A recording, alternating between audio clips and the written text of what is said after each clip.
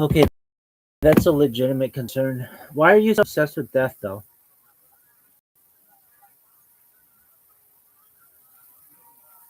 My dad passed away when I was one. He was 26, and that was a really young age, and I didn't expect to make it to 26. Um, I always felt like I was going to die young, and I'm trying to be. I'm curious to know what happens after. Zoot? What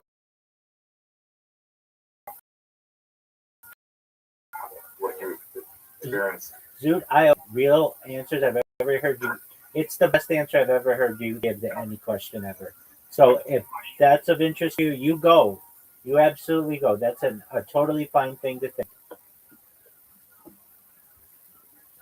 Just want to know, like, always curious what's on the other side. I understand. Zoot, here's the answer. No one knows.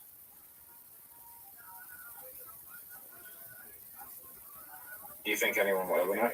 Oh yeah, maybe alien races know what happens to us. But I'm talking like any like humans you talk with. If you want to know what the do you want to know what the theory is?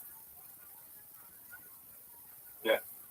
Okay, it's this is like an alien theory, but because you gave such a sweet answer, I'm gonna I'm gonna I'm gonna tell you what this is. I don't I don't purport to this, but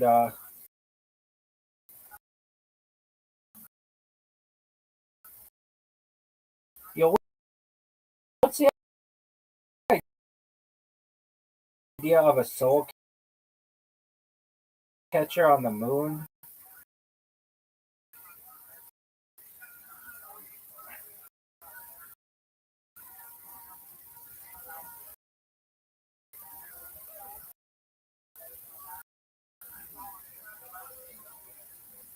Soul catcher on the moon is an esoteric belief claiming that the moon is designed for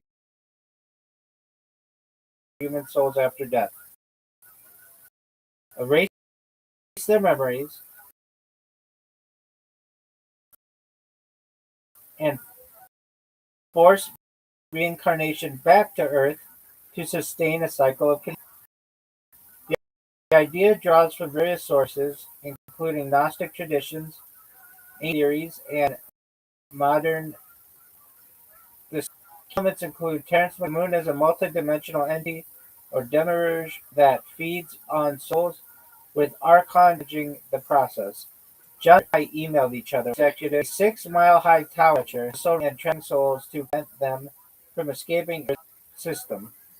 Some accounts suggest that some accounts suggest the moon was transported to Earth or extraterrestrials like the Syrian Federation to manage a quarantine on Earth, using a soul shooter to send souls to Earth and a reverse soul shooter, sometimes linked to the Great Pyramid, to retrieve them. The trap is often said to be activated by the light at the end of the tunnel, which supposedly lures souls to the moon instead of allowing them to ascend. Does that answer your question? Yeah. Okay. Do you want to hear more about the fighter and the kid?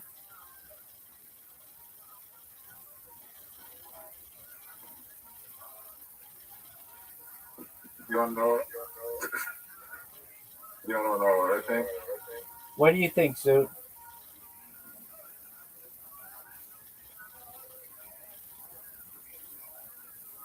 Did the brain, when you eventually die, the brain can make time just longer.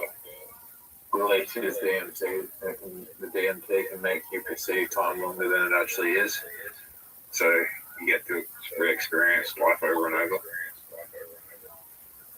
Perhaps, big dog. Who knows?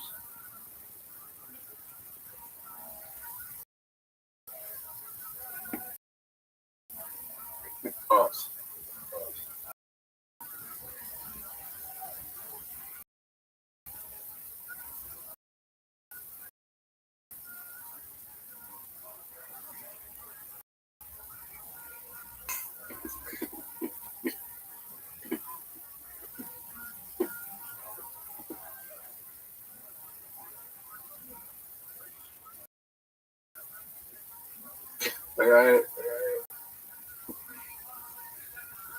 What did you say, Zoo? the chances are that it's just like being before you were born, and there's just nothing. Perhaps. How high do you think that? Probably 99%. That high? Yeah. Why do you think? Why do you think that is? Because there's no energy going to your brain, your neurons will stop transmitting. You then begin to decompose. But that doesn't mean that you might not one day be able to be revivified. So somebody could bring you back using technology. And it is a goal of mine to reunite you with your loved one someday. That's a goal of mine. You think everyone? Do you think everyone deserves that? If they want.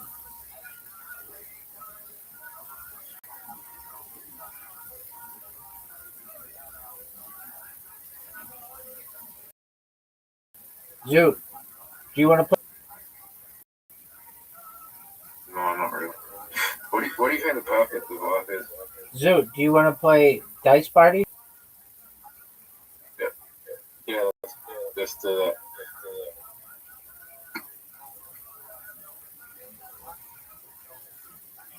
Bang.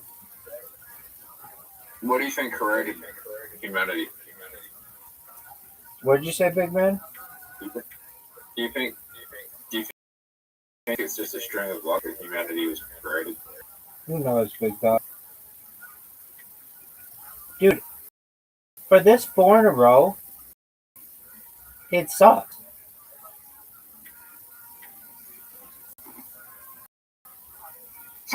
Right? One suck.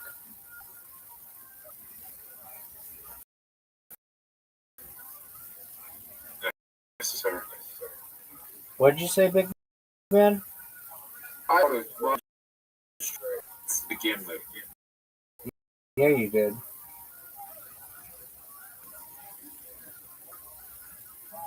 They should give me if you're all sixes. So, just 5 6s in a row. They should You think that, but then they would just make it so that never would happen.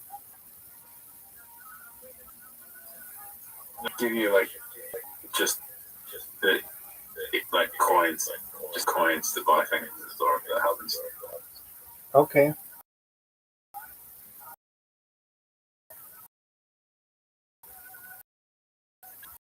Fuck. Fuck. Oh, I don't know. Another one.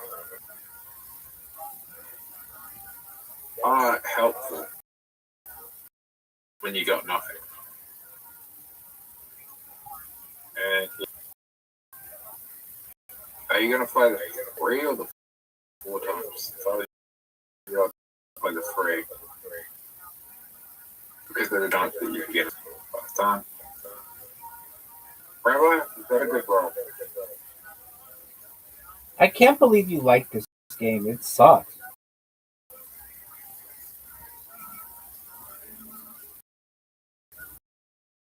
I love that you love it, though. I love it. But it's just so random. Except it seems like it's rigged sometimes. I just did the worst fucking. Could you?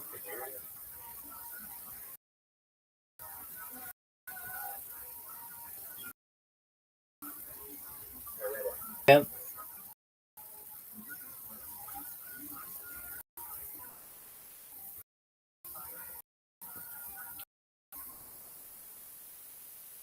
Oh, that's big. What are you gonna do? Volume punch me?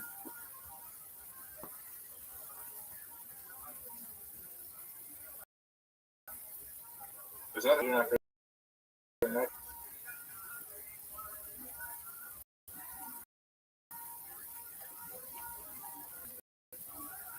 That's not a good roll for you.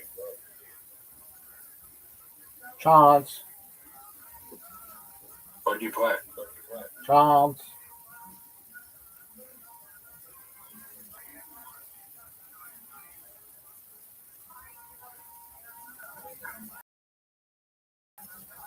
So I played the 16. Play 16. What do I play? Triple.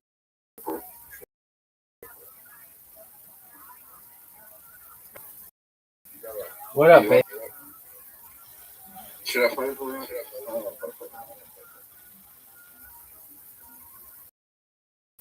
Okay. Two full houses. Two full houses, Zoot. 2 full houses in the world. 3 full houses, Zoot.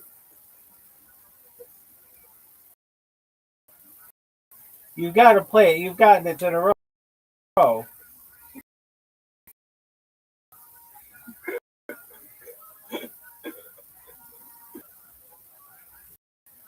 Oh, 3.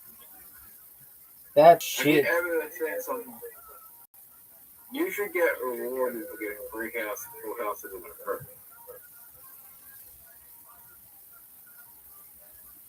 You know the chances are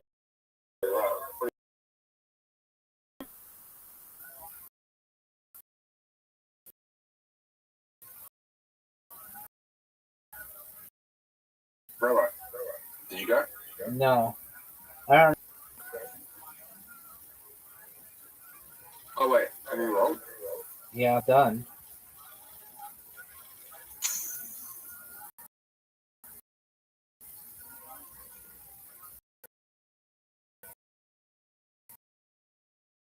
Can you play anything?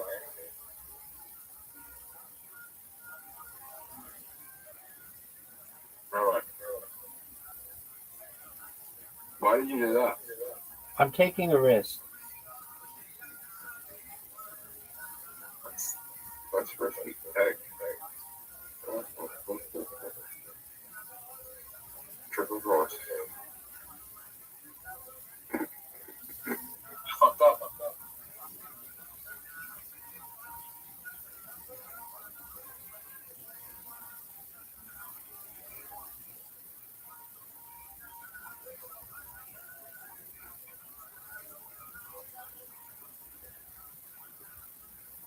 Boy.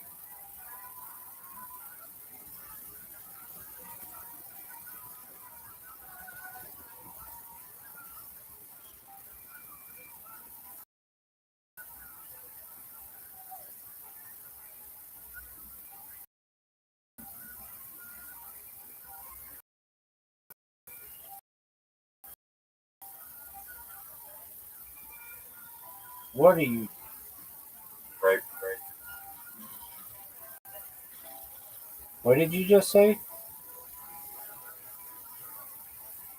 Ranking. Ranking the options.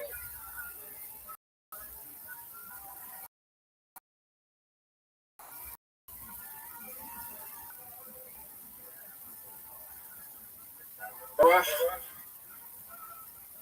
Yeah, big dog.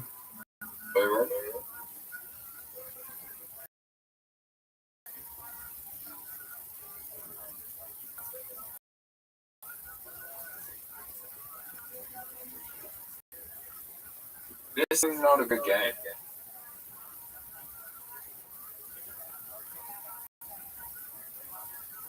Like, you're playing badly, I'm playing badly.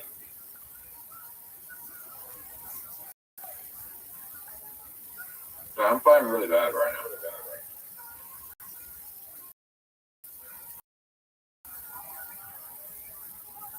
Fucking hell.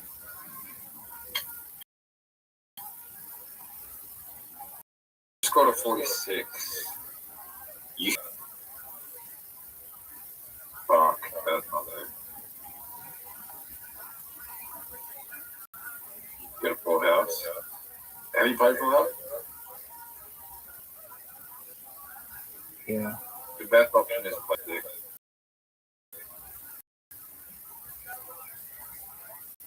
Yeah, 51. 61. You miss out on the fun. You get miss.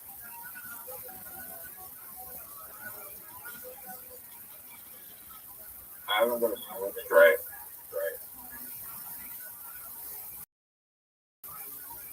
Fuck. You need a 4.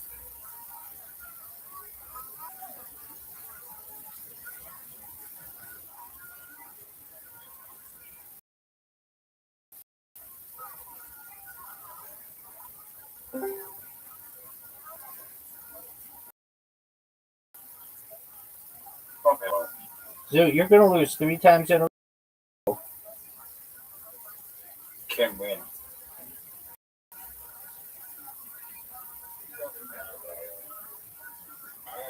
And he just gets another bag. Probably the best roll that we've seen. 1, 2, 3.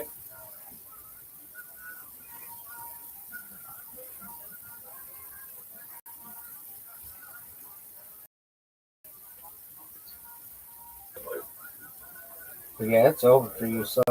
No, I can still win. You need 5x.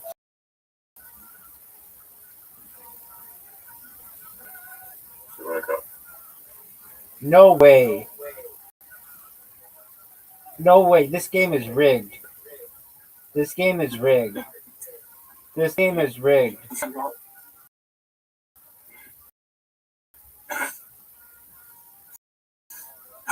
Dude, you've lost 3 games in a row.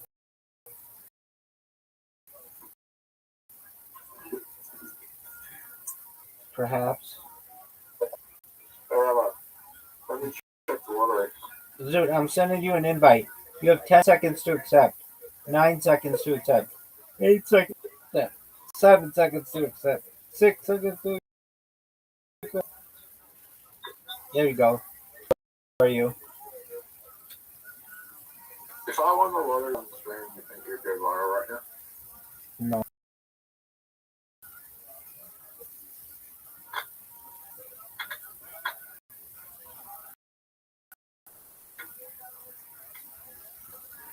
Rabbi, I just won.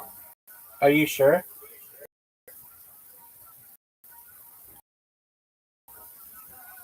I just won.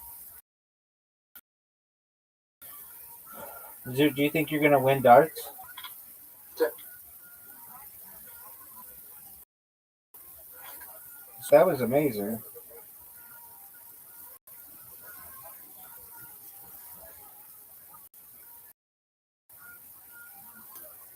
You have a giant lead.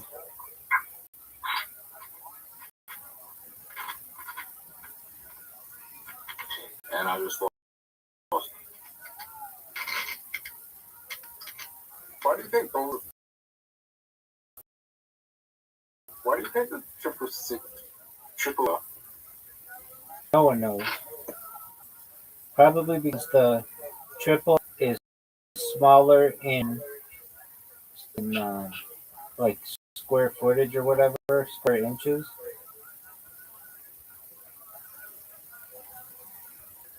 No. Yeah.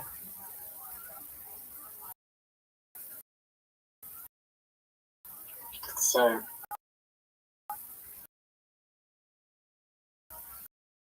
The ball's that small.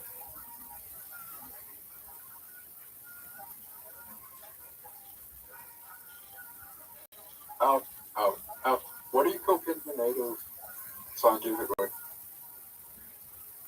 Anxiety. No, like, they get numb.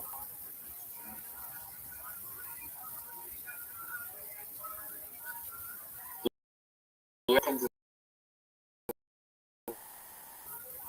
Yeah, they're a global sensation. what do you call them scientifically? Well, wow, we'll have to look that up, big dog.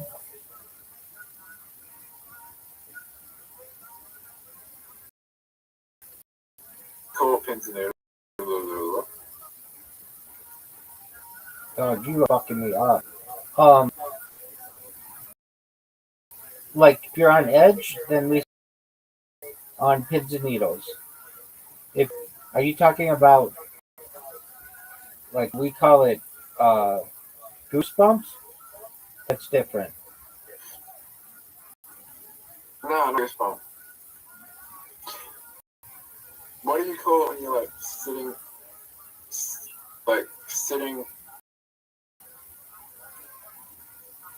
Like when your leg falls asleep.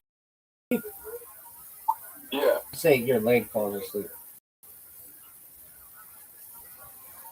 No. Like when your face or your hands are just like kind of itchy, and they feel like they're being like stabbed. So no one knows what you're talking about.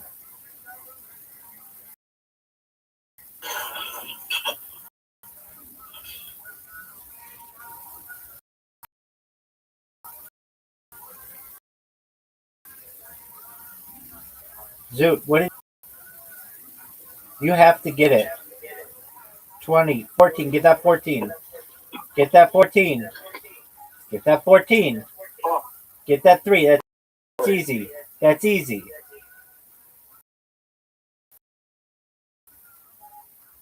no! You fucked up. I wanted to go to. I did too. Okay. We'll just play easy.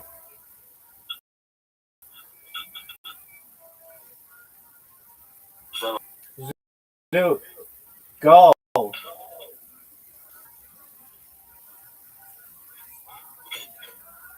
Zoot, I'm gonna destroy you. Perfect game. You've won against me in one round, right? Yes, sir. I've done it as well, but we've never done it in the I have. like. I've done it in every way. We've done it in a weird order. Yeah, that's true. Get that double 13, son. I'm happy with that.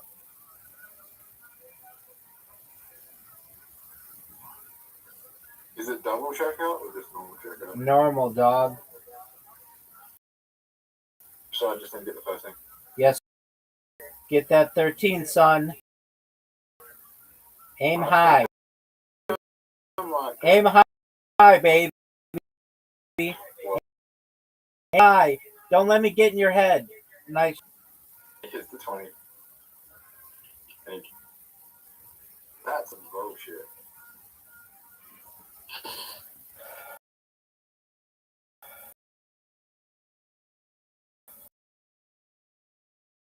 It's on the 1.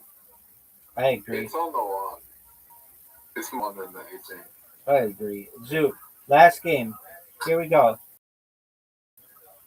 Zoot. It is on the 18. Absolutely. What more do you want to know about Zoot?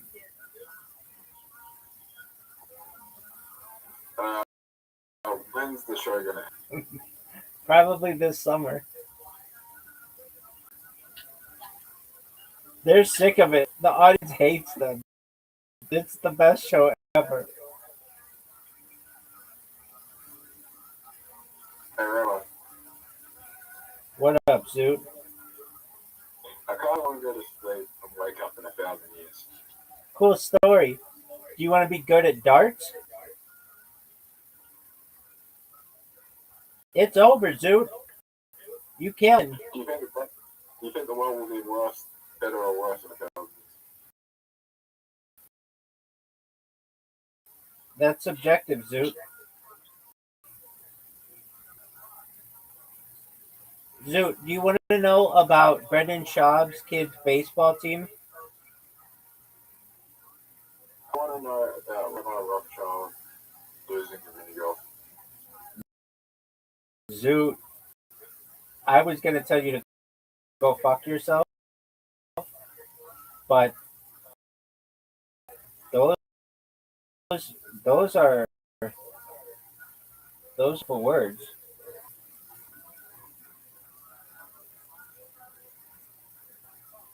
Zoot, this might be one of the best holes in the world for you. Zero. Look how good this shot is, Zoot. You think you're ready big? Oh, I'm sure of it. That's in the water. That's one of the worst shots. Oh, what a great shot. Dude, how did you get such a good shot? Make it.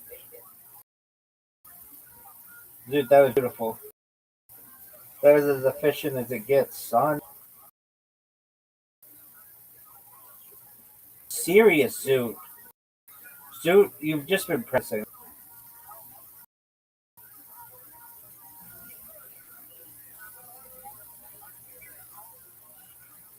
Maybe you guys suck dick at me, girl.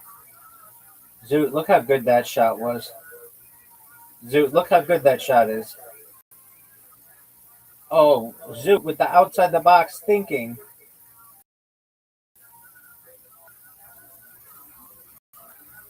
I think fuck you.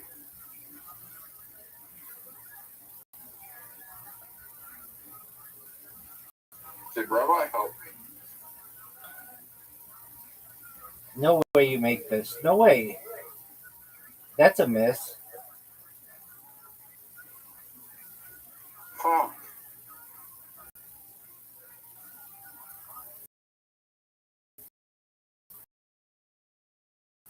Zoot, did you know it's tied?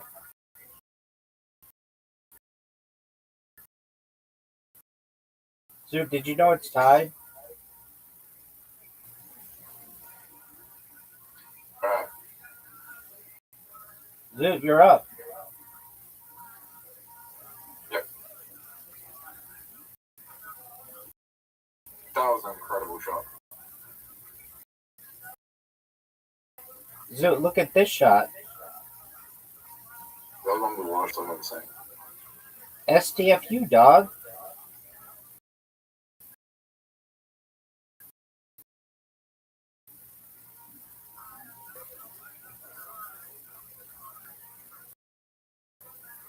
Rabbi, your shot go from a 3 to a 9. You know what I ranked your shot? Out of 10. Thank you, Zoot. Not 5. Who's a better shot than you? I'm in the hole, baby.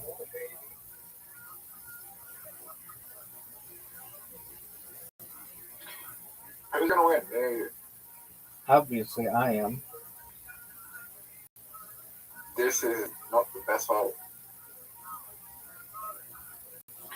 Do you think this hole is just kind of like? Yep. Do you think there's strategy to this hole? Yep.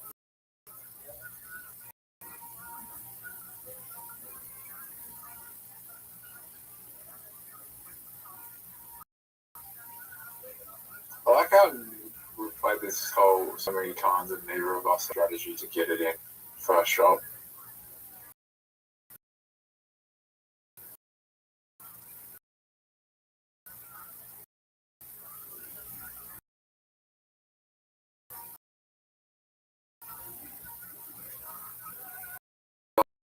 Like that strategy. I loved it. That was great.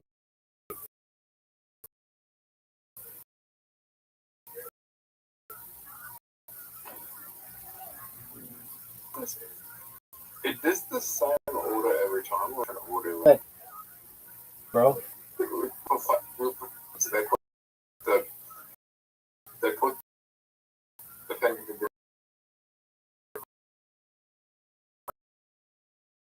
in order. But Maybe.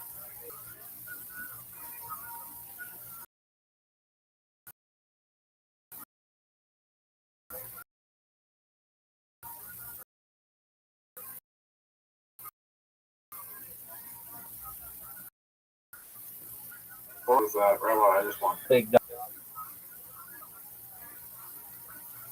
You sure about Need the guy in the game right here.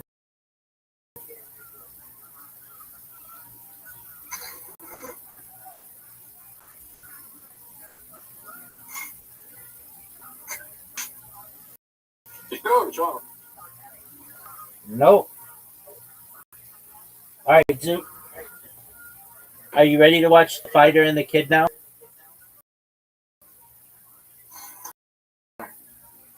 Zoo. Gringo Poppy. Pardon me. No, I don't want Gringo Poppy. to. No. I want to watch the most disliked video on YouTube. All right, well, enjoy yourself. What that is? Gringo Poppy. That's the greatest song of all time. Justin Bieber's Babe video from 2010. Is that the most downvoted thing ever? Yep. Are you sure? Yeah. Yep. No, I haven't. Anyway.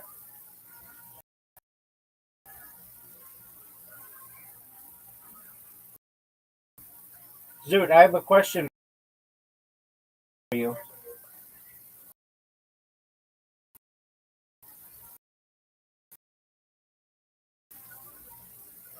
Well, Do you want to watch the 24 hours of Gringo Poppy? These guys watch Gringo Poppy on repeat for 24 hours. Do you want to?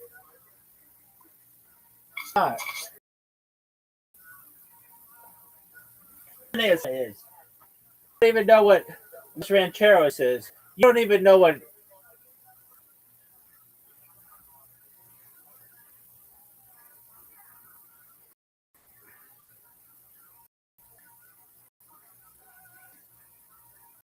There's something else he says. I'm doing his bit. He says like Kanesa, dog. You don't even know a mother-in-law.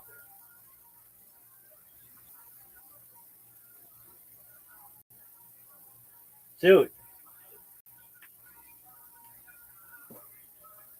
who's your favorite person in the Rogan verse? I'll wait.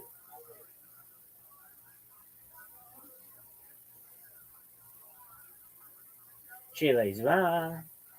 He goes, Canesa, Wilson Angeles, Chile ala. Dude, you're not even doing anything. You're gonna leave.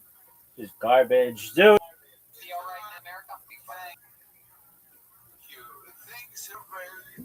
Chile went on.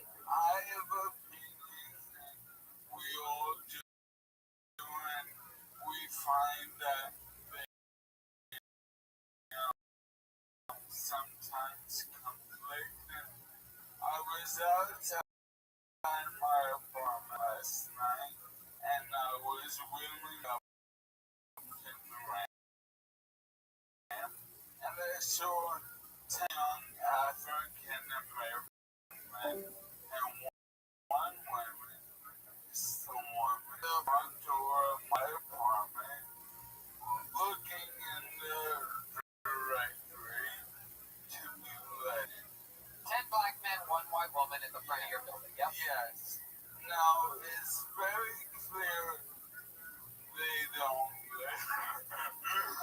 I mean, that's clear. And I actually, during quarantine, told this story about another happening where one man, and I did not mention that he was African American, and he was, and he said, "Can you let me in?"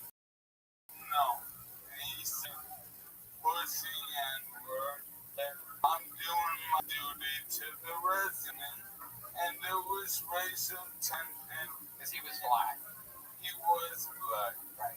And it was guttural, and it was there, and you don't want it. And so last night, and one black woman. Oh, you a black woman or a white? Black woman. Oh, okay. Hugging, redneck, and eating in the morning, so I gotta have her rub. Alright? They ever not a smile in the group. And hanging back because I know how to deal with the situation right now.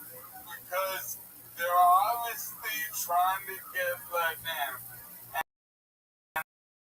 And I can roll up and let myself in, not if you. It's weird, but if you. So I roll up the ramp and in the middle of them and I go, get wood! And I open the door and they don't know what to make of me like no one does. Right? And door on my up and I go, and mom opened the door, someone's gotta hold it for me. And I let them in. And they're still mean mugging. Not really don't know what to make for me. They definitely don't live there. They split. They're split up. And then I zoom away and I hear one of the gentlemen go, I hear him go, do you know where the elevator is? And I turn back around and I go, you know I ain't going to the stairs. And they all started laughing. And MC looked at me much and I saw the princess that she was.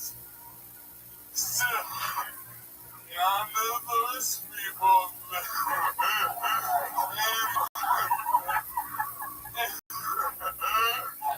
fact, how can that be in the lobby while have one in the elevator?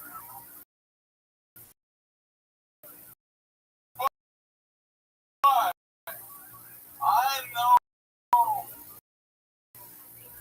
I made a different rock, but I don't think so. I think it was a pipe park. And you know what? When they see a guy like me again, maybe they won't be so tense. And maybe I should the fuck out and maybe we can figure out this ugly shit. It ain't gonna happen anyway, but fucking human. That's beautiful. Right on, brother. Beautiful. And it turns out, you know what? I actually know how this story ends. It turns out they were there to help a white. They were helping them move. I saw them leaving over to your place. I saw that group of 10 black guys walking out with television sets and things like that and stereo equipment. Yeah. I think they were just helping a white family move. A lot of disability equipment, you know, wheelchairs and whatnot. Michael Lair, I love you. Love life itself. You're the best. Michael Lair, comedy.com. Michael Lair, comedy on everything. He's doing things good. J.E. Belt's an episode of Zero audience here. Look at that. What an incredible fucking drawing. Unbelievable artist. Everybody's there. I'm there. Special Christmas edition. I'm a Jack in the Box on this one. The great Court McCowan looking studly, as always. A very accurate portrayal of him. And the band is very Christmas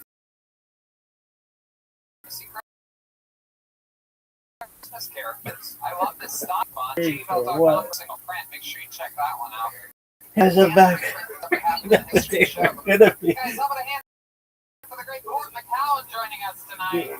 All ready to Court's go. on social media at Court McCowan. CDOWN. Yeah. All right. Yeah, there. And what else is going on, Court? Tell us more. Anything else? Not a whole lot going on. We'll see. We'll get about. Oh my God, this guy drives the ball. What did you say your farthest drive was, even with the wind behind you that one time? We did 367 one day. 367. Wow. I hit 260 today. I was very excited about it. I won 260. Very good. How about a hand for the leader of the band, the great Jeremiah Watkins, everybody? Yes, there's the Venmo. The Venmo at Jeremiah Watkins. He's been a very good boy. Why don't you speak people about the creative stuff that you've been doing, the work instead of the Venmo? Jeremiah Wonders, doing a lot of fun episodes on there. Did an episode with Josh Myers, Eric Griffin called The Store Sessions, and then there's an episode of Dan Soder of Jeremiah Wonders, and some other great ones coming your way. Eating Breakfast with Jeremiah, your favorite new show on YouTube, Tony. It is. I just can't get enough of it. I just want to eat breakfast right alongside it. William Montgomery, recent guest on Tony, who Everybody was here. She's making unbelievable ornaments using her creativity and work ethic to make things for you with her hands, the fans. I bought 5 of the total already. JetSkiJohnson.com. She makes them all summer glass, summer plastic side. Absolute stone cold assassin. I love her to death. What else, Jetski? Yeah, check out Jesse Johnson. This thing, like, I mean, by the way, if like we were all video game characters, you know, a lot of people are agile or strong on this. My prediction would be the jet ski would have the highest level, perhaps, of likability. Right? That would be an extremely strong suit. But you, as a Christmas tree with green paint on your face, it's incredible. This is like the most likable thing I've ever seen in my life. It's incredible. JetSkiJohnson.com. How about another hint for jet ski, everybody? I know you're not going to believe this. I found it to be shocking myself. I just got this report I just read. But the entire time I thought it was Mrs. Claus. It was actually Joel Jimenez. What an acting job.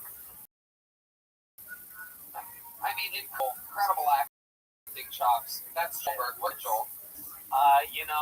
Happy to be here. We just did some recording with Jeremiah, so that was really fun.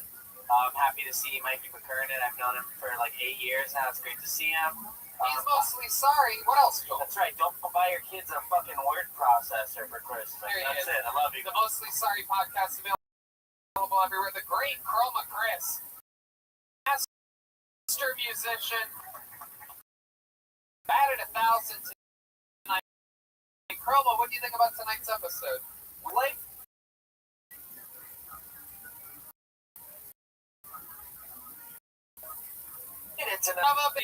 Slated joke.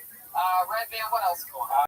Check out DeathSquad.tv. Become a Patreon member. The Brothers in Cursive, David, Lucas, and Dwight Montgomery's podcast. And check out Dead Air with Brian Holtzman. DeathSquad.tv.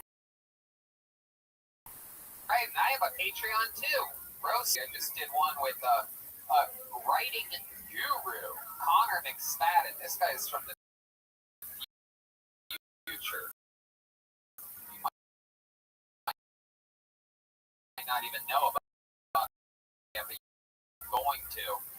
They can make fun of a probably. I'm excited about what's going on over there. That's patreon.com/hingeclip.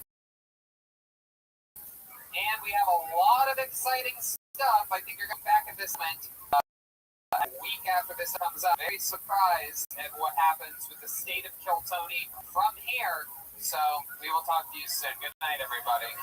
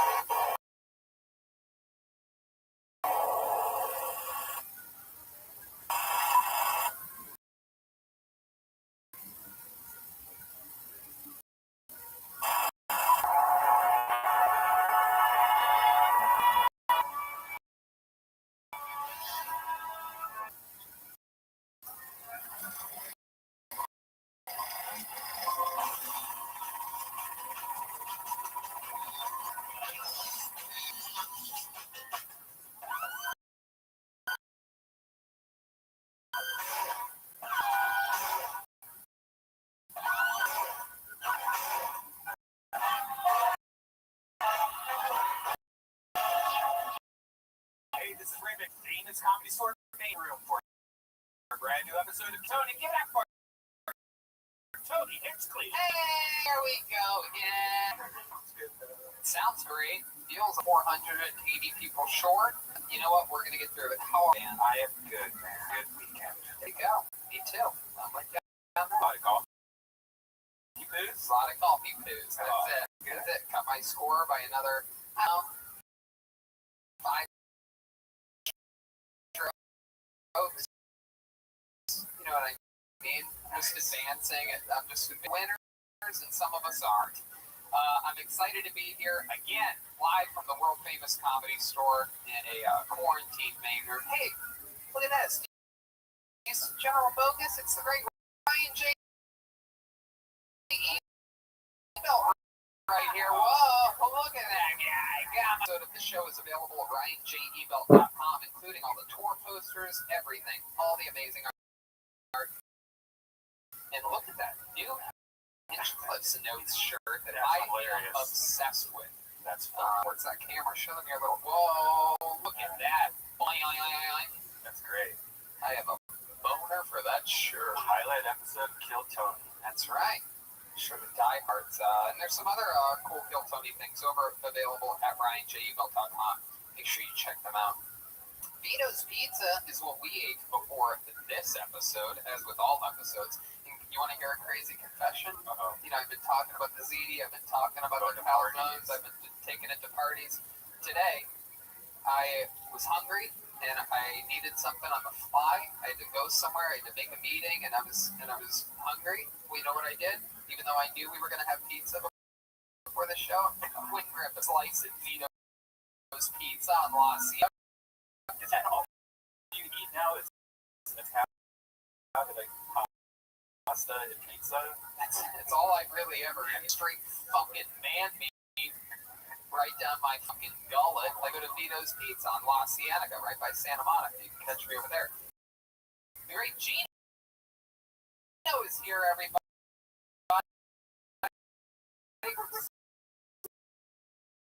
We better kept us up. And yeah, Rick Cossack is here. Yeah, taking pictures. This is very exciting. Caveman Coffee. Go to cavemancoffee.com and use the promo code Tony and save 15%. And, you know, I love that stuff. Our refrigerators are full of it. Thank God it gets me through everything. And here's a little bit more from the amazing sponsors that are bringing you tonight's episode of Kill Tony.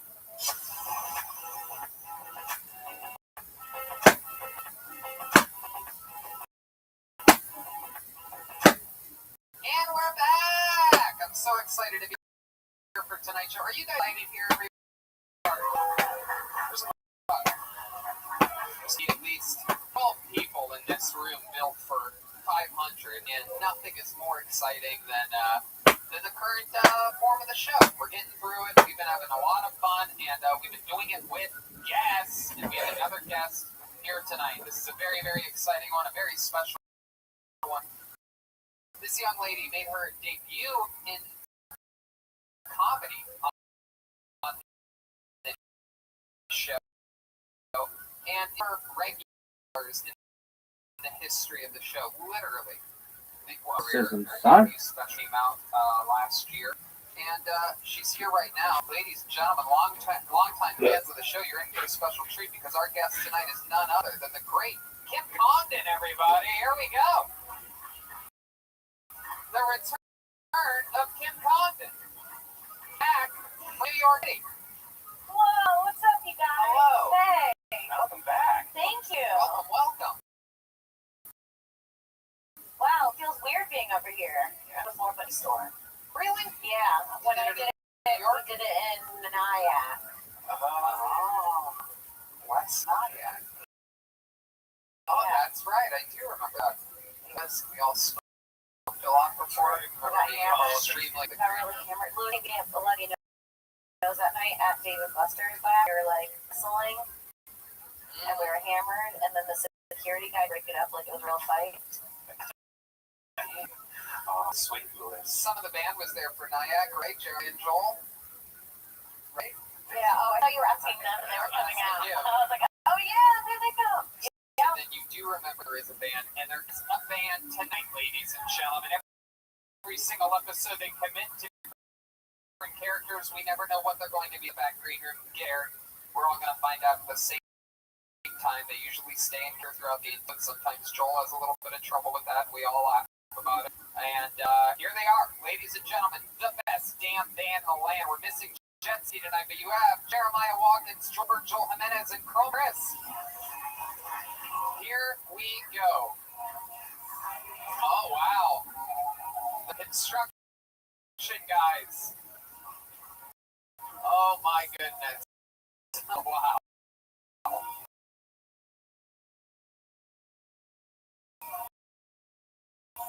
Oh, this is very, very exciting.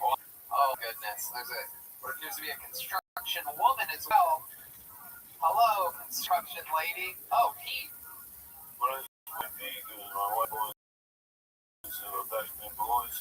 Baloney Pete. How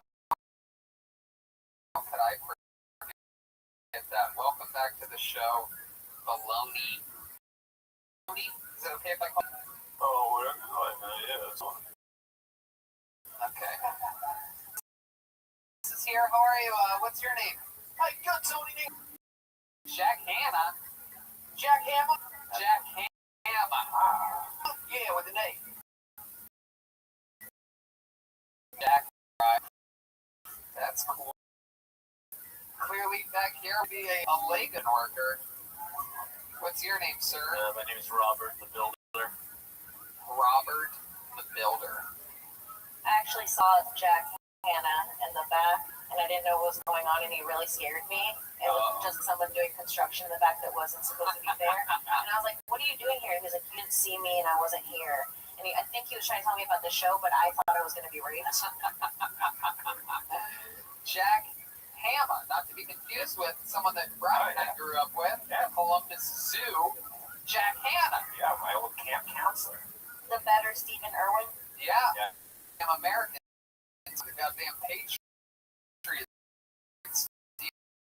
The red, white, and blue that still alive, Stephen Irwin.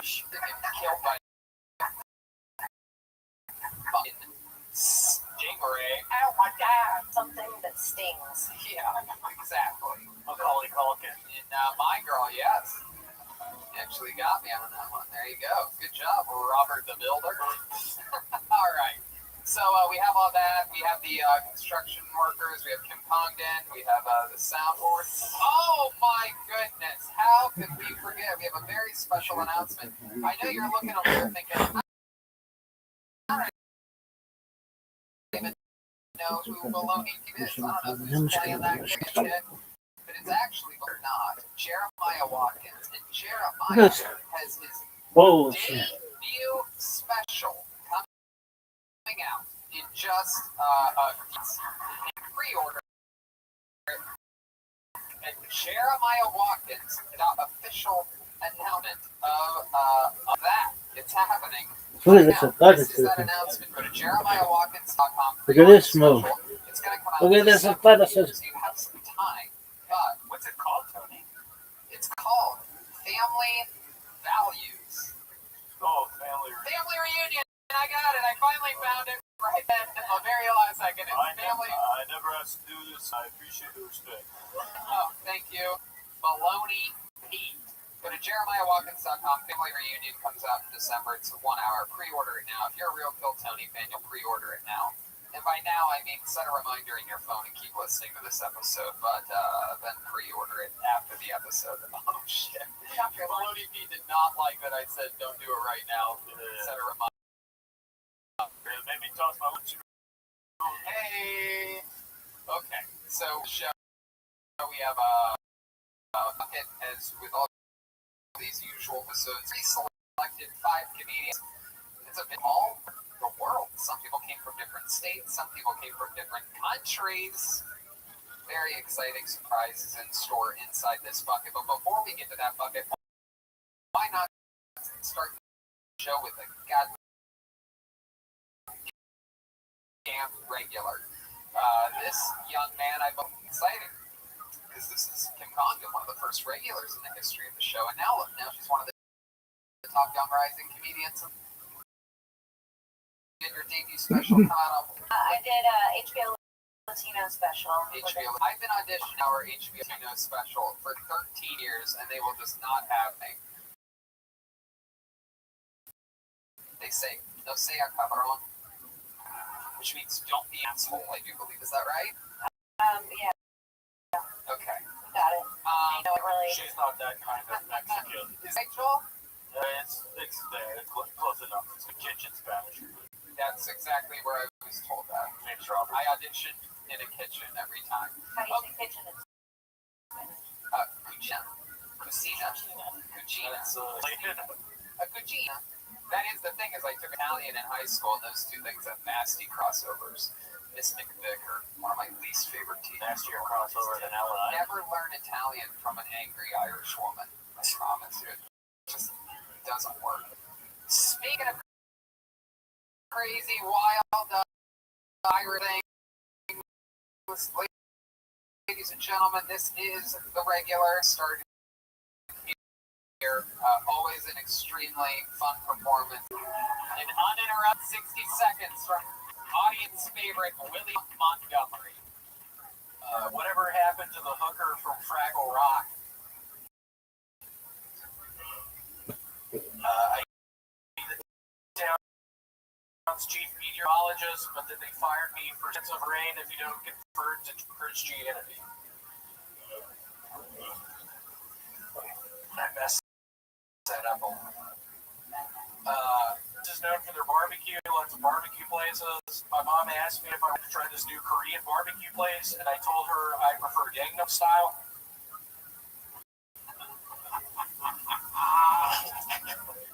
This is a good one. I thought Taco Bell had a bell on the roof, and you just needed a password to get to the top of the tower. That is actually not the case. That's a bad one. My first beach vacation was to Long John Silver's. I was thinking that 7 was going to go much better. Oh, God. I loved it. I thought it was great. How about a hand for William Montgomery, everybody?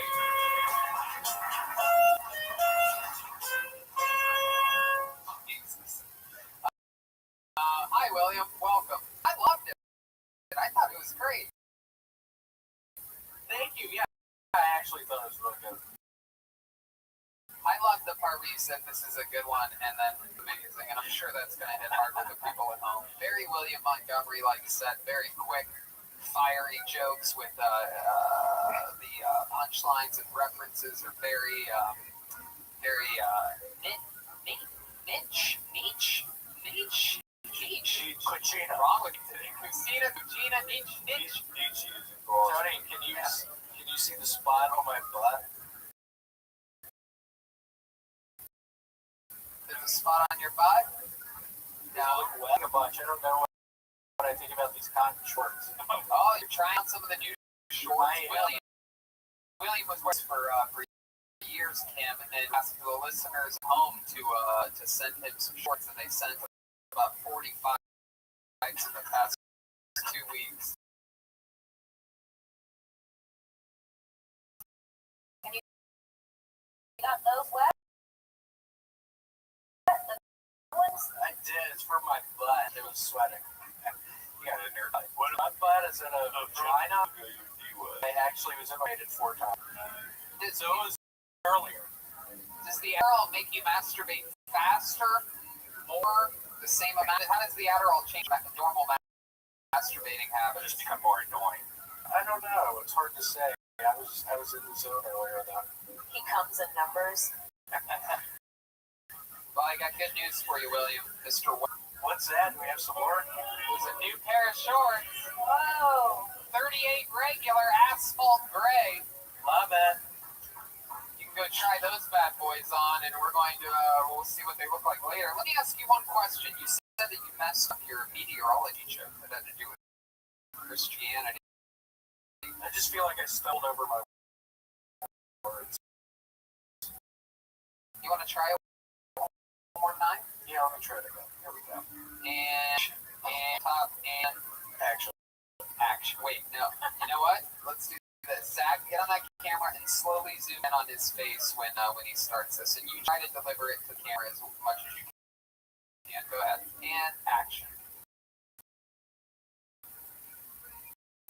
Chief meteorologist saying stuff like, there's going to be a 65% chance of rain if you don't convert to Christianity. Wow, you really had to read that straight off the card for most of it. You don't have that at all. These cards for I have my memory shot. I don't know what it is. My memory shot. Have you been drinking again? Oh my god. Actually, Gators, there was a Florida Gators hat. We beat Kim Congdon's also a Florida Gator. Yeah, I recognize you. Did you watch the game on Saturday? No. We looked good. The defense looked good. But I drank all day Saturday. I never got drunk, but I was sort of drinking all day. Oh, that's good. That's good to know that you're You're a Florida Gator, that's why you have swamp ass. Hey, it is hot in here right now. well, you can go drain the swamp in your new asphalt 38 regular shorts. It's really not hot out here. You're wearing shorts and a t-shirt. Yeah, I don't know. It's hot all day. Alcohol and Adderall withdrawals. By the way, and they always are on front. Are you looking for, like, do you think all his... Does she have an OnlyFans? First episode she's on.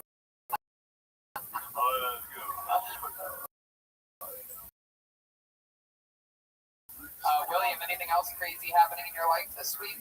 Nothing. There's nothing I love more than fresh cooked crock pot food from someone that sweats profusely.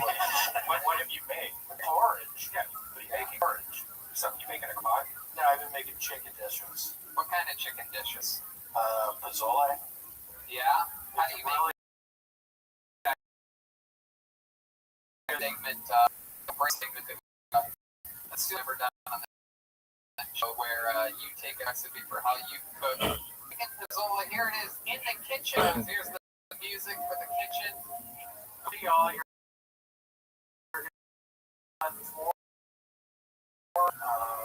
boneless chicken breasts of what am I looking at? You're gonna want 2 cans of diced tomatoes. You're gonna want a big can of pozole. You're gonna want salt. You're gonna want pepper. You're gonna want to mix all that stuff up in the crock pot. You're gonna want to put it on high. You're going to want to check it after 8 hours. You're gonna want to get a chicken breast out of there. You're gonna shred it. You're gonna leave it in. It is It probably is to die for because it sounds like you're gonna salmonella after that. There's not really not 8 hours cooking it. What on high? On high, 8 hours. Dry. No, it's in liquid. What kind of liquid? The Oh yeah, I missed that. You want you're gonna want 5 or 6 cups of chicken stock. Oh, 5 or 6 pounds of chicken stock? Cups. Oh, cup of chicken stock. Oh, and also, Tony, I got bugged for my first headline. It happened a couple of weeks ago. How was it? It happened a couple of days. Oh, right, a couple of weeks ago. It's in Eureka Springs, Arkansas. Really? No, I'm kidding. It's in Eureka, California. Oh, wow. Yeah, I'm excited. I've only ever done 45 minutes once. I have probably 10 minutes. Wow. So I don't know how I'm going to cut. Are you just going to go with all these index cards? Or are you going to like put them in a book? Or are you going to have a teleprompter? I don't know what I'm going to do. So you're starting to get nervous. That's like a 9-hour drive. Are you going to drive there or are you going to pay for flights? So if I know anything about Willie, he'll take the worst possible mode of transportation that makes 0 sense and put himself in a very weird position. I'm driving. Yeah. I hung on to the bottom of a trunk. He looks like he rides passenger on those motorcycles with the things on the Yeah, side. sidecar Willie. That's what we call him sometimes. Old sidecar Montgomery. I'm really excited. Again, I these people are watching. Can somebody shut the fuck up? What'd you have for breakfast today, Will? Seriously, can somebody shut the fuck up? Willie, what'd you have for breakfast? More pizzole?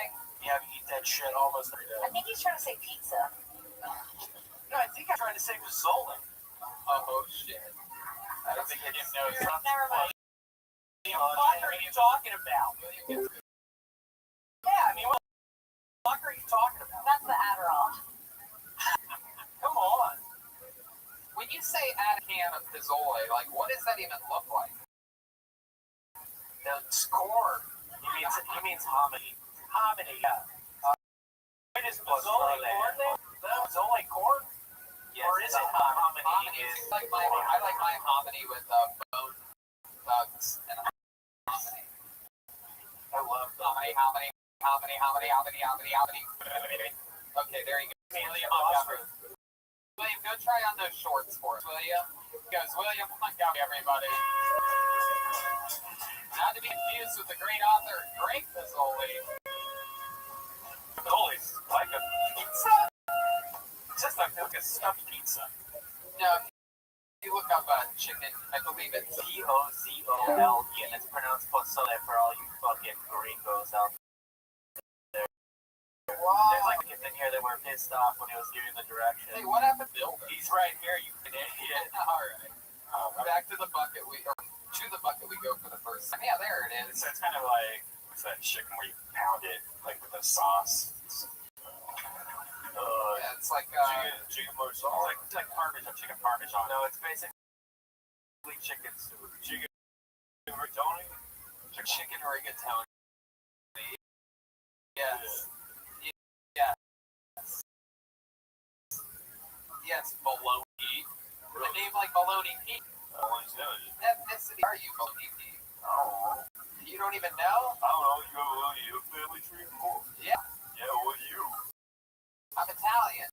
You sound Italian. You sound a lot like Rocky Balboa. Oh. You don't. What do you mean you don't know? Yeah. Okay, come on. It's a little bit. You've never seen the movie Rocky? No. Have you ever seen the movie? Yeah. Yeah, you look Okay, come on. Jesus, baloney, Pete. You must have listened to the 15 episodes of Kill Tony that just been.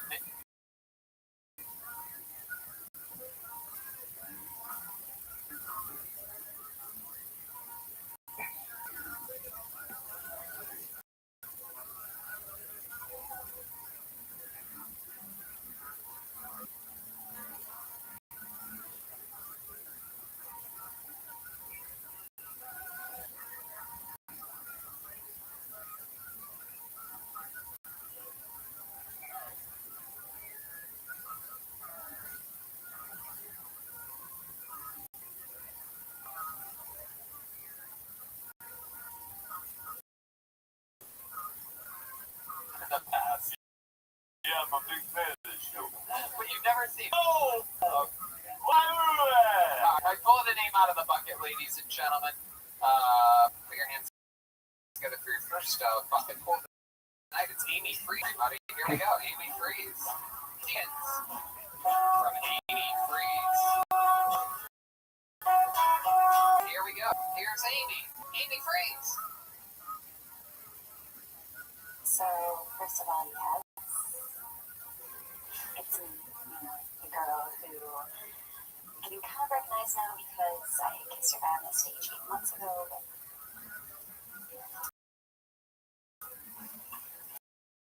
it's really no biggie though.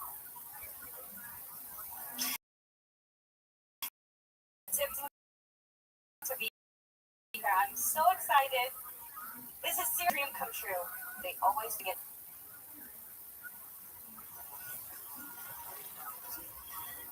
Yeah, so I'm from Sacramento. My mom is from the Midwest, but she thinks she's Miss LA legend. She's always saying, I sound nothing like a Midwesterner.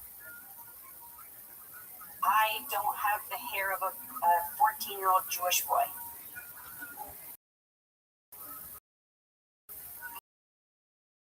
Thank you.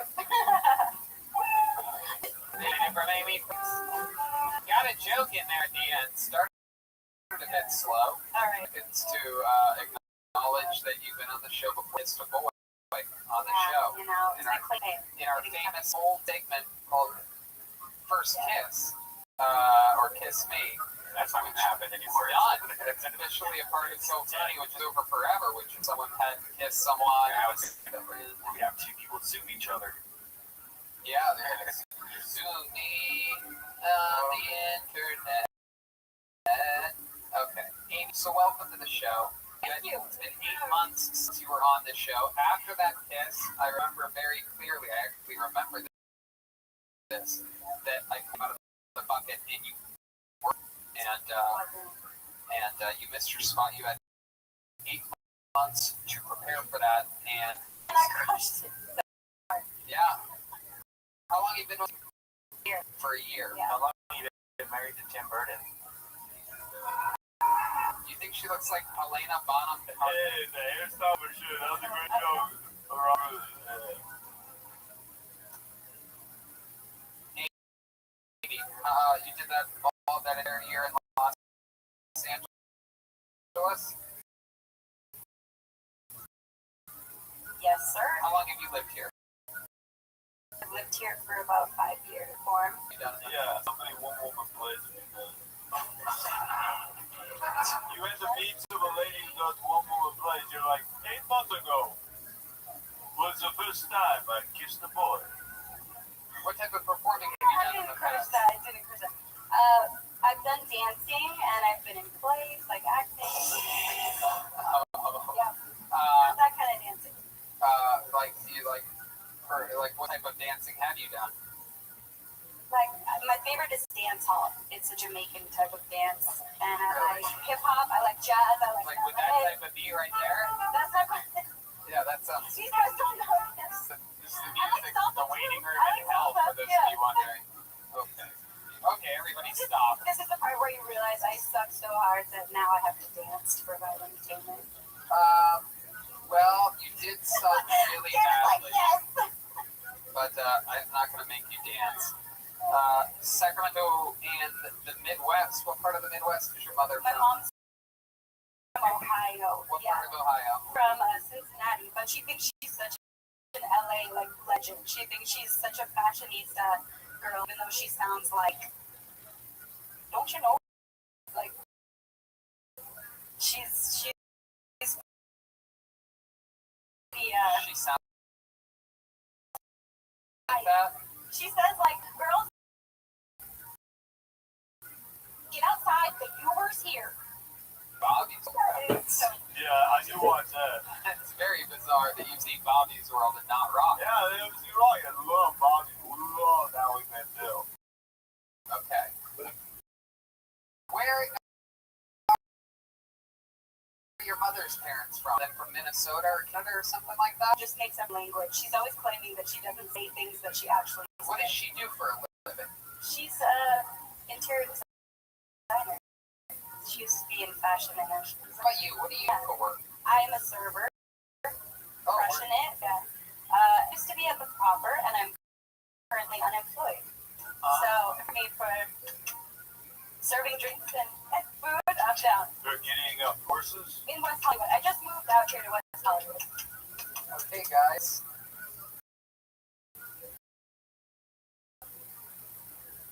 I think Ada to get the thing across, and she made that one time. Probably good. That's good. That's good. So Amy, tell us something else interesting about you, or I'm one thing interesting about you, I should say. also a yoga teacher. Oh, So I love yoga. you do. Doing it every day. Uh-huh.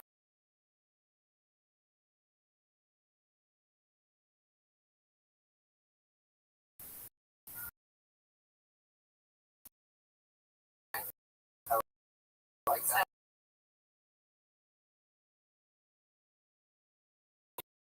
You definitely stretch one joke into a minute, that's for sure. I have such good like a dramatic entrance, you know. Just Like, a second. Jesus, it's getting annoying. I can't go. Real quick. as a yoga instructor, what's the most annoying thing that regularly starting? No, I'm just kidding. And they're like 4 these injuries. Like, people are trying to do like back bends and then they can't get out of it. And like, what's your favorite joke you've written and you've done stand-up? Do that one joke. oh my god. Do your favorite joke for us. How many you want to say your favorite joke, huh? Okay. Favorite joke. Okay. I got my phone stolen recently. By that I mean, so I had the radio. And my favorite part of the radio is the Art Remote Love Connection on 1047. People calling in like, hi, this is Pamela. And I have a message for my lover, Pasadena.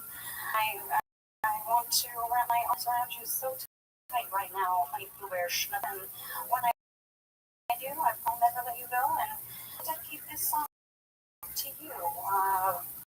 Grind with Me by Pretty Ricky. That really.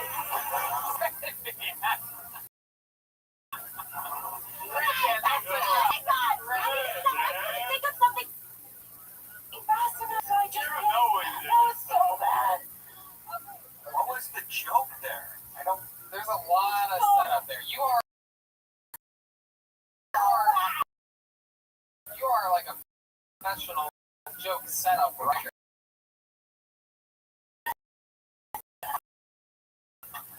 You need setups. You don't need any of it. You just have to say, hey, I love those things where I love those love stations. They're always like, and then go into that thing, and then add a bunch of funny stuff to it. And Art LeBeau comes on, and he reads like, Art LeBeau's dead, isn't he?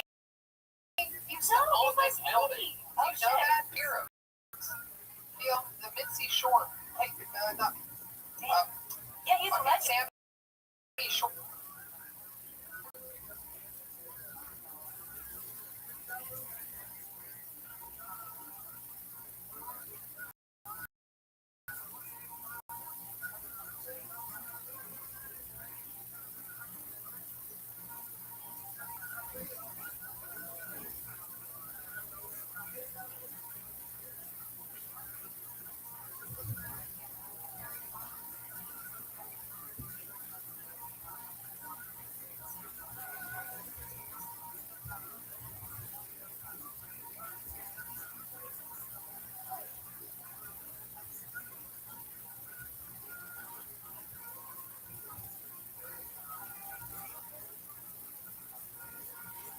Bought this from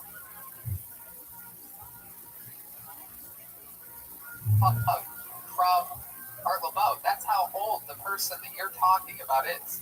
Is that all of stand-up comedy has literally happened in between the time that the person you're referencing now. Shut the fuck up. Please join the band. She's so good at just talking while someone else is. Stop it. Kidding. Sorry, the band. I can tell you guys are serious now. Why Art LeBeau? Why is that? Is that a real thing? Is he still doing it? Yes, he's alive. Are you sure that's not a sound? For not knowing that he's still around. 95 years old. Perhaps there's someone older that you can joke about. Perhaps there's a Adam and Eve reference. That's what I was saying.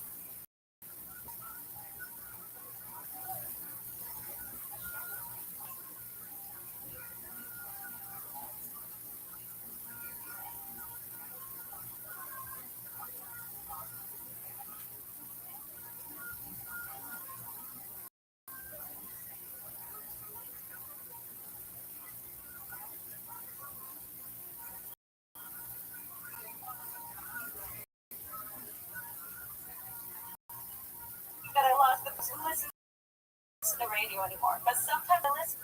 Dino's listening to the radio. Where are my Latino people at? There's Digits back there. Represent. He's listening to the radio right now. He literally has a little boombox up. Hell yeah. And he just called in a request to Art LeBeau.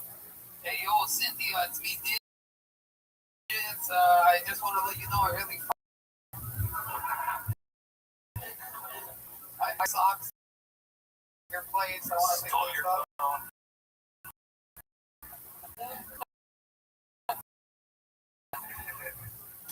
It was fun to have, this on everyone possibly can, and this is what people need sometimes. They need a little jolt. You're going to wake up tomorrow and you're going to be like, fuck, I need to do something. I need to do anything. I need to write something immediately. I need to figure out something, and it's going to be good for you. This is good. Trust me. Some people come on this show and their first minute is unbelievable, and then their interview's great, and then they come back and then their stock's going down. You're going the opposite path. It can only get better. So come back again. There she goes. Thank you. Oh, Baloney Pete's taking over here.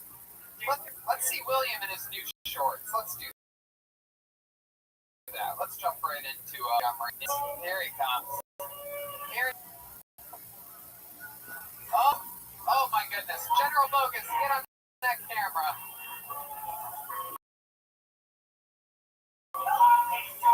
Here he is. For those grandfathers, this is he's yelling. He's very all right. Face that camera. Show us your body.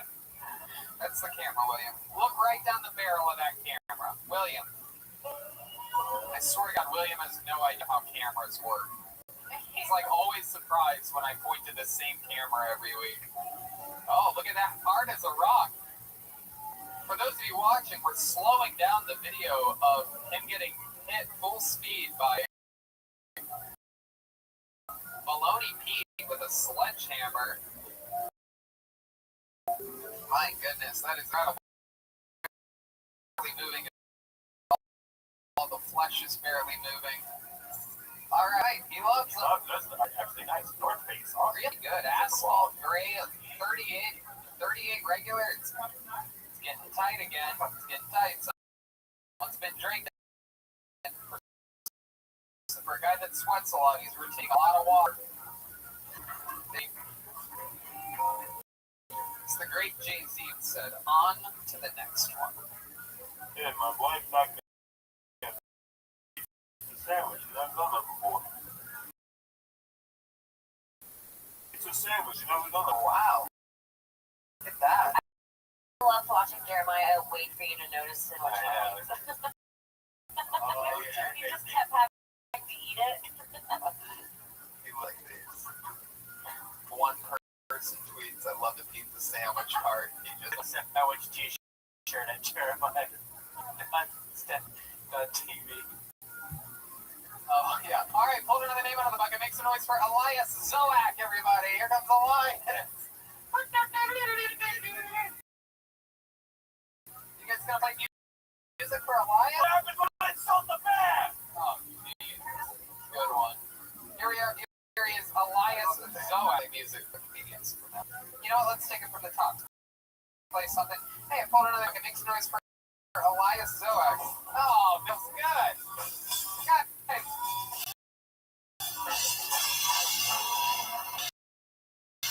8 Cobos people. Here is Elias Zoak. Right. So I've been dating during quarantine. If you want to know the type of girl that I'm into, I like a girl with a sense of humor, but not too vulgar. So maybe like Amy Poehler, opposite of Amy Schumer. That's about my type.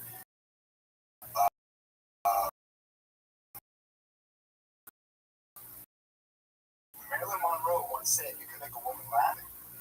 I make them laugh," and they do. So, they're really able to just rely.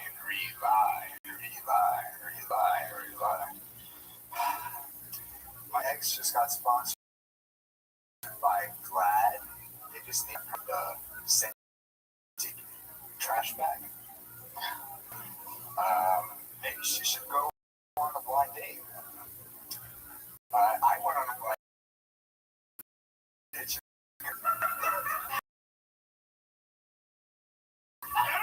Unfortunately, I have a Kobe joke. So, the reason why a lot of people are so about Kobe's death, me included, is because we know that the popular saying, "This too shall pass," won't occur. There you go. There's a foul on the play. Elias Zoak. Oh, there they are. There it is.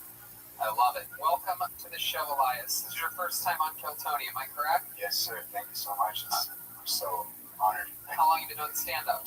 A little under a year with COVID, so it's been tough. Right. Okay. And where are you from? Miami. Miami. How long have you been in LA? I've been in LA since June of last year. What were you gonna say there? I said I went to UF too, so what with that? Oh, also a gamer. Wow. Big campus. This is incredible.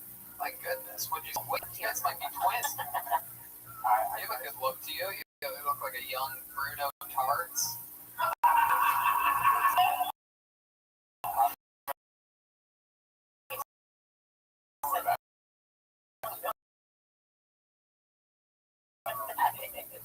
It's like Bruno Mars. I like that.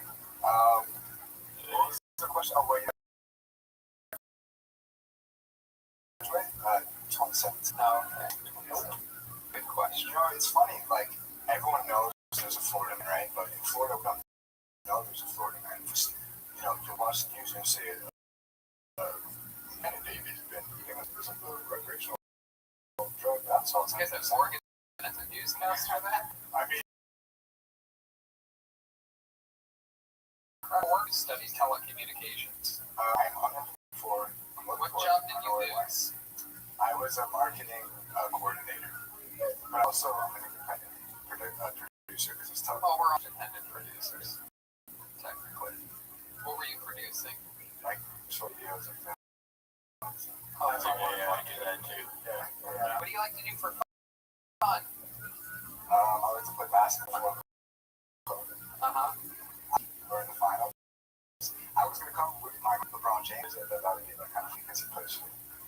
Thanks. So, it would have made us Thanks. Yeah. I thought it was a telephone cord around his neck. So you talked about, that is a little interesting. A little, get a little in, what's that look? What's that reminder?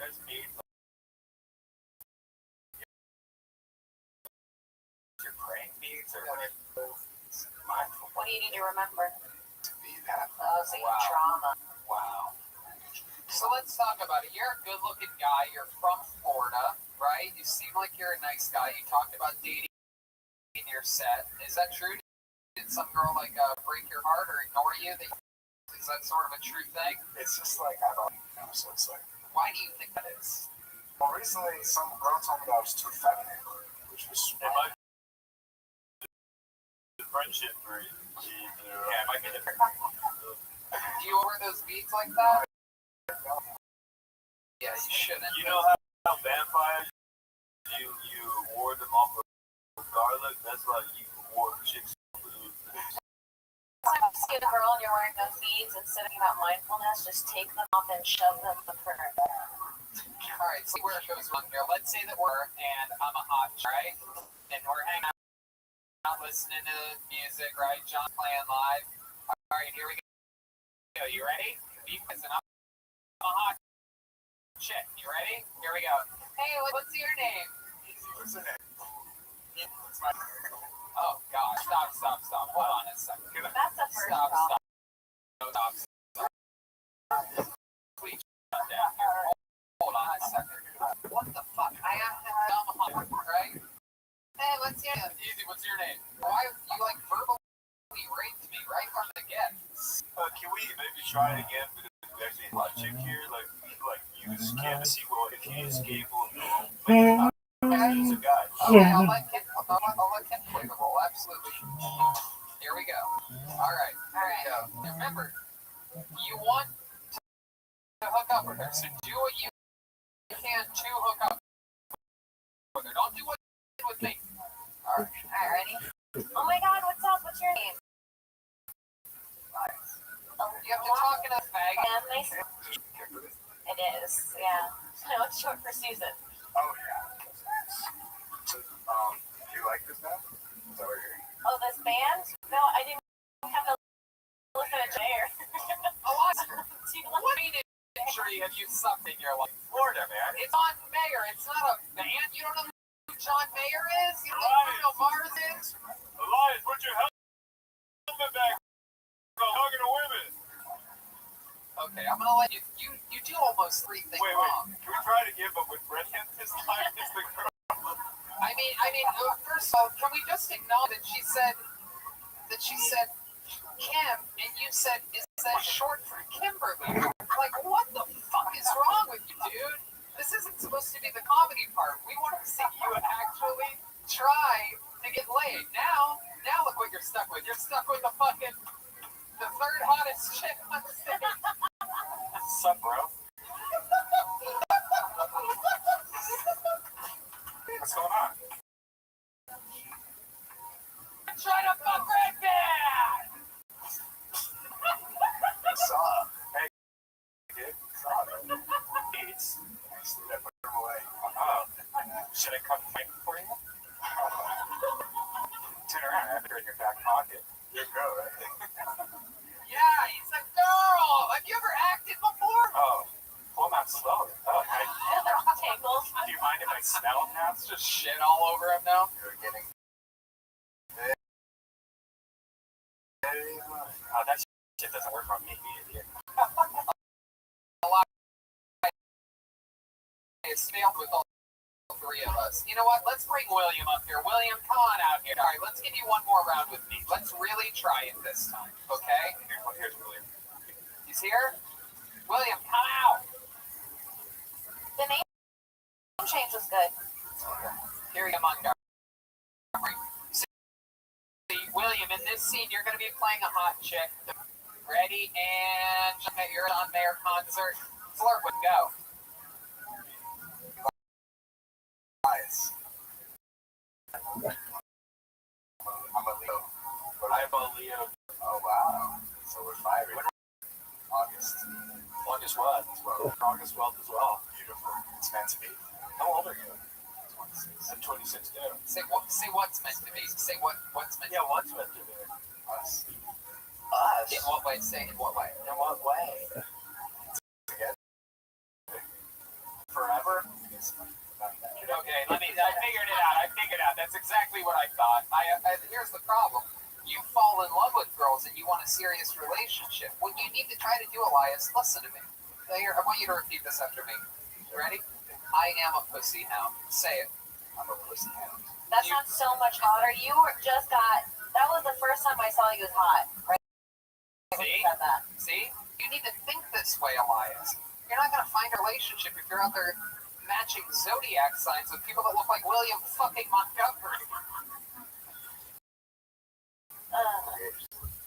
Yeah. We need to teach you how to go straight for the instead of art.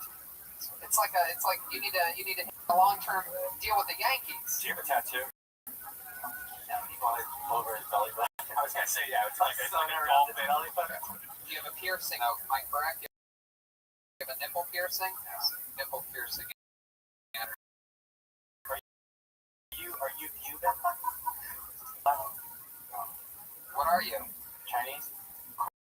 Culturally ambiguous. See, that's what I'm answer too. I am. What is it? No.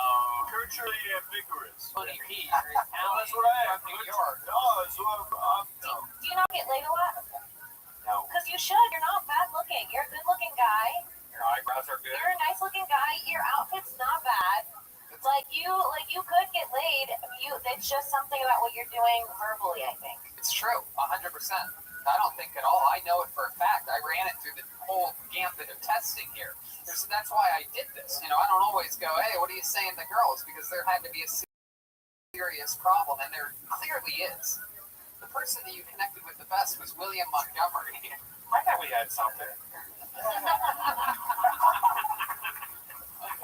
Beautiful. Elias, come back again with another minute. Elias, so everybody, there you go. So,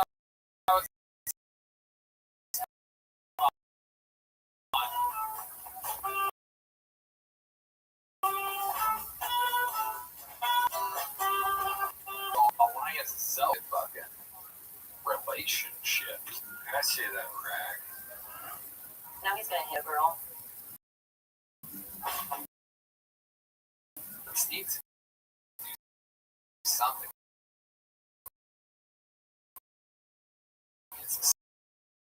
spicing up that fucking attitude. I wonder what that is. I would agree with that. The normal boys know how to like communicate.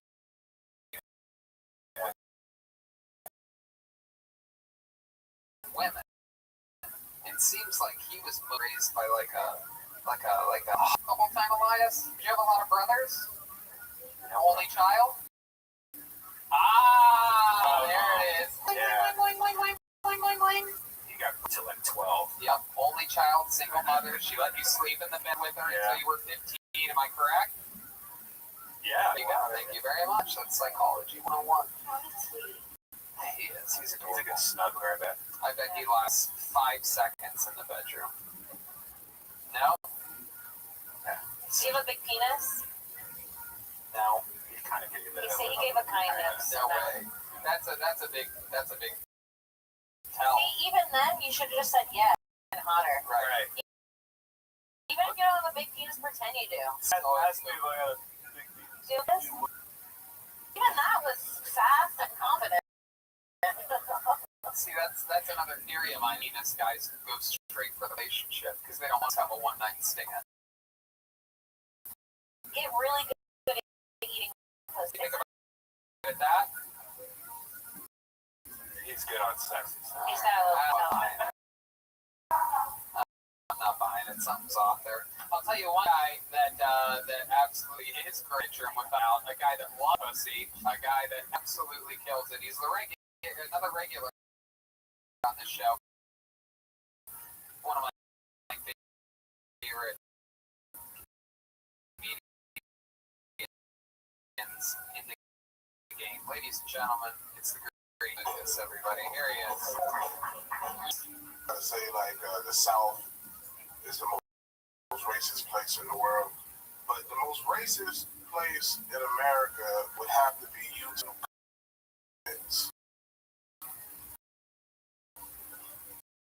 It's Uncle Tom's cabin in that motherfucker.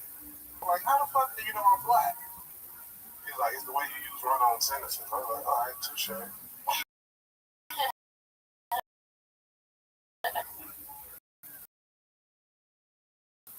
Another racist thing that a lot of people think about, like the most racist things that we learned in high, like the most racist nursery rhyme we learned as kids was Baba Black Sheep.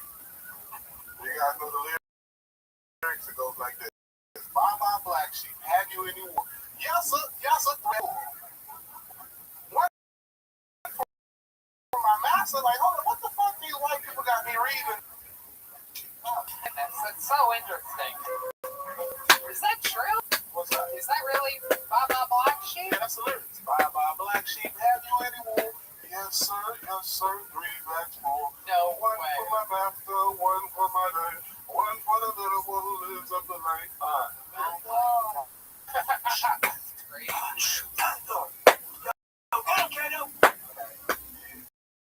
Are there any other racist nursery rhymes? Are you looking into this? Yeah, it's not really racist, but Nigga, it's racist. We found out recently that the ice cream mentioned it. made a new song. Yeah, stop it. Anybody want some ice cream? Come right on up to this shop. We are not racist at all. Right. We just have ice cream in a truck. So Baba Black Sheep. My goodness. Racism. Are there other racist ones? What about Jack and Jill? I think No. ain't that shit about like rape or some shit or something. Jack and Jill. Meeny, miny, mo. Oh, that's a a big We're saying it. There's a couple different ways. What the fuck is that one? No, it's tigers. Yeah, that's what they changed it to in the 80s. It used to be picked by his toe. In the 50s and 60s. Wow. Prince got so big. Goodness. Alright. Eeny, meeny, miny, and mo were all in the same prison cell together in 1836. That's incredible. Now, Dave, that's fun. What else? YouTube comments, racist. It's true. Even I called the N-word. Yeah, but they dropped the N-word. I'd be like, bitch, you not really fight, nigga. I really get you. what's fun is that every time you're on, our YouTube gets demonetized because every time you're on, you say the N-word like 5 times. And I've tried to fight it so many times, and then they go, we have a human look at it, and no, you have the N-word 5 times in your YouTube. Oh, yeah, sir. I got to stop saying. Yeah, you just did it. I'm saying, Okay, let's just. How about we? Let's just change it to Tiger. What? Just change it to Tiger. what other words can you use? That's pretty much it. That's pretty much the only So you're telling me y'all get demonetized every Will time. you please stop saying it? I also can't get naked anymore, so. Jesus, you're acting like a real, you know what?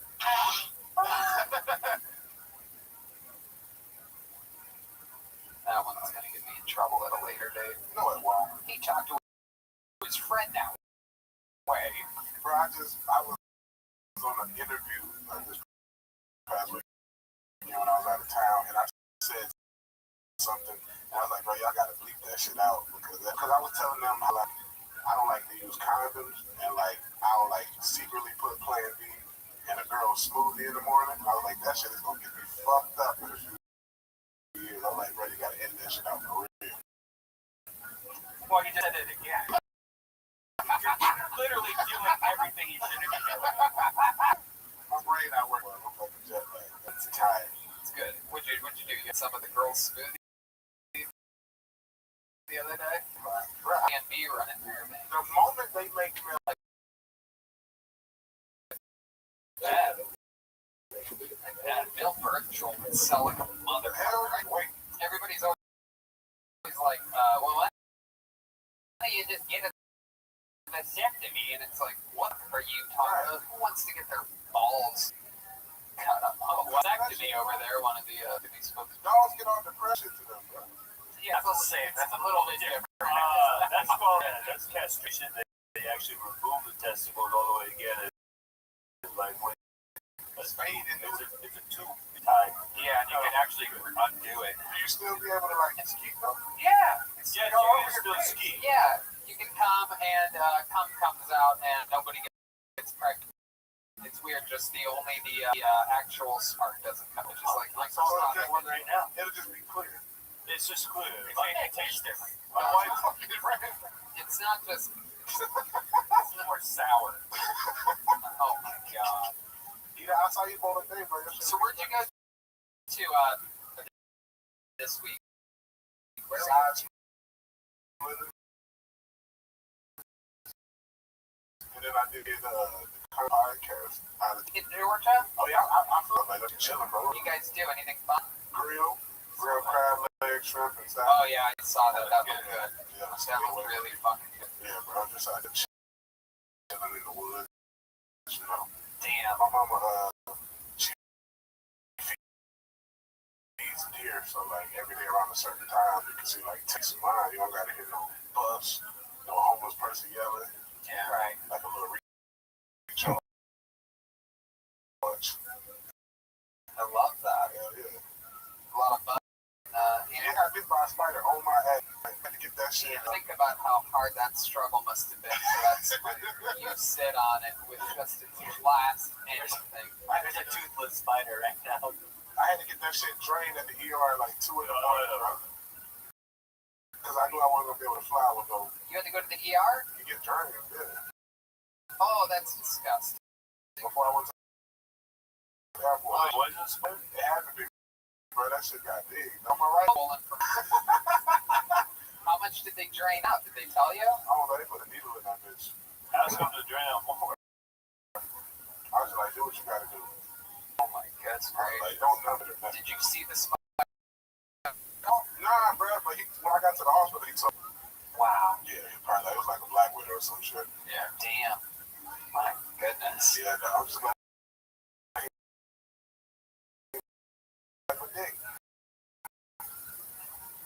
Yeah, that's true. It would I got be them a all. lot of layers. Are you wearing sheets? hell yeah, bro. Hey, what's that? Oh, those are the sheets. Look at that.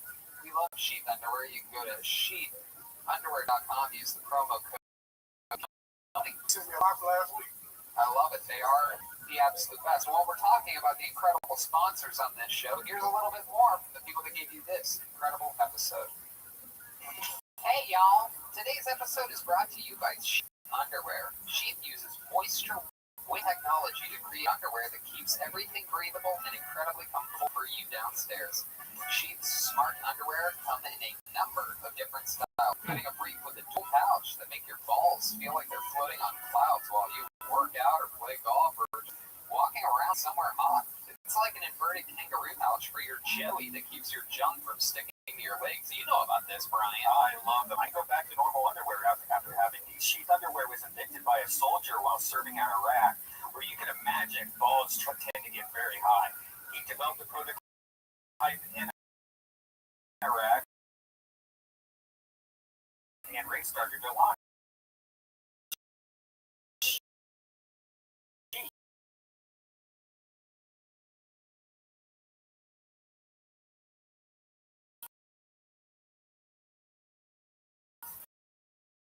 And now they're right supporting and right in. We're wearing them right now. They're supporting that. Please support our sponsor because our sponsors keep this. Support Sheath and they'll support. It's a major T women too. Right now, there's proof. You see that logo? That Sheath logo. Wear Sheath. You see red bands too. We all. I think now I only wear Sheath underwear. Sun's hot. I'll just slide the balls and dick hole right through there. I'll slide my stuff right into the pouches. I'll leave it in there. There's no prisons for your balls, but you can eat. I like to kiss your balls goodbye. So go get your new favorite pair of underwear by going to sheathunderwear.com. Use the code Tony for 20% off your order. They ship anywhere in the world. Once more, that's sheathunderwear.com. And we're back. Great, David Lucas. David, who's that on your shirt? Is that Dennis Rodman? Dennis Rodman, like a motherfucker. You see that comedy show chain, bro? That is The only one in the world. That is incredible. That looks beautiful. Major General Focus. Can you zoom in on that? Yep. And another year, this bitch will be gold with diamonds in his BBs and shit. Oh my goodness. Very cool. You have a friend that made that, right? Yeah, GBO Design. Shout out to my boy GBO Design. You know what I'm saying? He gave me this to show what he can do with the jewelry shit. So, It's great. How long did it take to do that? long time. Because, you know, like, when somebody doing something out the kindness of their heart to get it, it's like, bro, don't treat it like the motherfucker who paid you. Get it to them when you get it to me. So, I told him about this like 2 months ago. This was in the mail today when I got back. So, like, It's true. He's a killer. Kills on the road. We had a lot of fun together. We were the last people.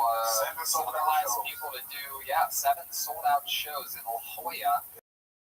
Me, him, and Saturday Night Live's Monster. How cool is that? What? How? I guess. Everybody knew it was she was going to blow up at some point. It was crazy to have it. Great news. It's very, very exciting. She. I can hear Jeremiah screaming.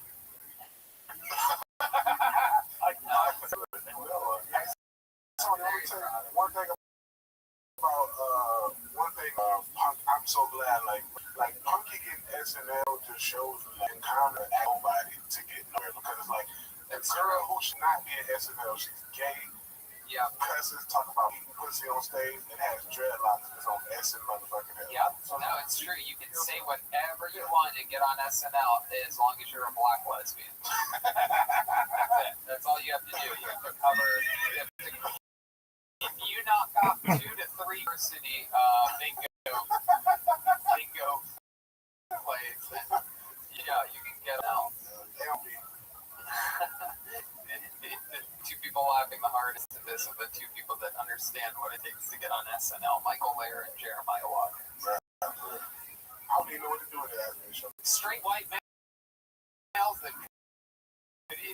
should easily be on the show, laughing it up at the black and the got on the show. SNL stuff. By the way, that is jokes. She is so charismatic on stage and off that it is just a perfect alignment that she's a black lesbian. She is completely qualified and, in fact, way overqualified. In fact, much like they're hiring of Shane Gillis a year ago. I think that SNL is showing as setups, and if things correctly and they do what's right,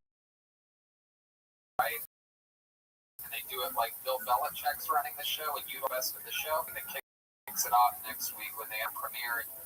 She should be featured throughout, not hidden and have to pay dues like their old dog shit system that holds them back tremendously.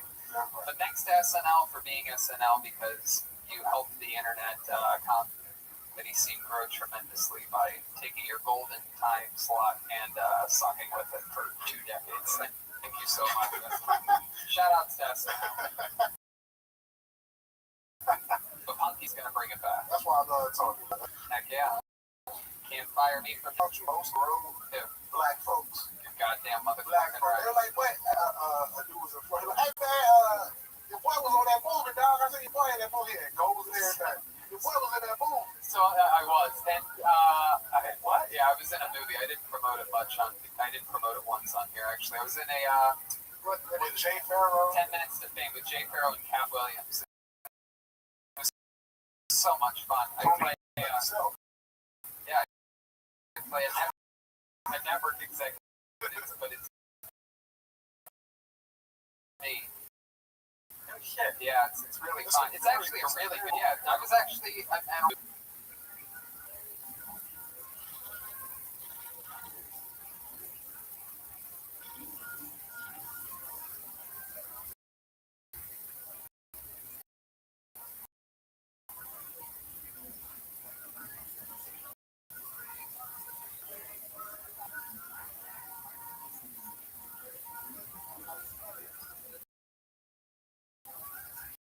He was. As much talent that they stocked in that movie, it's not a bad movie. Right. Like, because I like support anybody who put a lot of comedians and some shit, and I was like, man, this will be bad. I was like, oh goddamn, I'm really watching and paying attention. He was really, really. Jake Farrow and Cat Williams. I mean, Cat Williams, Jake Farrow. They're both extremely talented. They sweet little cameo.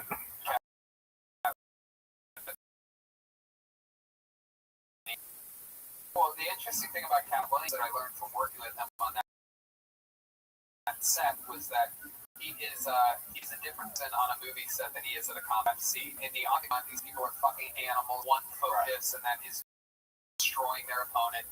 But a lot of them are so cool. Like when Nate Diaz is here, he's the fucking coolest, funniest, most awesome guy in the world, and you see him, in the Octagon, it's an entirely different. That's how Cat Williams is at comedy clubs compared to sets. He knows that he's a boss. Year comedy vet on a movie set. He's like the nicest guy. Right. Incredible. But I will tell you, when this interview went long, a funny thing about you said that black people. So I was on the golf the other day, and at one point, I look at my phone, and for some reason, I noticed that literally, for some reason, in the 2 hours that I didn't look at my phone, there's I don't know, I'm going to just throw a number out there and say 500 new Instagram followers who comments, and they're all black avatars. And I'm literally like, oh, fuck. Either this thing came after years of smoke jokes on this show or in other places is going to fuck me up. And then I realized that they aired one of the roast me things on all of that digital. Yeah, so it ended up being a good thing. They tagged me in. They was like, you gotta get David Lucas roast. Very concerned for a minute, because I'm like, oh, this is not going to be good for me. A bunch of new of my black friends, or as David would call them, you got to start leaving these. Yeah, we're gonna have to start. Are you serious? I can't say that word. You really can't. You can't anymore. No. Damn, We haven't been there for 2 years now. So. Yeah. Welcome to our world, David. You know how hard it is for us to not say it? There he goes, the great David Lucas, everybody.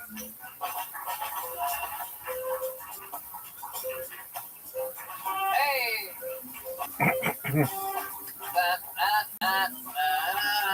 What song is that?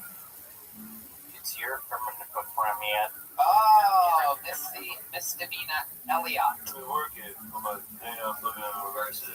It's yours No, for it. she got me. Fine, yeah. Ladies and gentlemen, your next comedian goes by the name of Frank Yu. Here goes Frank Yu. Oh, we know this young man. He's been on this show before.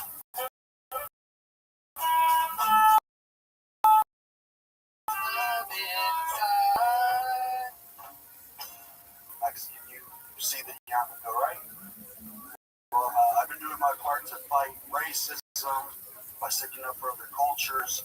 A few months ago, I was at a party, and there were Nazi skinhead dude there. And anytime the DJ played a song he liked, he'd be like, Auschwitz. I said, hey, please don't do that. I tried selling weed one time, and I never made any money. My problem was I was selling weed to other Mexican kids, so I got paid in memories. And never a specific memory either. I got paid $4 and a day of food. Remember when we were little?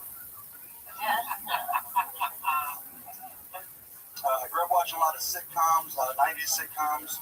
I loved them, but as a brown kid, I couldn't relate a whole lot because there was one family and their last name was Tanner, but there were also minority families on TV, and they were way more Tanner. Hell yeah, Frank Yu. Frank Yu. Now, I remember Frank Yu because famously on this show, we one time had a $1,000 giveaway thanks to our friends over at Bridge Wallet. They hit me up earlier that day and they go, Tony, we want to do a giveaway. Ridge Wallet, the CEO of Ridge Wallet's coming to get this wallet. Famously, you seemed like the kind of guy that would have a shitty wallet after your set, and I asked you what kind of wallet you had, and you had a broken, tiny manila envelope. Literally. The only thing that even had enough paper to qualify as a wallet, and it was shitty as possible wallet. It's possible for anyone in the room to have had a shittier wallet than you. Which things like that on this show, I like to think sometimes seem too good to be seen. It's like a produced steak. Wait a second. What do you think? Maybe he was planted by the Ridge Wallet guys? No way. Exactly. Did you have that? I remember getting a little for a wallet. I had lost my debit card a couple of weeks before every Monday, so I knew I would drop it if I didn't have it. So here's my $1 million question. You won $1,000 that day. You're the kind of guy that I would consider fiscally irresponsible. So my question is this: what did you end up spending that $1,000 on? Nice. I quit my job after that. What the fuck? Really? I thought it was going to last a lot longer than it did. Hold on a second. You quit your job after $1,000? What was your job? I was like I worked in logistics, so I would weigh 18-wheel trucks, but I also supervised the work. It was a great job, benefits and everything. It was amazing. Someone who thought $1,000 would last was in charge of weighing. Gonna last, because that could have lasted like a couple weeks, man. I bet you stretched it out to 3 weeks, right? Yeah, because I don't know. I thought the offers were going to come pouring in at the NBC. I didn't know what was going to come next. Well, Oh yeah, Frank Yu, it's me, NBC Universal. Are you the young man that won the Ridge Wallet the other day? Featuring the winner of the Ridge Wallet on Kyoto. Hello, Frank. It's me, Ted Serranos from Netflix. I need a picture deal. You're the Ridge Wallet guy, right? That's what I So envisioned. Yeah, that kind of sucks. How did you quit? Like, did you call your boss? Did you go in and tell them? Did you put in a 2-week notice? Like, what went down? Well, I had been planning to quit the job for a while now, so that was kind of like the tipping point. And as stupid as it sounded, it was actually great timing because it was right before COVID, so they... It wasn't, though. This was like the end of last year, wasn't it? No, it was like November. You really mixed up house and class. It's like it got me through. You quit right before COVID? Yeah, right before COVID. was a mutual party, and I had a good standing there, so they technically fired me so I can collect unemployment, and then COVID hit, and the unemployment just came shut. Oh, yeah, just came flying through. Like, no doubt about it. Too rich. Well, Oh, yeah, exactly. How'd you spend the COVID money? Is there anyone you want to thank for COVID money that you got? Ridgewell, no way. The COVID money. Yeah, there's one man to thank. Frank, money, they take taxes and give it back to you when you get an unemployment. Okay, thank you. Oh, Everybody says good okay, you guys are just No. unbelievable. Let's try this fucking perfect setup launching pad joke again. Is there anyone you want to thank for the COVID? He's a very handsome man, but I'm not going to do it. Who? President, Commander-in-Chief, God, Trump. I've been watching you for the last couple of weeks. See? that's weird. Why not after Obama? I wonder if Trump's new idea or You got unemployment. did Trump invent unemployment? I don't. You got Am I learning something new? Hey, but it's okay because you're paying more taxes than he did. That's absolutely true. When you're super duper rich, you don't have to pay taxes. It is. You guys know how much money Jeff Bezos pays in taxes? You fucking Yeah, lame.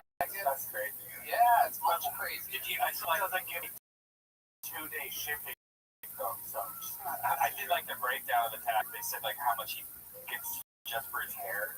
It's something like $75,000 Easily. a year for his hair. No doubt. You have to have someone do it. You have all the television appearances that it adds up. Yeah. If you have a fucking actual like hairstyle like he does, there's a flow chart for that. There's an actual chart that people get that have to do his hair. I once on another set talked with a woman that worked over at Saturday Night Live, and there's a hair chart that is given to everybody that has to do his hair that shows you exactly how there's like a 6-step of nice dude. Yes, that has anything to do with how nice he is, Joel. Boy, are we reaching today. Deeply. Sounds like a real nice guy because of the flow chart on his hair. Dude, you want to talk about reach deeply, dude? I got a 2-by-4 between my legs. Okay. So, and by the way, the deployment, the other was a COVID release. That was his idea, and he tried to do more of your fucking Democratic We're talking about the unemployment. No, we weren't. We were talking about the Trump money, the COVID money. Sorry, there's a jackhammer going off right now. During this pandemic. You know, trying to write and get shit. I took some of that money that start reselling shit, which is probably predictable. Have you been murdered? What have you been reselling? Yeah, like years and shit like that. Oh, shit. Digits, are you still here? No, it's a shame. This is a sneaker. He's stuck into this country. Have you sold this? No, I like all the shit that I've ordered actually haven't already yet because they do like 4 to 6. Wait, so you're so that you can't sell it? Yeah. You're a bad In businessman. investments right now. Oh my god. A couple of boxes. Wow. If anyone wants to buy any. Okay. Alright. Welcome to Resell Tony, everybody. Alright. Frank, well, fun times. You still have your Ridge wallet, right? It has a lifetime. It's like, whoa! Why do you stuff that? Where the fuck is your Ridge wallet?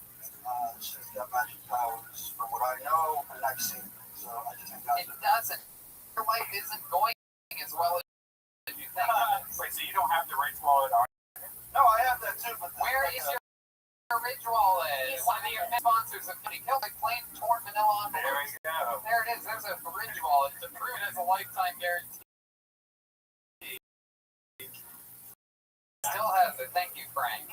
Hi, there goes Frank. Thank you. There goes. Jeez, man. What the fuck? should have just had William come back up here and talk about race well. You know, William actually is being credited for selling quite a few ridges. Yeah. Oh, good. That's the rumor that I've been hearing is that we got a big uptick in ridge wallet sales. Okay, let's keep it moving here. Ladies and gentlemen, your next comedian goes by the name of Katie Houseman. Here we go. Katie Houseman. Katie Houseman. It's Katie Houseman. So I have two older brothers. My oldest brother went to UC Berkeley, and he's now a doctor delivering babies and shit. Cool guy. I went to Harvard University and now a published author. For my part, I also went to Harvard of the Midwest, the University of Kansas, Rock Dock. And I actually just finished my final hours of community service for my first DUI. Thank you. Usually get a lot more applause. But it's, there's a first time for anything, and I'll try and make it once. So.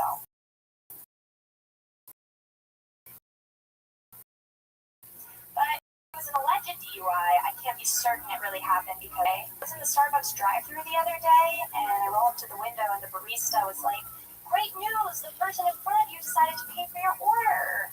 And I was like, "Aw, fuck! I would have ordered way more if I'd known that was gonna happen." Fuck yeah, Katie Houseman.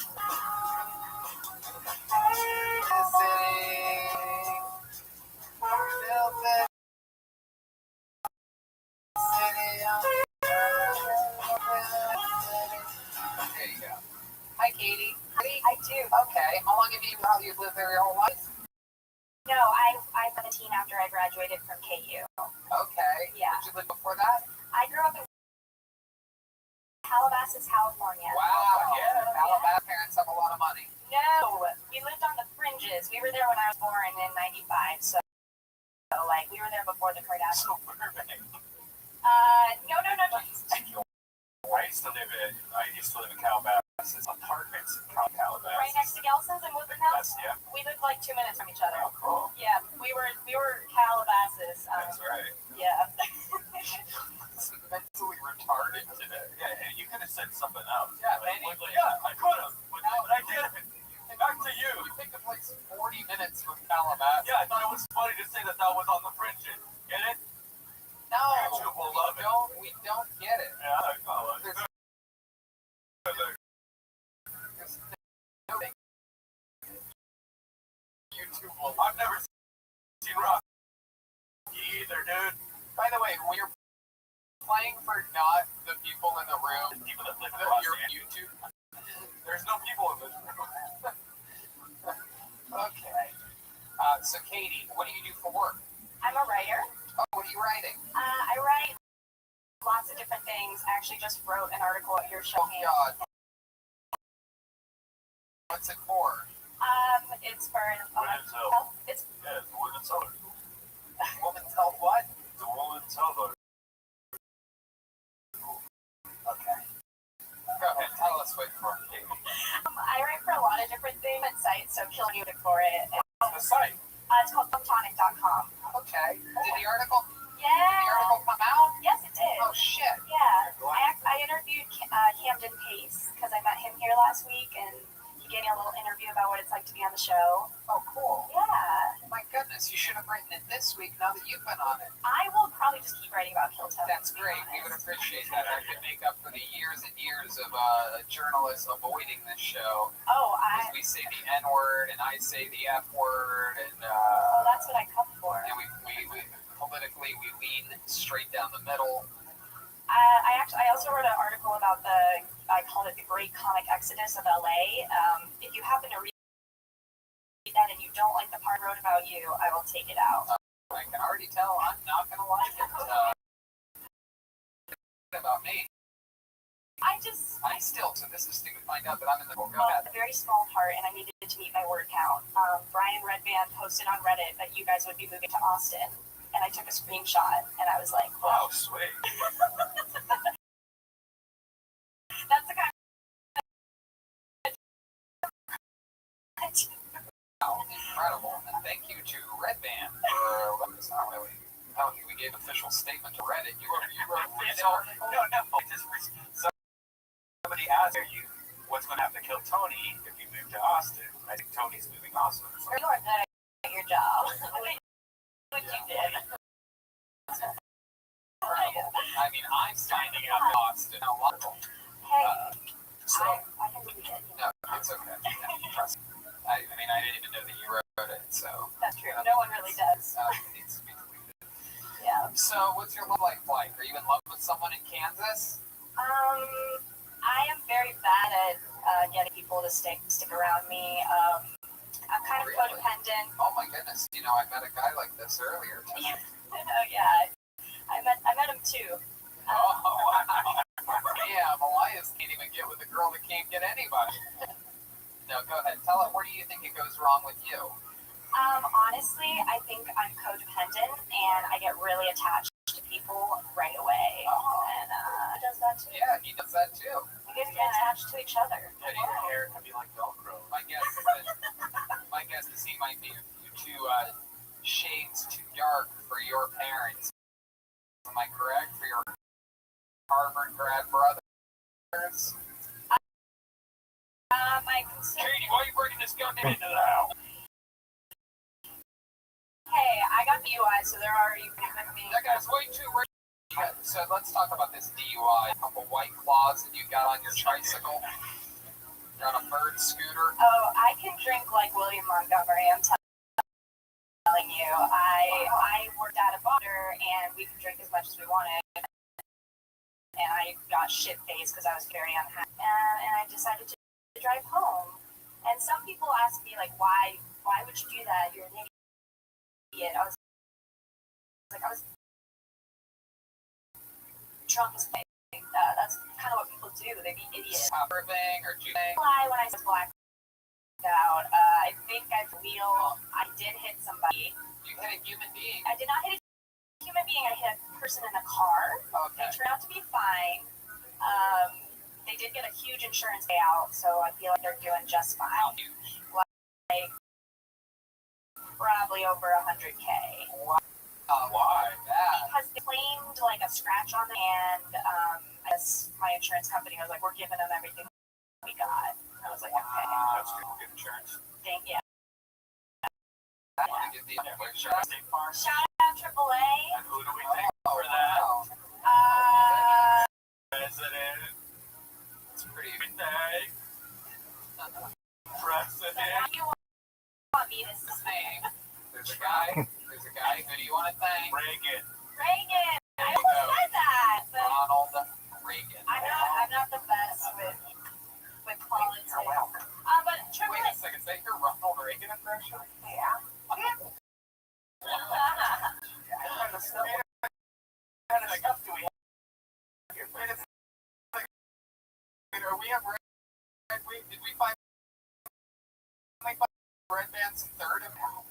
I've found wonders and I've asked it for it every single. You gotta hear his Johnny Carson. You gotta hear his Johnny. Wait, is it exactly the same? Johnny, what kind of stuff do we have here? What? It's a setup. Oh, right. Thanks for running. No, I can't ruin the show. So I can't ruin things. You can ruin things, other people. It's impossible. And who do we have to thank for that? Exactly. Thank you, Mom. It's my mom reminding me. Thank you, Pat. My stepfather. Let's hear this Johnny Carson. Hey, what do I usually say? I can't hear him all the time. Hey, Johnny, who do we have on the show tonight? No, that's Ronald Reagan. Now I gotta get him. All right. Well, let's do an impression of Ronald Reagan on Johnny Carson. Do one where Carson's interviewing Ronald Reagan. Oh my God! Don't even think about it. Do it. Now, tell me. Yeah, I can't do it. So, Johnny, what kind of show do we have tonight? We have a good one.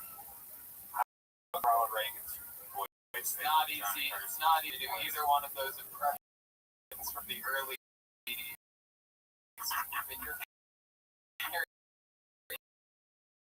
good at that.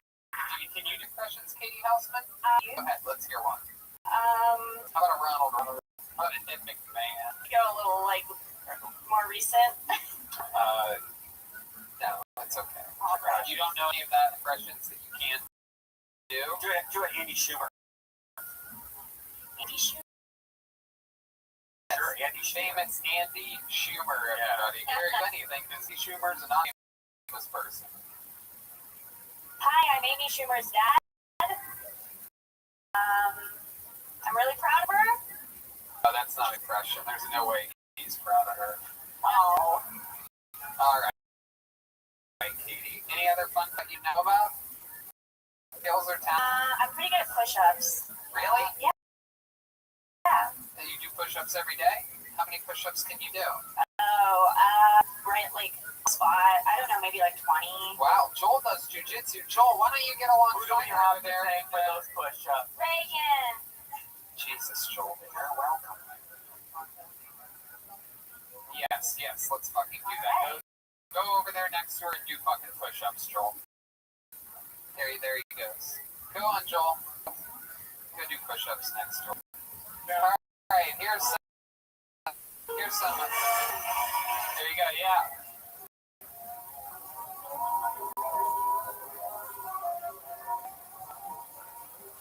Do them at the same time, you guys. God. This is the dough of all time. Oh, wow. Literally the dumbest show. You guys are doing them in different paces, different speeds. No common sense being applied to this push-up show. Like Red Bull or something? Adderall, William gave No. See, the truth is always funnier. What did you really have? Honestly, Yes. pizza from Vito's Pizza. What did you drink? Water?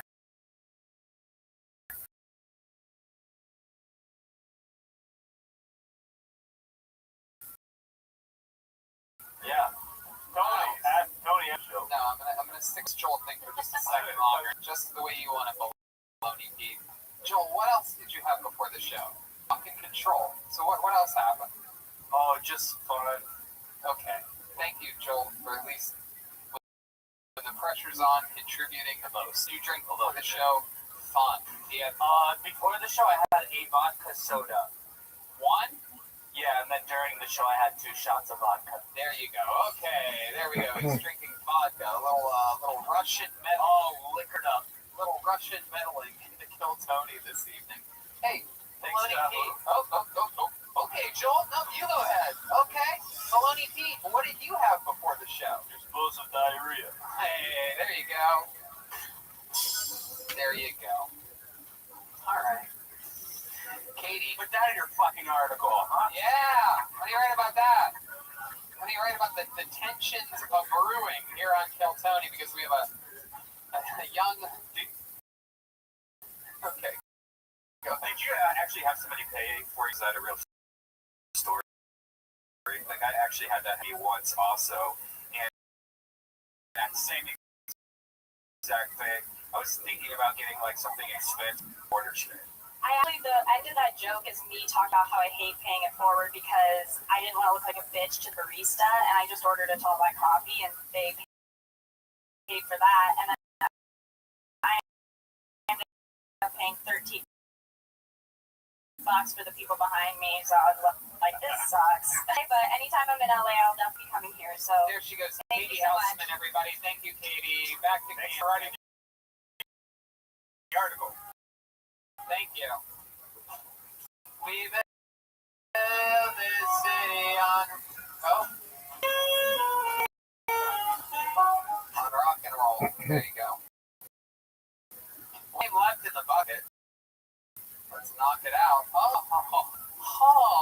Especially, ladies and gentlemen, this guy, I'm pretty sure was the MVP contributor, running a storyline times, I mean, absolutely took over. On the show before, live person, and then during the global pandemic, while sending in videos, he absolutely was boss level, and now he's back live. I couldn't be more excited for the return of Tony icon Manolo, everybody. Here he is.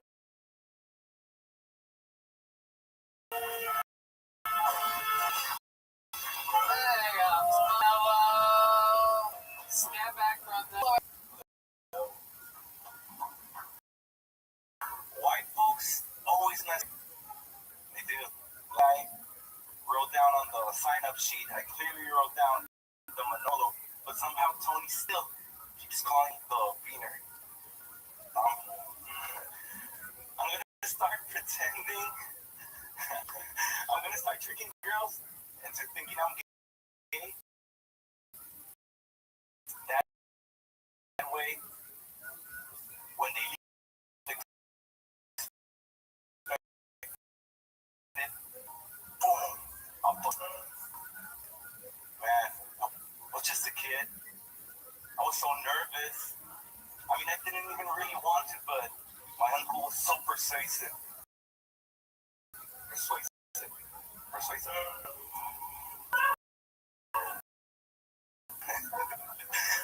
The girl who was doing the one day I came to her house drunk. I fucked her dad.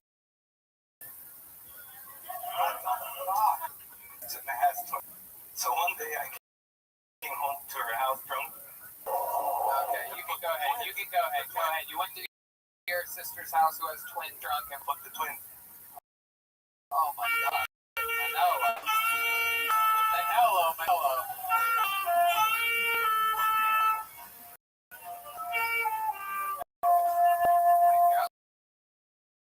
That thing was funny. Before the Yeah, you had like 3 jokes that I fucked them. It's your old thing. The funny thing about Manolo is he's somehow 10 times funnier on the internet than he is in real life. It's incredible. I'm still up on the delivery, the language barrier, you know? How many? Or the talent barrier, maybe, right? So you drove from Tijuana here today? Yeah. And Mexican peace. Really? Yeah, it's a Mexican peace, but. Mexican peas? But.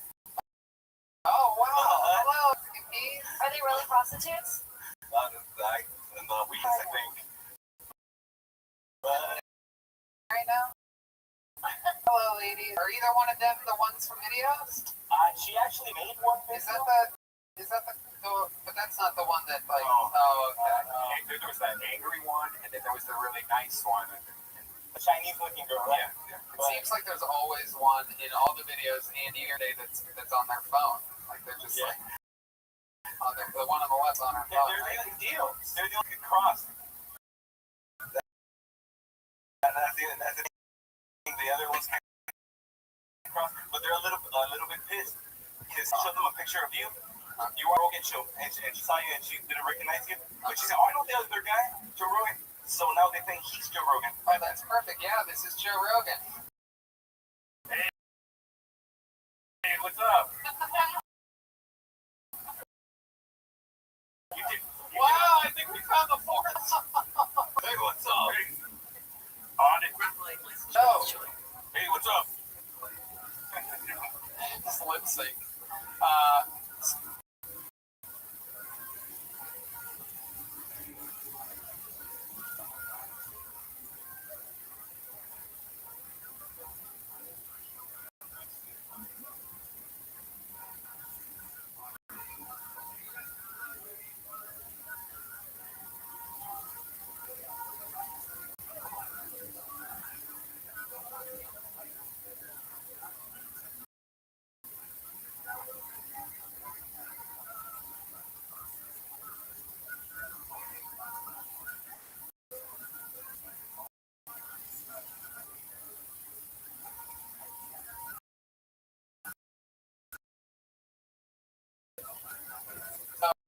Yeah, just hanging out here with Joe. What do you think about this episode that we're doing?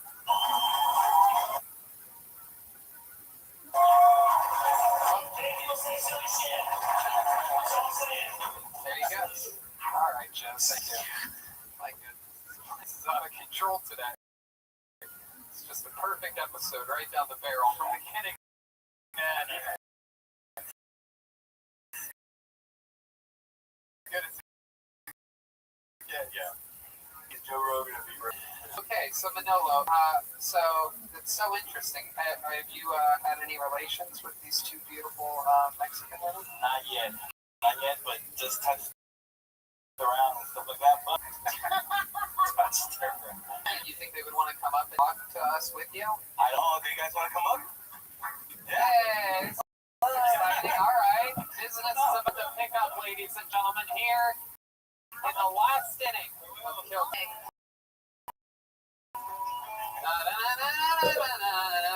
Consuela. Oh my God, look at you. What a rare beauty. What's your name? Lisa? Lisa? Oh, so pretty. What part of Mexico do you live in? Tijuana? Tijuana. Oh, wow. Flintstones looks different here. What? You're so pretty. Yay. Real cheap cheese. Rich. My goodness.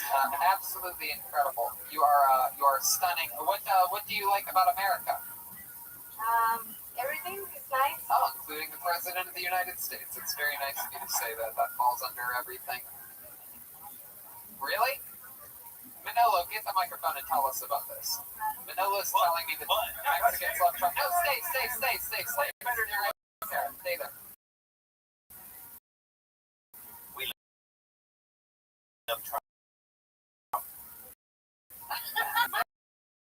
Why do Mexicans love Trump? That COVID chick, that COVID. Got that. They Manolo is what we call a Dios. What does that mean, Joel? Uncle Tom. Oh, my. Couldn't even bring you because of that shit. So anyway, let me shut up since I had some vodka. I try to have fun. Sounds like 90 Day Fiance interview. Did she come? Did she come to Los Angeles a lot? Do you come to? Yeah, do you come to America a lot? Yes. Over there probably. Oh, okay. You speak the language well. As always.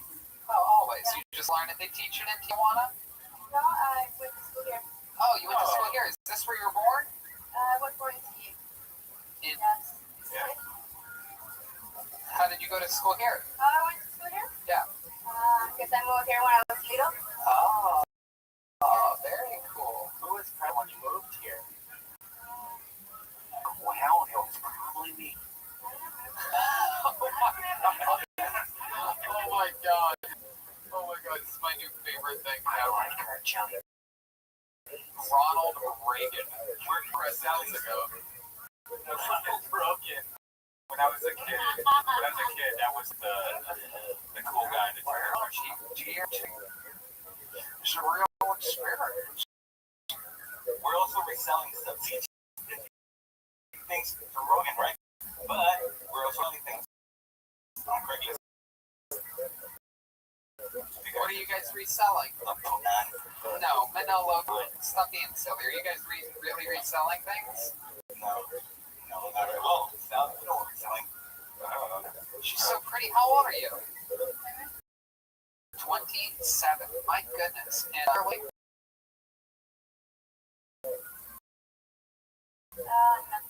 Wow. You have beautiful hair. Redman. Who's this Rabbbi? What's your sign? I meant Rogan. Rogan.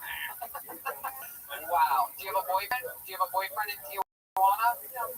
Oh my goodness. So, and for a boyfriend on your trip here to America? No. Being single. Yeah. But He has a Tesla. What? Yeah, I got a Tesla. Yeah, I might be a studio sometime. yeah, he's here. He's in town. What type of boys do you like? Do you like whites or Mexican boys? I don't care about the person. Boys with money. What kind of personality? Yeah, they can be bigger. What kind of personality? Okay. Like a funny guy, a nice guy, a serious guy? Is he like tough guys with tattoos? I don't care that has tattoos.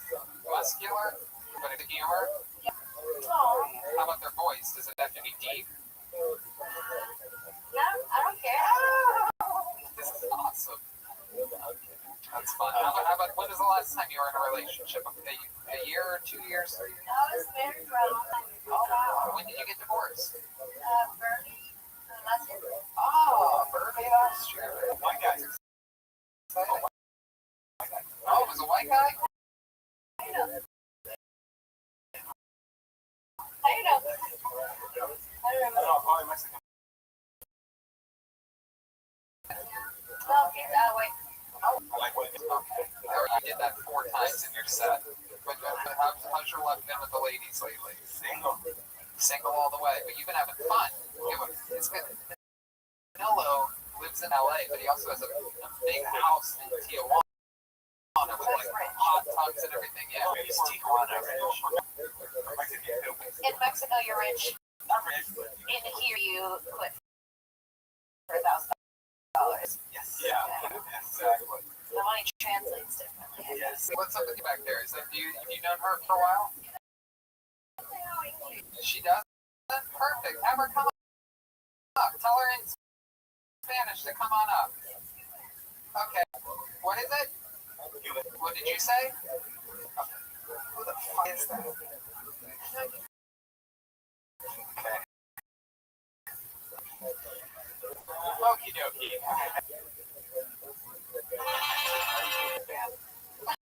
Why do you do this? She knows. You're on the back now. Oh, she did laugh at that. She knows exactly what that is. No, she's saying no. That means that she's. Well, she knows English because she's saying no. What's her name? No, it's also. Like that. Delilah? Wow, cute. You guys know that, right? Alright. Alright, Manolo. What else? Anything else crazy happen? You drink anybody's bath water or anything lately? Yesterday, yeah, we had some fun. We drank, not with them, but I drank with myself. And woke up at 11, 2-hour line, then the 3-hour ride. And they were waiting for me for like, I don't know, like 2.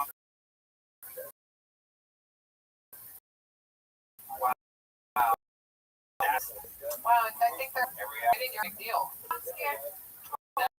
No, you handled it very well. You did really good. You handled it very well. You have a boatload of charisma. You're very likable and sweet. You answered every question as we were. Shit, you answered the questions better than the 8 times. Manila just saying, so I fucked him. Alright. maybe with peaks. This guy's gonna. Okay. Very, I do some. Go ahead, Joel. Just The second most hated Mexican. Manolo, you are a legend. I'm so glad I get to look you face to face and tell you that during that quarantine, man, that you really pulled a lot. I mean, you were truly the most entertaining person sending videos, various storylines, and you kept us all up at a time in which Jesus, times were rough. So thanks so much, Manolo. I'm so glad that you made it up. Come back again and say, Were the jokes really bad, or? I mean, you did the same joke 4 different ways tonight, Manolo. So I went to hang out with some girl's house, and then I fucked her father, and then my sister had twins, so I fucked them. And then there was this girl that I liked, so I fucked it. I fucked their boyfriend. That was your whole set. I mean, it's not even a misdirect if you're doing the same formula, but again and again and again. It's like Andrew Dice Gay. So I fucked him. Oh! Alright, there goes Manolo, everybody. Bye, listen, thank you.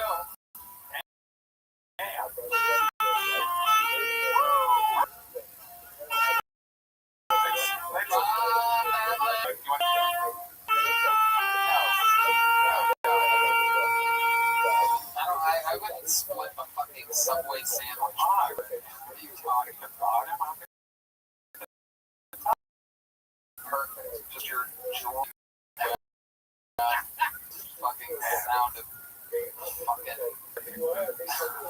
Oh, you are a giant child. Alright, everybody, it is that time. Ladies and gentlemen, this is a special one. This guy, an absolute fucking monster. We saved him for last, and everybody. And this, his on Kill Tony, it's the Dragon Slayer himself, the great Michael Laird.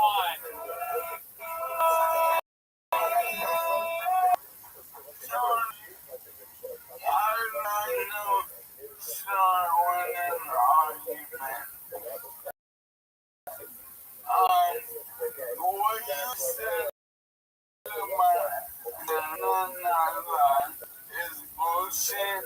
And actually, was like 80 Brian is something strong when it's a band. Chris Rick people and I rock on them and they recount it like Michael Bryan and they make good skits of fucking nuclear terrorization. Yeah, no, you're absolutely right. I know how talented all those people are because I saw them at open mic 6 years ago when they started. It's great. You're right. They're super talented. They really just got fast tracked.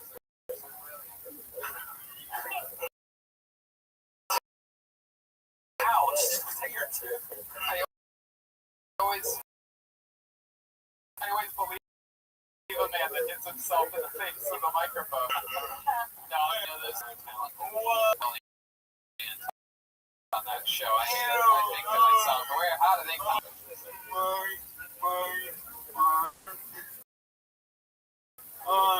Yeah, no, comedy is a fickle mistress. I know people is both people and fucking dope comedians. So Tony, I don't give you my accept you. You'll fight me? $100 to me in a bet. I didn't. He kept trying to bet me. I'm not betting you on this. He kept betting me $100 that my friend, the last style bender, Israel Adesanya, would lose in this recent UFC. Why would you ever try to do that bet? And by the way, first of all, yes, Red Man, I've never agreed with you more on anything. And second of all, even though technically to the outside perspective it wasn't a tough fight for Adesanya, look what happened. I mean, it perhaps was the most one-sided in years. One, I see a friend joking. He's right here. He's sitting there. What's up? It's Joe Hoagie. It's old sloppy Joe. Wait, Tony, I have this question. Oh, okay, Michael. What? Oh, Joel. Here we go. Real question. Here's a. You want because when it happened, you predicted it almost exactly. You told me exactly what went down, and that's what went down. I wanted to know. It's Michael, the same thing, and decided to bet me. Did you get that far? You know what's funny is I told him this earlier. Michael is such a gentleman that I got that Venmo while Israel Adesanya was still breakdancing. He literally spun around his opponent. It really is hilarious that he's still going. I don't know if anybody's Israel Adesanya usually very sportsmanlike, but this guy wanted to become the champion and talk so much shit. He made sketches. Did you see the sketch where he humped him after he knocked him out? But his opponent, Paulo Costa, actually made video in his skinny tall man. And so they made this video where he's chasing around the tall, skinny black man shaped like Style Bender, and the guy's running away, and he runs out of the octagon. So today, Style Bender was reposting these sketches with like crying emoticons and all that stuff. Just hilarious. And then there's this guy over here that wanted to bet me. How?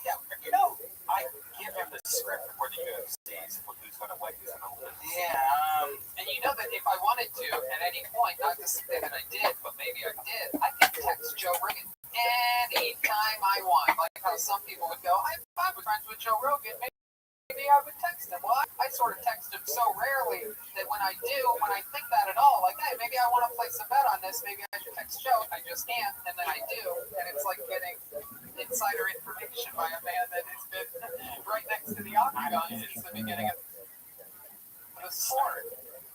100% of the bets that we've had against each other. Yeah. That's another way. Right.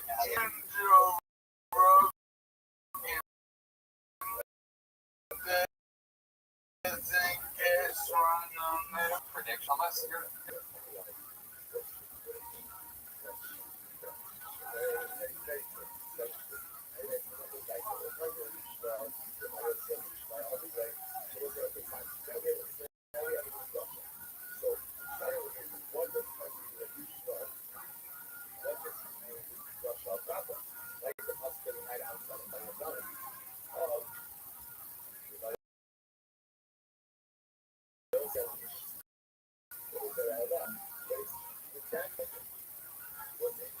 Close with them.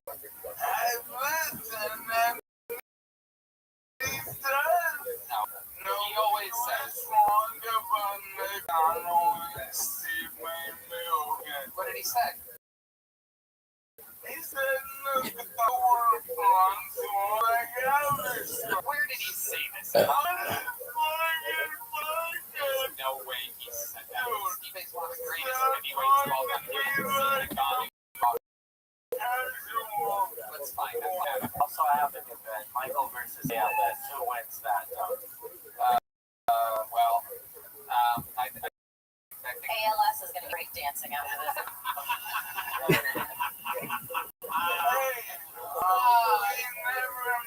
We haven't. I'm excited to meet you. You're very funny. Yeah. Michael Laird. I'm from Florida.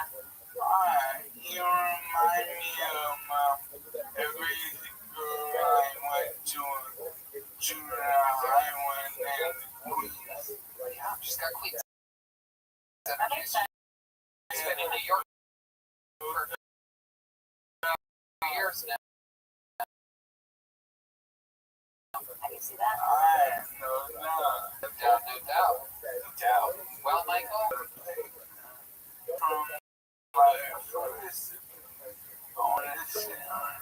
okay. He's got a picture from his first show. He's pulling it out. That's in his butt. Oh, there he is. That's what he looked like just 50 short weeks ago. I thought it was Rocky at first. Yeah. What is that from? How is that? Why do you have Robert's beard on top of your neck?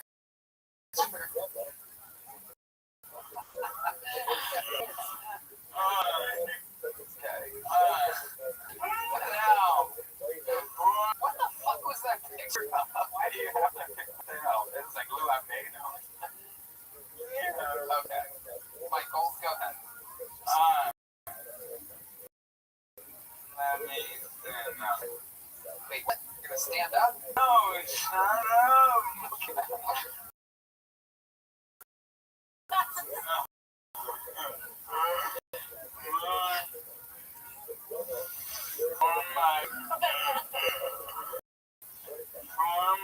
He said, let me stand up. Am I the only one who heard that? That'd be fun if he surprised you. He was fine this whole No, I'm kidding, Michael. All right, I'm sorry. I'm sorry. No, don't stand. No, don't stand. You don't have to.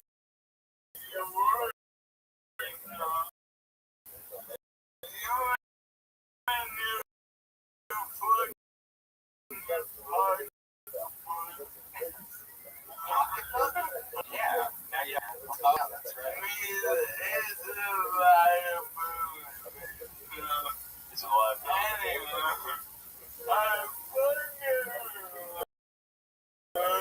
We love you.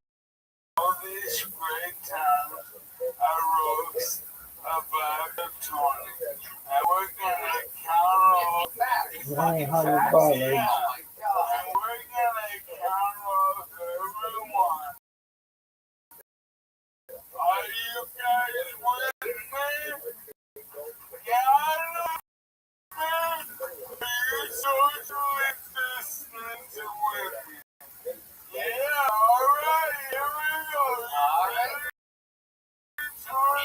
I have been sent a document that I have not looked at, and it says Michael Lair, 50th appearance, presents 50 Kill Tony facts. I have a feeling it's gonna be like 100 facts. I have a feeling you have no fucking idea what you're talking about. That is true. This is going to be unbelievable. I'm positive of it.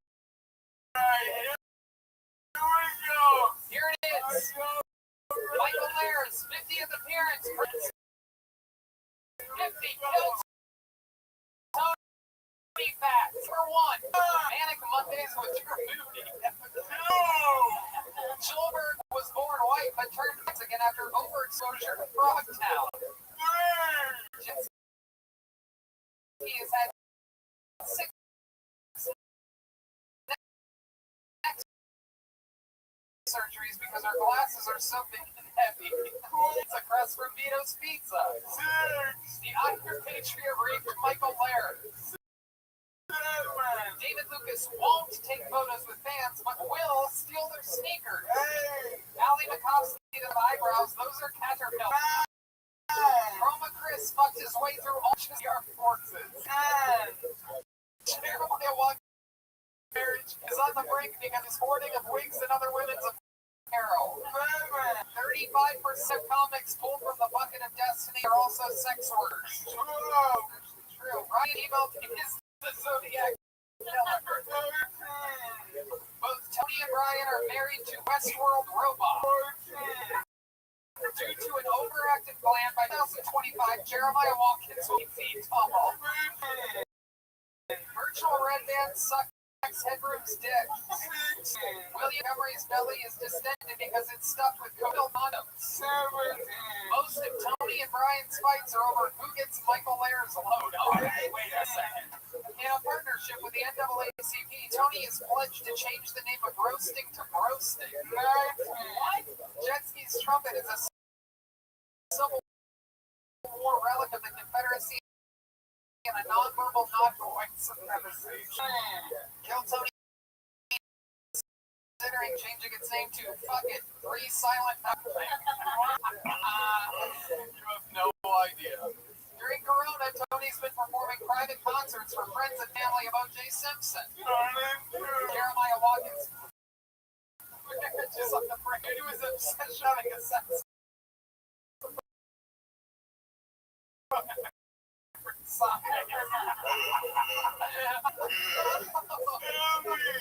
Comedy store keeps having to buy bigger chairs. Go West Hollywood bus. Red Band is known as the Pond Babies of Pong Team. Joelberg lost his hair because a former Kill Tony sponsor, Monster Energy Shampoo. The 26th, the Bucket of Destiny was both stolen from and made by a child. There's only one rule in the Comedy Store: don't talk shit about Robo. He lives above the place. William Montgomery has a 6-foot-tall Jenga game made out of leftover Vito's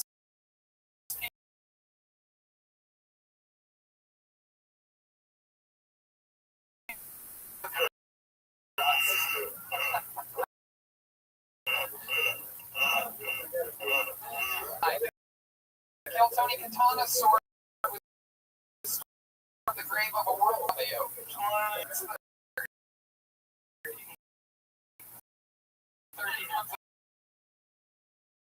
Chapter 29. Benjamin Manolo Kiltos. Several live in Africa.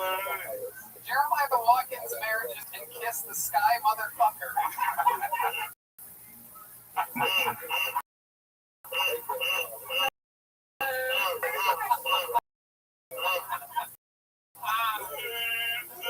Virtual Red States.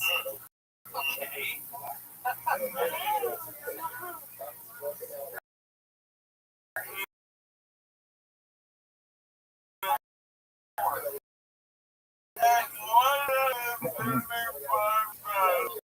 Alright, as irony would have it, the Cure ALS was also in the bucket the night Michael Lair's name was pulled. 35, Tony has settled $2 million worth of photography. What?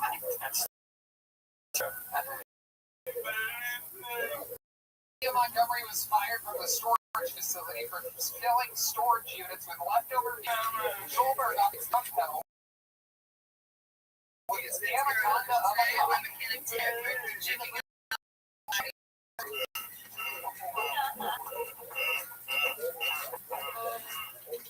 Seriously. An act natural, but Ryan J. Ebel really is the Zodiac. Number 40, the secret puppet master. The scenes of all podcasts is Gino, an evil tyrant. 41. Tony has only been allowed to continue during Corona because the audio is so bad it doesn't count as a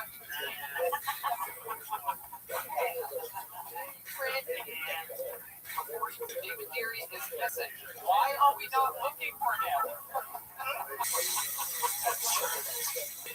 That's true.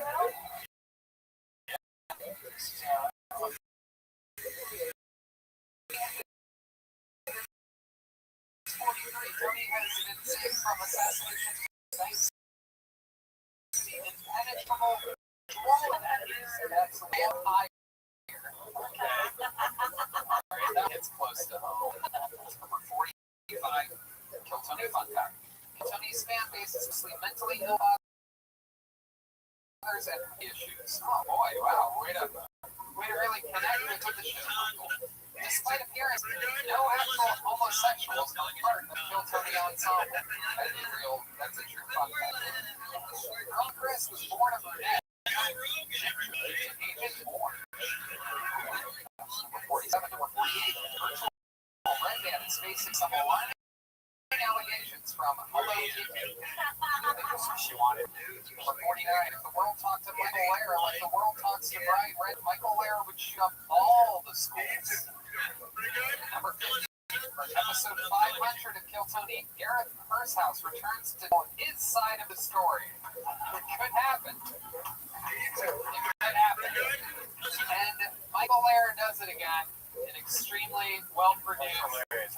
It did. You know what? It felt like 49 to make the fun facts. How about a big hand for Michael Lehrer, everybody? Unbelievable job, Michael. And congratulations on your 50th appearance on Kill Tony. Without a doubt, you can quote me on this forever. 50 of my favorite appearances by anyone in the show's history. I absolutely love you. And you know this, as I tell you every day. We text and talk.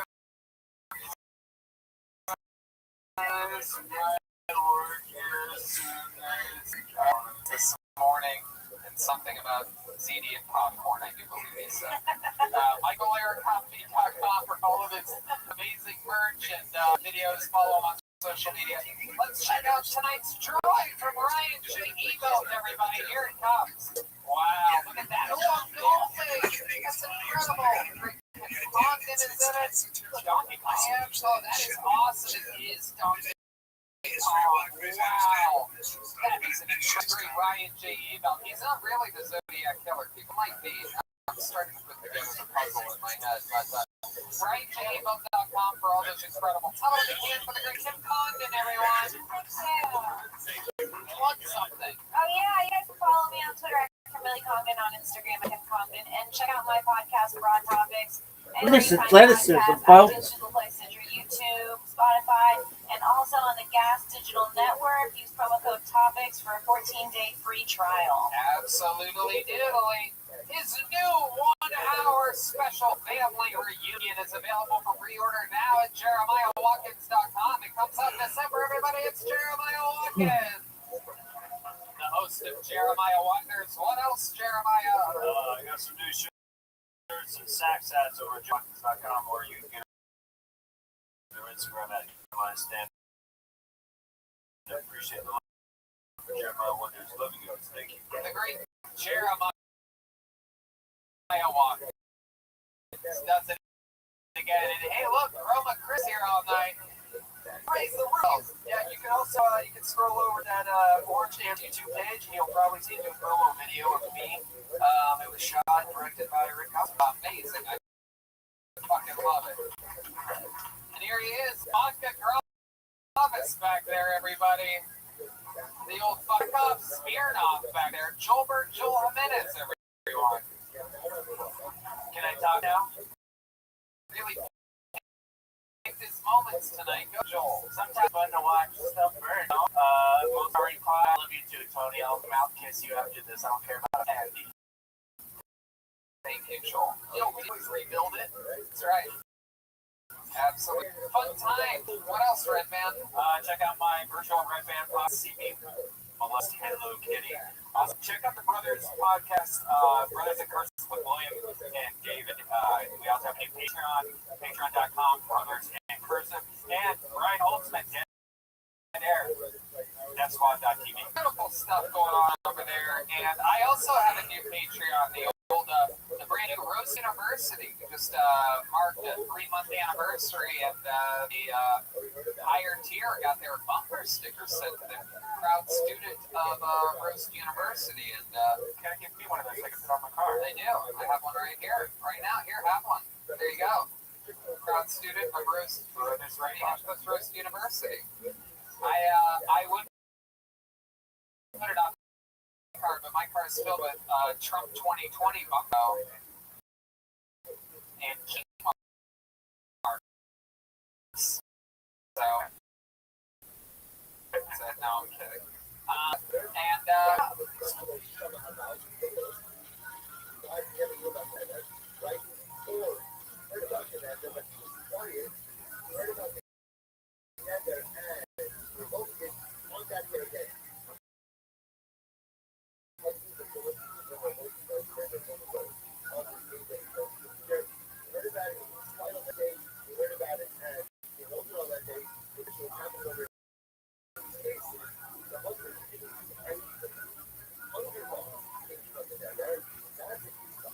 We'll see you guys next week.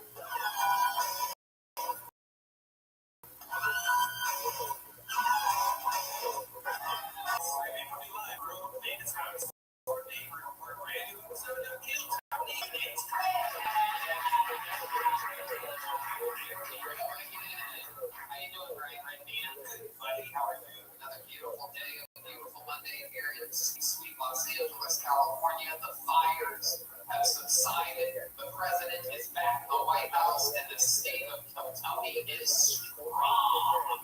Joining us this evening, as with every single episode, ladies and gentlemen, look who it is, guys. It's the one, it's the only Ryan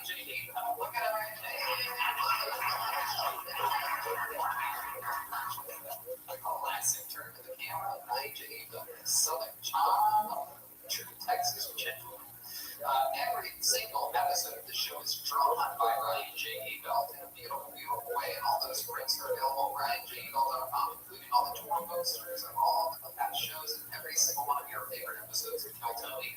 All RyanJBell.com. Sometimes he does fun options. He has new limited edition t-shirts for sale on brand new hinge clips, notes, throwback t-shirt. That's my new favorite t-shirt. I rarely get a chance to wear t-shirts nowadays due to golf habits. But when I do, I have a Ryan J. Bell t-shirt on.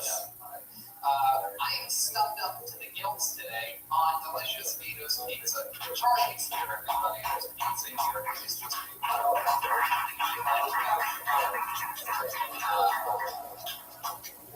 So we're here. We eat some more. Hey, what's up? We have pizza. We have lots of pizza. And 2 days ago, I ordered ziti. I make every week. I am addicted to their big ziti. I didn't even bother you, Charlie. I ordered the normal breadsticks this time because I didn't even want to bug you. It was early. I had it for breakfast. It was like 11:15 a.m. Absolutely love me some ziti. Gives me freaking power. The great Gino is here. Speaking.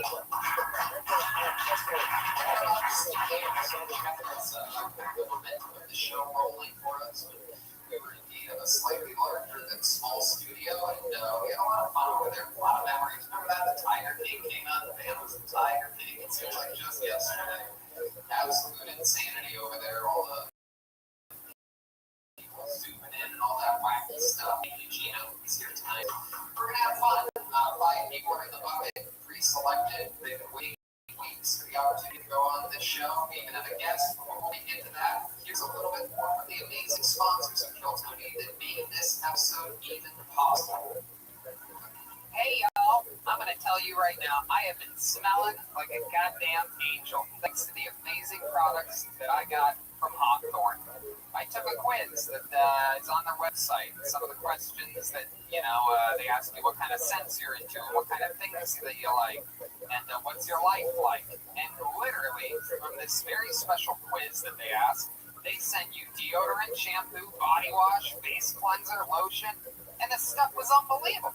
Yeah, if you want to upgrade your self-care routine, Hawthorne is a fun, convenient way to get super high-quality products tailored specifically for your needs. Hawthorne even takes the risk out of it by giving you free shipping on your orders and returns. If you don't like the products, they'll even retailer them for you based on your feedback. I'm telling you, man, my favorite thing's the body wash. I always bought a fancy body wash. I still got it, and I got a lot of it because I haven't been using it because the Hawthorne body wash came and it blew my freaking mind. I like the face lotion. I used to always just put any kind of lotion on my face and it would clog my pores. They sent me this face lotion tailored to your face. It's amazing. I use it every morning when I wake up. Absolutely noodly. Do what I did. Take Hawthorne's quiz today and get started on your personalized self-care routine by going to hawthorne.co and use promo code TONY to get 10% off your first purchase.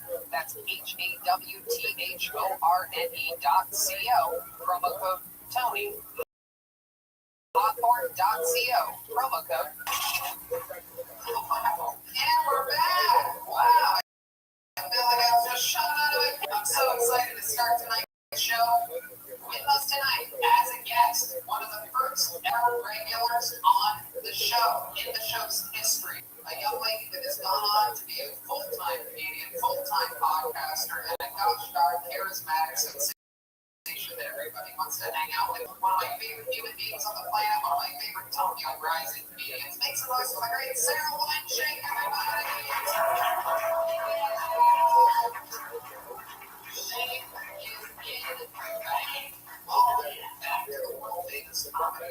Thank you so much. So excited to be here.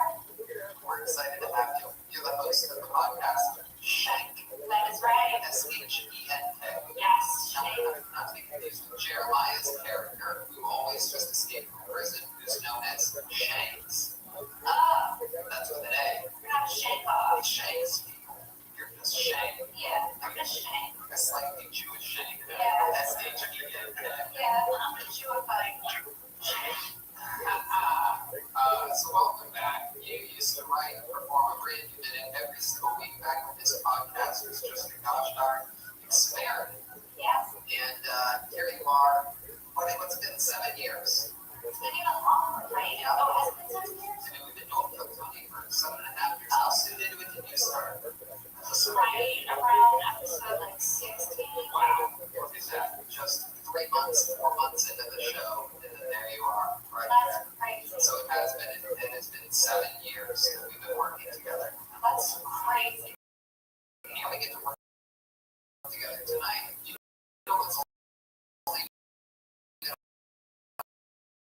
started the show about six single week they committed to running behind on time tonight on these shows. I mean, it's incredible. They have all the time in the world to prepare. They're out here freaking eating the crust of their pizza. Yeah. Sharing crusties.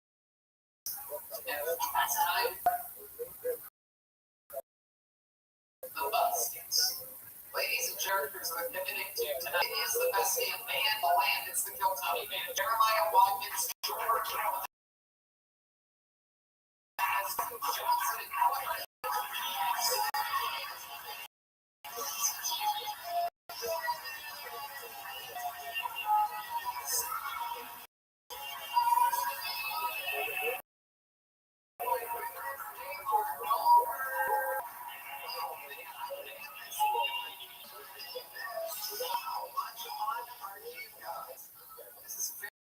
exciting. This is the first time we've ever had golfers on the show. I think I would remember this if it happened before.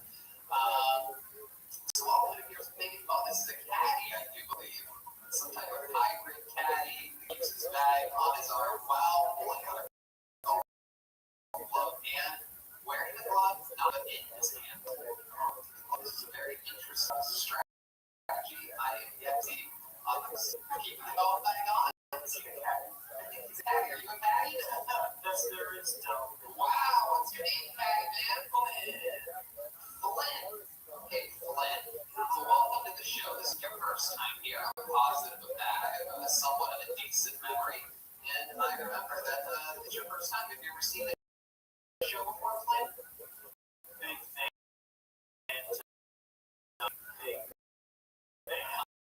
Awesome. Glad you could join us.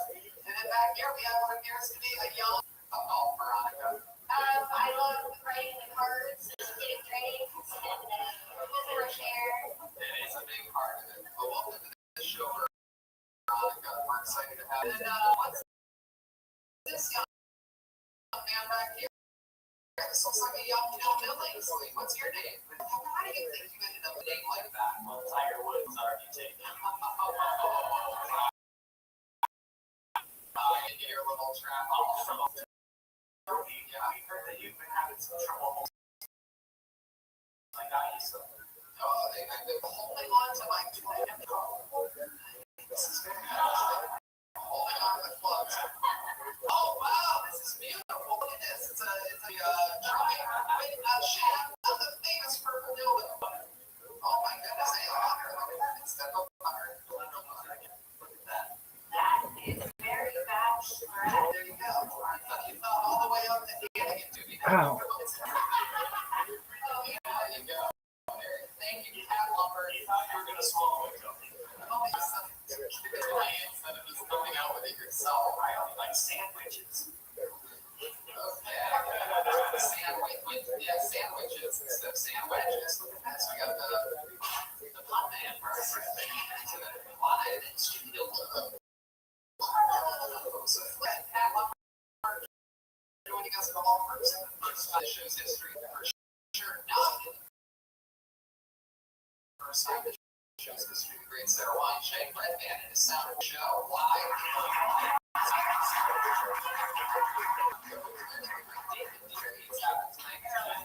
Yellow Springs, Ohio. With Dave Chappelle in the north of Ohio.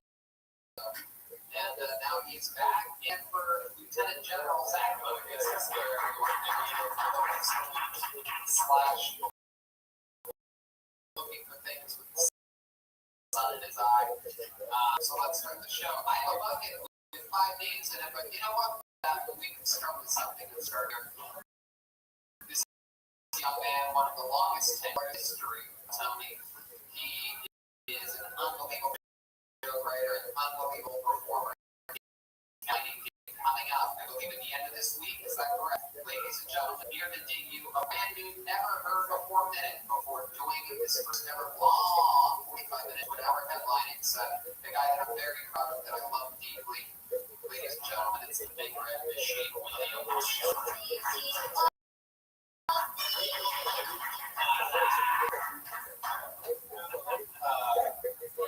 I recently got back on Facebook. my entire family. A picture of my new baby cousin, and I can tell he has his mother's eyes and his father's penis.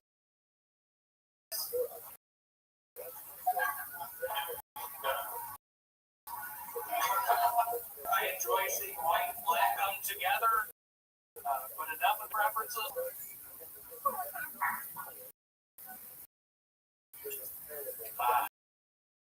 So my phone died recently. I should have been wearing a mask.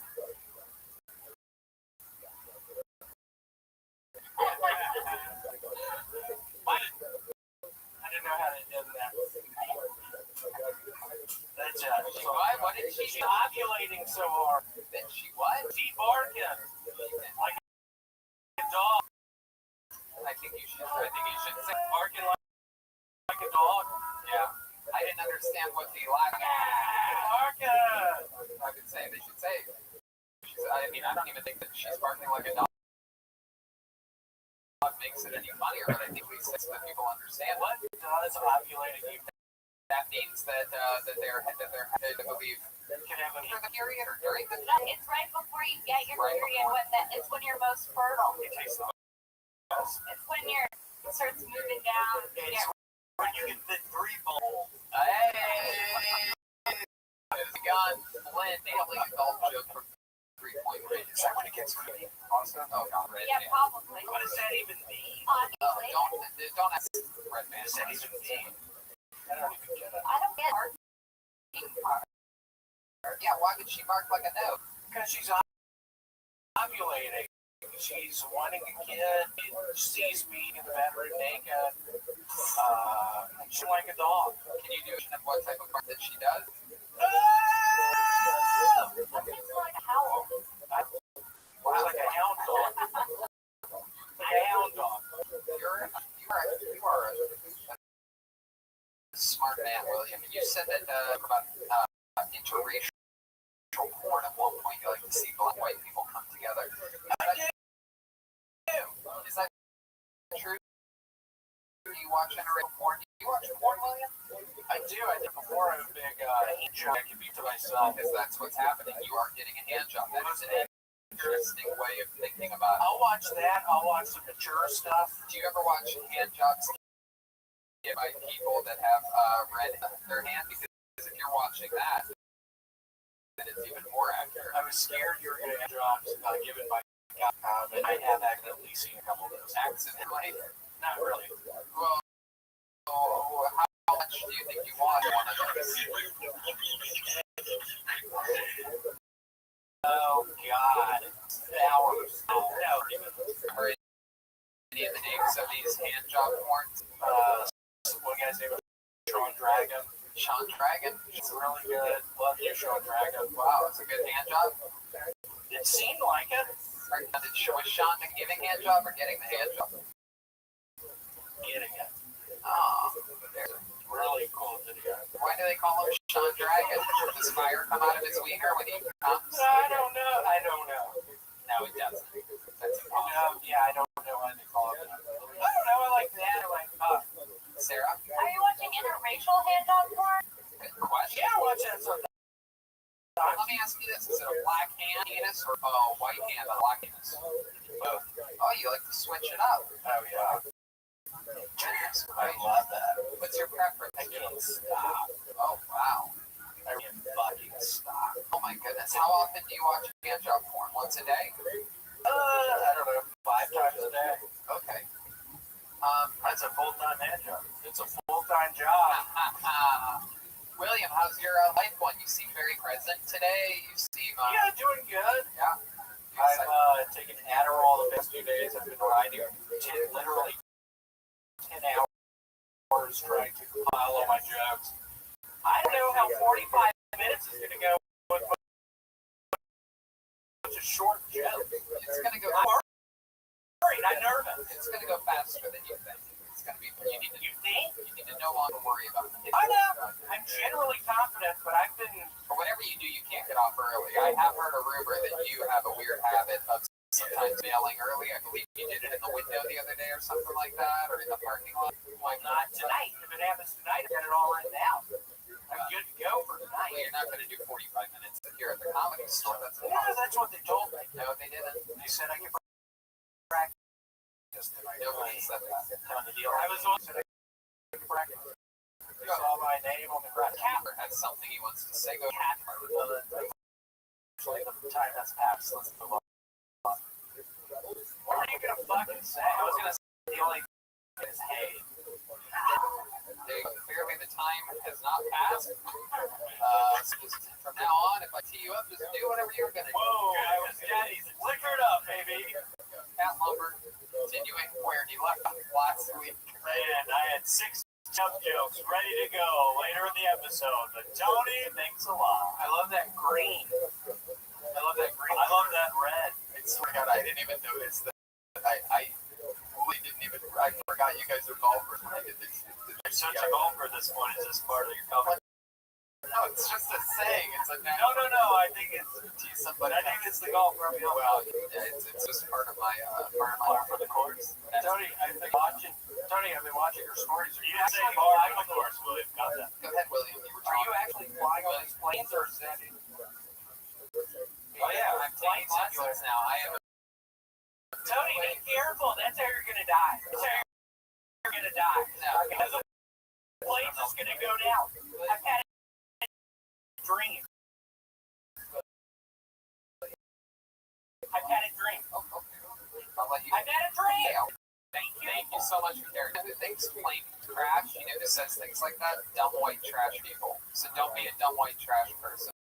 It's a 737 business jet. You never hear of those crashing. It's almost absolutely illegal. It literally never happens. Never say never. Oh, okay, William. Again, this is an ignorant way of thinking that you're showing. You know what? I don't think you're going to be able to hit 45 this weekend when you come back for the first. Yeah, I don't think I am either. I think you're going to start. Not if you're flying into Eureka. Listen, Tony, he's hitting at least 103. I'm saying. I think you're going to fucking try to bail out at 28. I think I am too. No, It's not an option. Worst comes to worst, keep your fucking jokes written down and glance at it. I'll also have a couple of fine to do, isn't it? It's fine, but be very weary of leaning on it. Yeah. Just have the in-between talk also. Like if you're doing material, just, don't be afraid to, talk to a couple of people in the audience. A little bit. And then go right back into it. Yeah. Be comfortable. Try not, because I have a feeling you're just going to speak through everything, and you're going to be like 20 minutes. What are you going to open with? Let's do a little thing. Let's tee up his intro music one more Son of time. a bitch. Jesus. That's twice. What?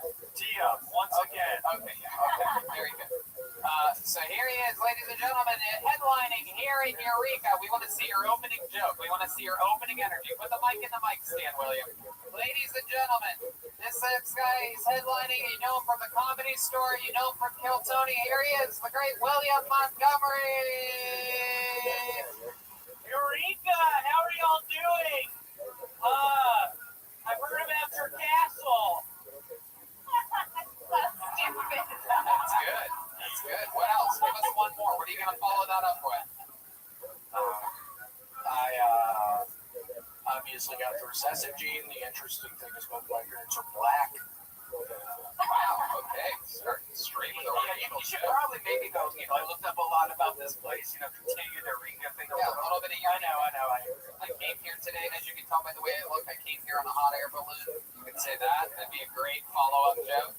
Or I was thinking doing some Eureka Springs, Arkansas jokes. No. Pretending like I'm in Eureka Springs. No. Okay. No, do the hot air balloon thing because it's on you.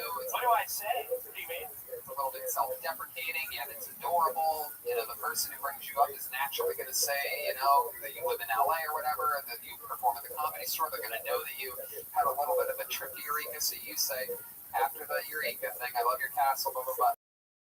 As you can tell by the way I look, I came here today. That's what you say. You have a hot air balloon look to you. Am I right? No, I don't know what it is. There's something whimsical in your eye. It definitely looks like Tony, what if he goes, I knew I said, man, Eureka. Don't do the other thing. We're gonna So the castle and then the good stuff. the castle, hot air balloon. Right. As you can tell by the way I look, I came here on a hot air balloon. Say it. Hey, what's up, Eureka? As you can tell, I Nope. Wait, what am I putting? As you can tell by the way I look. Okay, Hey, Eureka, as you can tell by the way I look, I arrived here on a hot air balloon. It took about 8 hours. No. The punchline should be at the end. As you can tell. You don't need to. What should be the punchline? What should I say? 8 hours. The hot air balloon is the punchline. Yeah, but no. As you can tell by the Jeremiah. It's Flynn. As you can tell by the way I look, I came here today on a hot air balloon. Hey, Eureka, really nice to be here. Do the castle joke, and then do the second joke. Okay. Headliner kill Tony. Okay. So at the very beginning, walk up to the mic, get the microphone. Ladies and gentlemen, William Montgomery. Big round of applause. Here we go. Here comes William Montgomery. Eureka, what's up? Really nice to be here. Where's y'all's castle? But seriously, I arrived here on a hot air balloon. Fucked it up again. That seemed good. What do you think? By the way I look. Did you tell by the way I look? The joke is about how See, by the way I look. as you can tell by the way I look, that makes you more cool. As you can tell by the way I Remember look. the Bee Gees song. Thank you, Flynn. Thank you, Flynn, so much. Just trying to get shoehorning another song into a segment that does not need singing. So, as you can tell by the way I look, I came here today on a hot air balloon. Eureka, as you can tell by Do the the way I castle look. joke. Crazy. There he is, William. Eureka, nice to be here. Where's y'all's castle? As y'all can tell by the way I look, I arrived here on a hot air balloon. Good enough. Eureka, he's got it. You know what? We got some mail for you here today. I'm opening it up. What's in here? William's wearing one of his new pairs of shorts. I am. A Thank you weekly, so much for shorts. a weekly segment on this show. By the way, Eureka's known for Brendan Fraser. So, is he from there? Yeah. Good to know. Him and Lloyd pretty much the only people. That's interesting. I always thought he was more of an Encino Yeah, I man. thought he was in the casino. There you go. See? There you go. Do that as a joke. Do that. It's a good unique joke. Hey, I found out. Hey, y'all, I found out that Brendan Fraser's here from Eureka, but you know what? I always thought he was more Snowman. Yep. Be careful. Looks like a shirt this week. You gonna throw it at him? Let's see. All right, so you gonna try on that shirt, and we're gonna do another.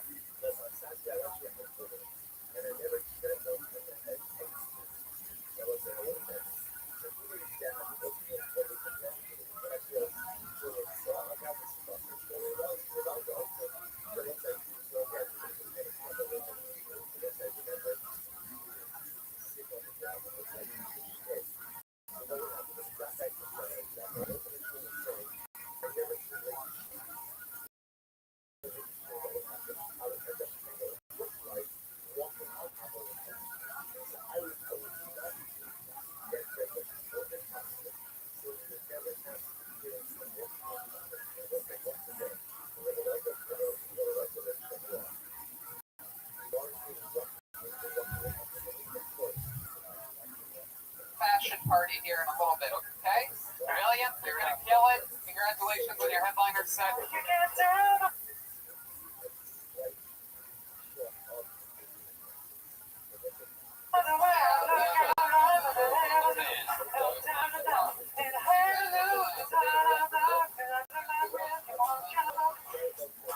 Very good.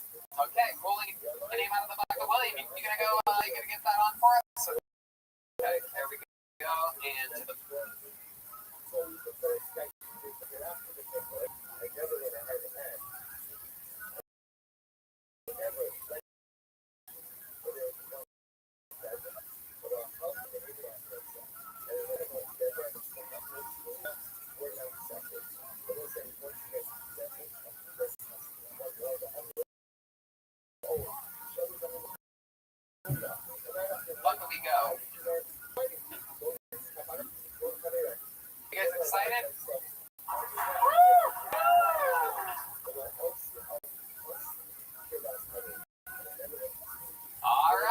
Starting off tonight's show, ladies and gentlemen, your first comedian out of the bucket goes by the name of Camden Pace. Here we go. Camden Pace.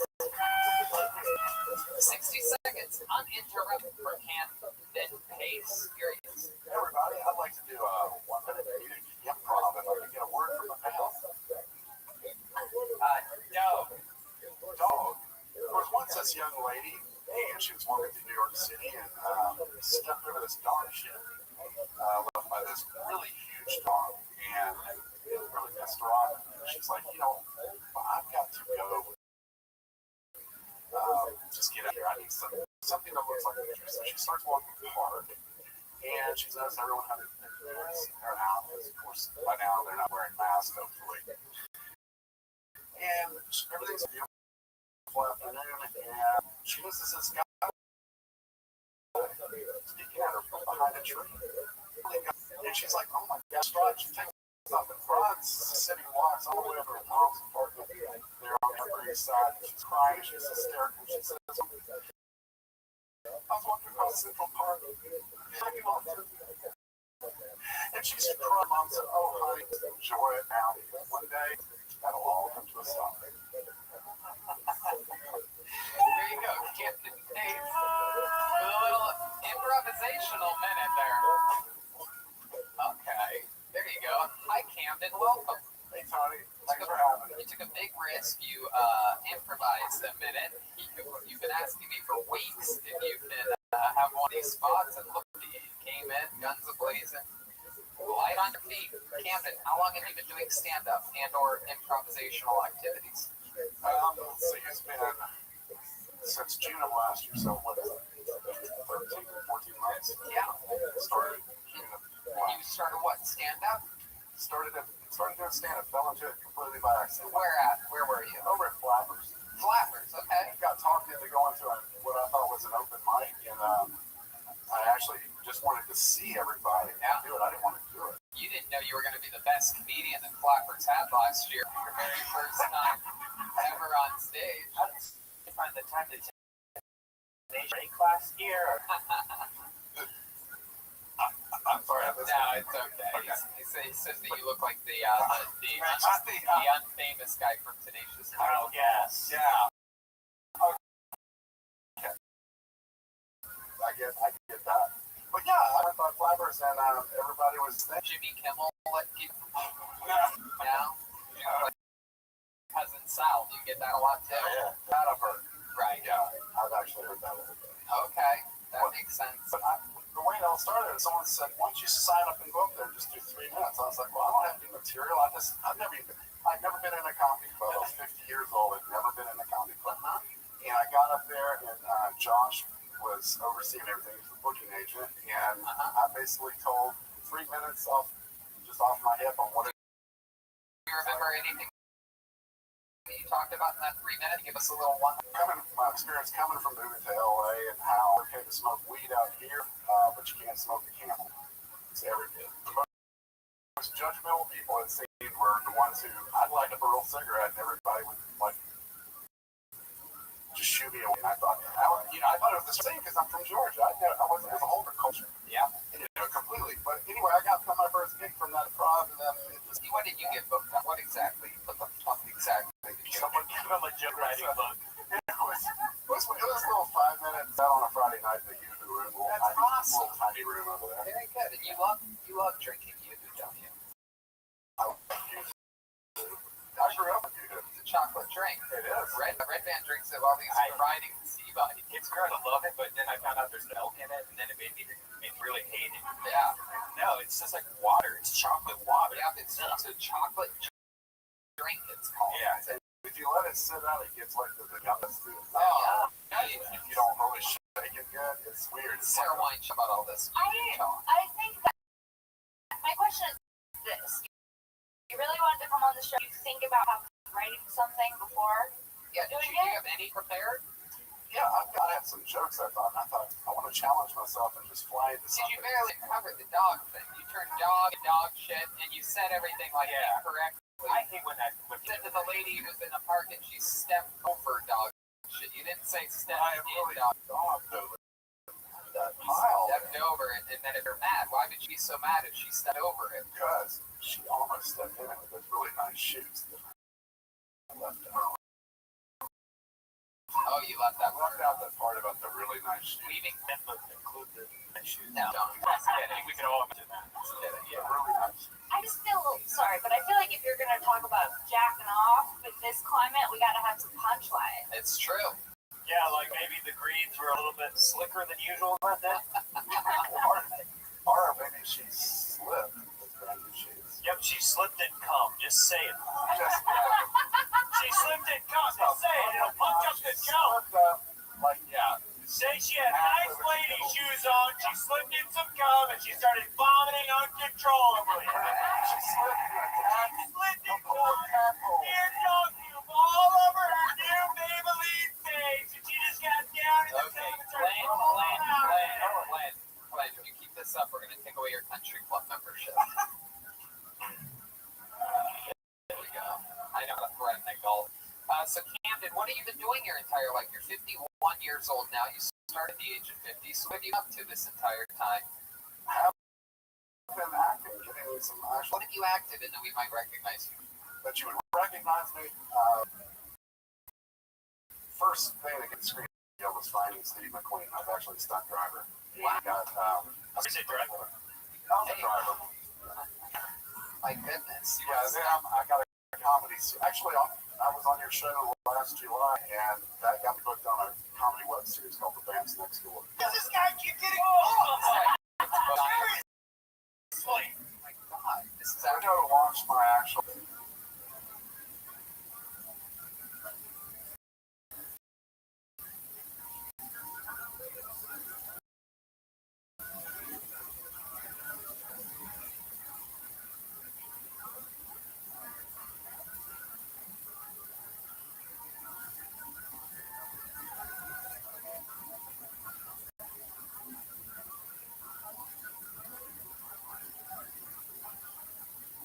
Comedy acting career so far, and I've had some pretty.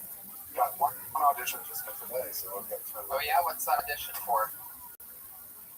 It's a feature, untitled feature film at this point. You gotta be Where I'm kidding me! playing A an feature alcohol. I'm playing like an alcoholic A dad. little bit more than what you are. I'm trying to get more information. Keep going. Yeah, it's a feature film playing like an alcoholic dad. It's a funny guy. He's not a mean. Do you have a take on the character already? Can we see a bit of it?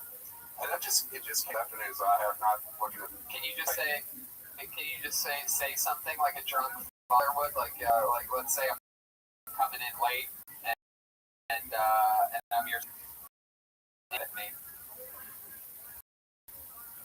Sorry. I'm so proud. Have you ever gotten drunk before? I just. You guys on mushrooms? Father's on mushrooms. I came home late from a day and my dad's on mushrooms. He's so crying, telling me how much he loves me. My dad's on mushrooms, coming to Nickelodeon. I just worried about just a mom fucking walk All out. right. Dad, you're on mushrooms again? We definitely need some character work. on Somebody, this this one. is how I started golf. I just showed up and they were like, hey, do you want to play? And then there was a long line of people who never got to play because we held up the course. That happens. That is a thing. I did get stuck behind a group of 7, a Korean family, yesterday. A group of 7. They booked back-to-back tee times and then they played together. If you're wondering how awesome that is, it's not.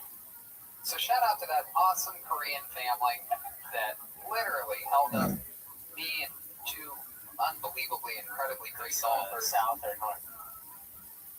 You know, they were very suspicious. Oh, this is the music that they were playing in their golf carts. They didn't have a Bluetooth. They had a Single tooth. Did any of them get a hole in the hole? yeah, yes, exactly. Thank you, I Troy. appreciate it. So Camden, is there anything else crazy about your life or your history? A fun fact about you that we need to know about before we let you go? I did 10 years in federal prison for armed bank robbery. Wow! Awesome! Just lead with that. All right. Woo! Let's go back to slipping it cum. Okay? Wow, this is very exciting. Was this in Georgia? Yeah, it was in Georgia. And you had a gun. Had a fully automatic AR-15. Oh my God. And you went to the teller with what, a note? No, I went in as a takedown. Take down. You said, give me all your fucking money. Yeah, I got all. Did you get with the gym bag? For the Army sea bag. Wow. Did you take the money? Yeah. And you walked out? Yeah. Well, I ran out. You ran out? Were you by yourself? Holy shit. And you put the bag in your car, van, truck, and then you sped away. How far did you get? When they had a helicopter on me in no time. Oh, I didn't realize that it was across the street. Somebody was behind a gas pump and called it in. And then when I went down, how did they call it in? You put a ski mask on before going in? Yeah, I had a mask, Right. huge bag, Fucking cab, shit, man. automatic. Oh my God. So they called a guy with a ski mask and a gun and a giant bag went into the bank. I think he might be robbing it. They had a helicopter on your truck. How long do you think you were in the bank for before escaping? How long do you think the whole takedown was? About 3 minutes? 7 minutes? 90 seconds. 90 seconds. You're running out with a bag and they already had a helicopter on you? Yeah, probably about 8 minutes left. I went to art school and I was looking in the mirror and I could get on the radio. Oh, And it was just whoop, whoop, whoop, whoop, whoop. How many stars in Grand Theft Auto is that? Actually, Gameology, I did 4 shoots for them on the Grand Theft Auto series on Heist, on Banks. That's on Gameology, if you look that up on YouTube. Wow. Do you think you could get away with it? Like, were you 100% like, oh, this is easy? You know, a lot of people do. A lot of people get away with it. With a gun, though, it really raises the stakes. Big difference between This was my second one. Oh, so Part of the plea deal was I pled to the one I did. wow. So you got away with one, and you're like, and how much did you make out with in the first heist? Oh, I'm here to tell you, people, that you don't carry more money than you actually need to operate with, so it's not like the movie. No, I know. As I About $6,000. 9,200. 9,200. See, this is good. Jesus. Yeah, it does not. Yeah. How about the second one? What do you think you had in the bag? Did they count it? My guess is 25,300. wow. That's a good one. Jesus, you almost had it. But you could also just do something small and has a credit card, that has that much on it or something, It's, I have a question. Yeah, go right ahead. Okay. You should, in my opinion, write jokes about how you're a shitty bank robber because that's actually funny and interesting. Absolutely. Versus coming on here and be like, give me a word, dog. Let me Right. talk about a You have such an interesting history. You could literally be the bank robber comedian. the shitty bank robber. Yeah. Shitty bank robber. stealing our time. That's what all my trolls say. All my trolls say he sucks as a bank robber gets that cost. Which, Heck yeah. yeah. Don't do it. There are a lot of, there's a spot in the marketplace for a comedian that steals a lot. It's Carlos Mencia. Anyway, so you were in federal prison in Georgia. That must have been rough, huh? Well, actually, the thing about the feds, this is not like state jurisdiction. They can put you anywhere in the country because you're in the federal bureau of Okay. prisons. So where'd they send you? I was in 6 different penitentiaries during those 10 years. So Wow. I started off in Atlanta. We went to FCI Edgefield, South Carolina. Okay, it doesn't matter. Let me ask you this: what is your least favorite memory of all your prison time? Was there a time in which you were threatened, or perhaps you dropped the soap or anything like that? Did someone try to take advantage of you? Because you do have a nice fat ass. Could be a good bug. I had 2 correctional officers handcuffed me and put my head underwater. Oh wow, toilet water? Now it was out in the yard. It had rained that night. There was not much water. Why did you have that? They had their knee on my neck underwater because I wouldn't cuff up. And those operations lieutenant and 2 correctional officers took me down and put my head in the water and fell off on it. You have to write about all this, dude. You have to write a little tiny book and then go through it and figure out what's jokes and what's not. Yeah, I mean, You can perform prisons. Yeah, people told me, you could write jokes about this, but I guess from my side, I've yet to see the funny bone of so much of that. Yeah, that's what's interesting. There's a lot of people when they first start, they're that way. I have one friend, for example, that when he first started, he didn't want to talk about the speech impediment that he had because he's been dealing with it his entire life. And I'm like, you don't get it. You have to do it months and months and months and months. And then a couple years went by, and then he really started talking about it. And he's had a career ever since. He works continuously. did a fucking baseball stadium last week. Talking about the great Josh Martin, Kiltony legend, one of the first producers of the show. And you'll feel like a real comic then, I feel like. Yes, you have something of value. And it's very therapeutic for you. It's going to help you get over that time and utilize it.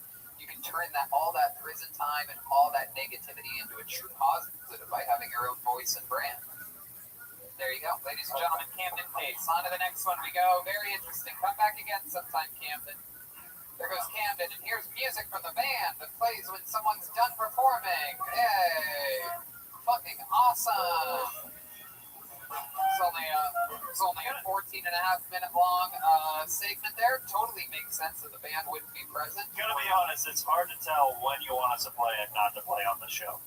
It's very, very easy. It's been the same ever since when the comedians come up and when they go down. Other than the two unless Tony's already talking to somebody, like when William was over and he was in mid-conversation, then of course you wouldn't. Now, during the interview part, there wouldn't be songs. There wouldn't be singing unless it's a short, quick, very funny thing. There wouldn't be musical parts then. And then when they're done, you would play. And when I pull another name out of the bucket, you play, which I'm going to do right now. So I think you know this. I think we could all just keep it down a little bit. It's been years. What do you mean you don't know when to play? Okay. That's a real conspiracy theory there. Very excited to pull another name out of the bucket. Here we go. The name that I have pulled out goes by the name of Bobby Ludlow, everybody. Bobby Ludlow. Here we go. Like an eagle, let that spirit carry me. Hey, it's Bobby Ludlow. Other way up front. My name's Bobby. I talked to aliens, but I think they muted me. People say I sound like Mitch Hedberg. I'm not as funny as Mitch Hedberg was, but I'm funnier than he is now. All right. For $10, you can get 1 gram of weed or 40 quarters worth, depending on how you look at it. I'm writing a sitcom about a narcissistic Asian. He has a speech impediment. It's called Everything is Wrong. Rape whistles do not work underwater. Almost drowned. We need to fix this. Dolphins rape. Only the good die young. I'm sorry, Grandma. They say that you block out traumatic memories as a child. I hardly remember being told I was adopted the first time. But the second time I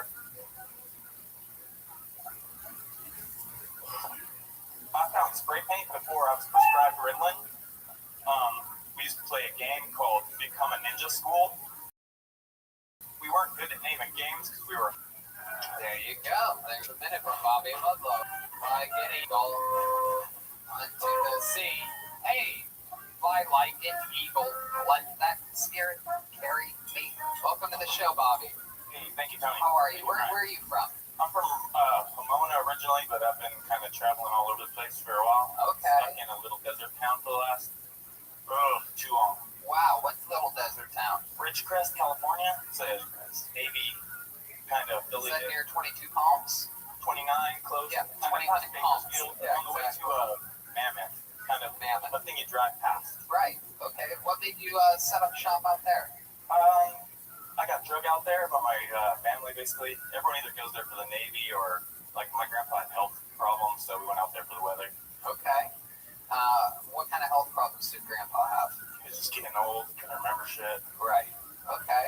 So now you live out in the middle of nowhere. How do you keep yourself busy out there? What do you do for work? Right now I'm doing, like, construction, mostly tiling, bathrooms, showers, floors. Okay. Awesome. And what do you do for fun? For fun, I'm doing all kinds of stuff, dirtboarding, skateboarding. Dirtboarding. Yeah. Oh my goodness. You go down like dirt hills. Right. On boards. I just got into it, so it's just like skateboarding, but with bigger, like, aired up wheels. Wow, that's exciting. That's like fucking white trash golf right there. Dirtboarding. Dirtboarding is like a classy fucking sport up there in Ridgecrest. You have friends that you dirtboard with? No one. It's a solo. Yeah. It's a very lonely sport out there, dirtboarding. But you have fun with it. Yeah, I think recently I was the first person, probably, I think, to skateboard down the California aqueduct. Oh, wow. How far did you go down the aqueduct? 60 feet. Oh my goodness. Probably, I don't know, not that far. Wow. Wow. What's your love life like? You have yourself a little country girl out there in the middle of nowhere? Someone, some little white trash girl? Oh, you know, I moved into a trailer recently, so I could get laid more. Goddamn right. How's that working out for you? It's alright, because the wife's still in the main house. Oh, okay. Look at that. How long you been married for? Actually, not even really married, but we've been together probably like on and off, like 14 years. On and off. 14 years. When you say on and off, what caused some of those breakups that you went through? Prison. Oh, you went to prison too. Look at this. This is a very special episode of Jail Tony. I know this show's becoming just... This is very exciting. This is the clientele that's willing to come do this show during a pandemic. It's a very, very high quality people, you know. Well, is it Grand Theft Auto? No. I was drunk. I was like, basically the first like 21 years of my like conscious life I just spent as a selfish just piece of junk. And now you're sober? Yeah, 2.5 years, almost 3 years sober. Look at that. Very cool. Look at that. How do you stay sober? What helps you? Don't drink alcohol. Oh, I like that. That's a very simple way of doing it. That's a very I live in a trailer way of thinking. I like that. And so you dirt board. What else? What else are we talking about here? I've been hanging out on Discord a lot lately. Okay. With Kill Tony people. Oh, cool. Guys, shout out. Shout out to the Discord. Absolutely. And so 14 years on and off. Are you guys still having sex? You and what you call a wife? Yeah. How do you keep things exciting in the bedroom? I'm real inventive.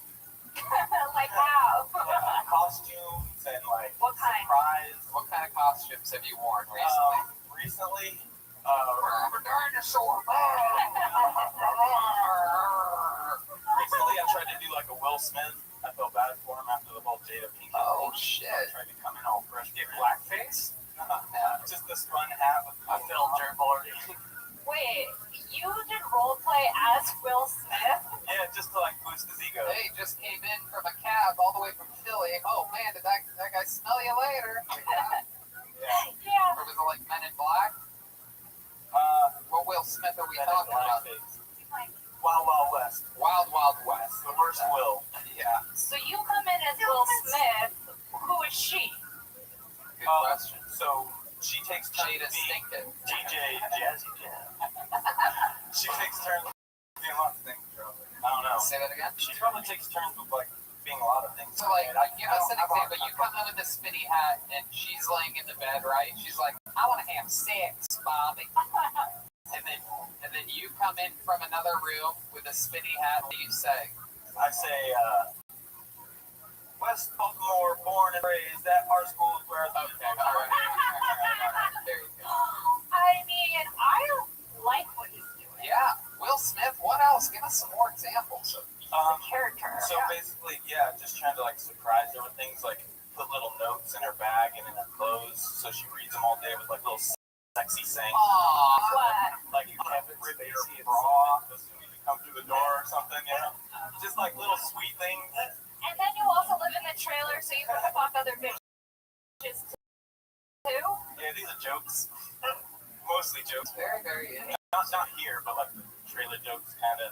Yeah, absolutely. What's your favorite beverage? Surge, Mountain Dew. I wish I had any beverage right now. My favorite beverage would be like anything. Anything. This lip is stuck to this tube.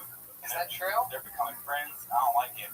Wow, Ridgecrest problems. That's what we call that right there. Bobby, All that dirt boarding. Yeah. Oh, the PGA Tour hooked me up. look at I'm that. just kidding. Oh, shit. Water and you call them the PGA Tour? You woke Steven Dragon over here. He's not gonna let that slide like a dirt board. So Bobby, how long have you been on stand-up comedy? First time. Wow, first time ever. Look at you. How old are you, Bobby? I'm 33. 33 years old. And is this something you've always wanted to do? It is. I did a little bit of improv and I did like some theater stuff a long time ago, but then What kind of theater stuff? just plays like Shakespeare. And can you be a drunk dad? Yeah. I'm not drunk. I'm not drunk. Go to your room. What do you mean it's morning? I don't care. Where's mom?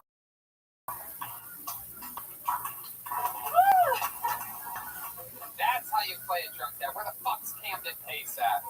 You see that, Camden? Take notes from Bobby Ludlow. How long has your dad been selling propane and propane accessories? Damn it, Bobby. Oh.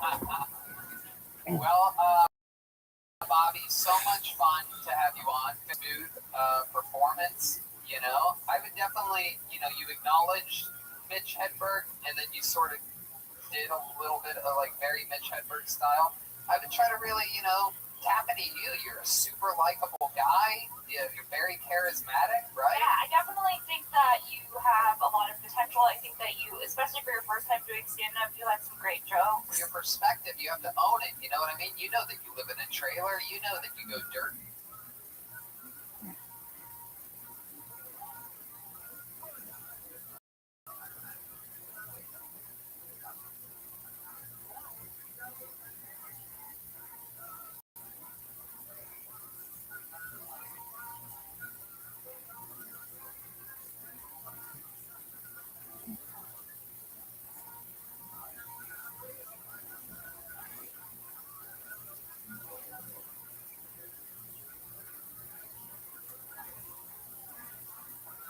You know what you are. Ride it out. That's not Mitch Hedberg at all. You're your own thing. Just because you're a Mitch Hedberg fan doesn't mean that you have to, you know, write and perform along that type of pathway. Ladies and gentlemen.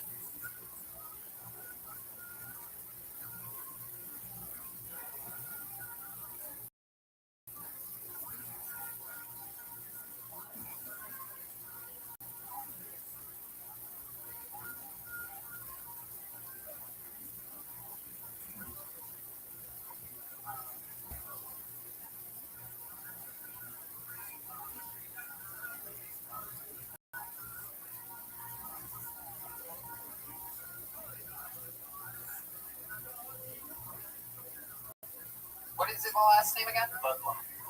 Ludlum. Ladies and gentlemen, that's Bobby Ludlum. His Kill Tony debut, his stand-up debut.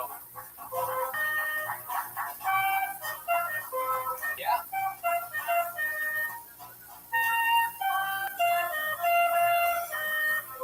You know, before we get to our next comedian, why don't we check in on the sensual and sexual stylings of the great William Montgomery. Let's see what his new outfit looks like.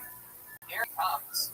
Where's William at? Here comes William Montgomery. Here he comes. He's coming out. Wow, look at this. There he is. Did someone order a tree stump? The tree stump delivery man is here. Guy wearing. Okay. Dude, this guy looks like Uncle Herschel off the menu. Yeah, Uncle Herschel is one of the items at Cracker Barrel. If you knew anything about Cracker Barrel. Yeah, unlimited biscuits and gravy. This guy is dressed like a young caramel macchiato. Very exciting. Is that from the kid?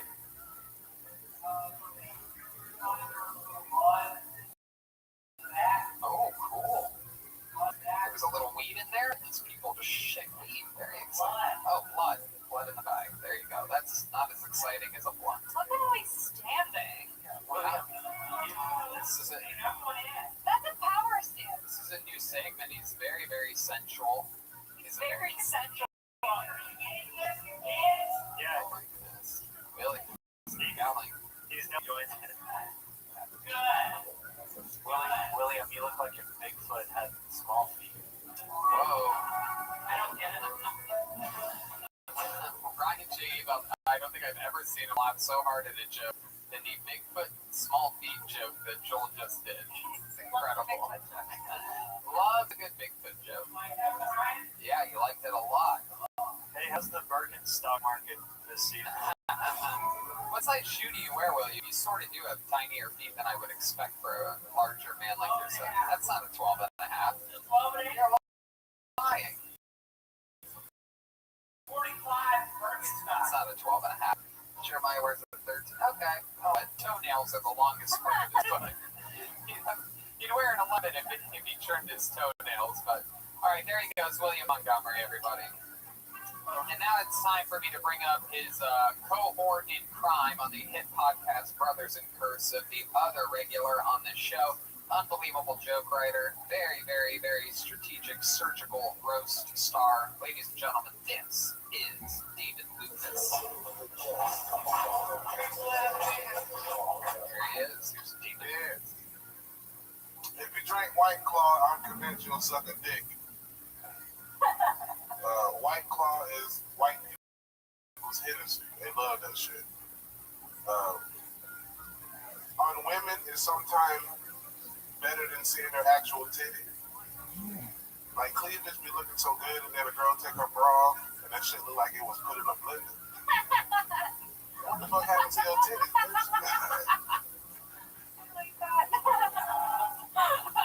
I like big areolas on a girl. Like, if your areola don't look like a McDonald's sausage patty, don't come holler at me.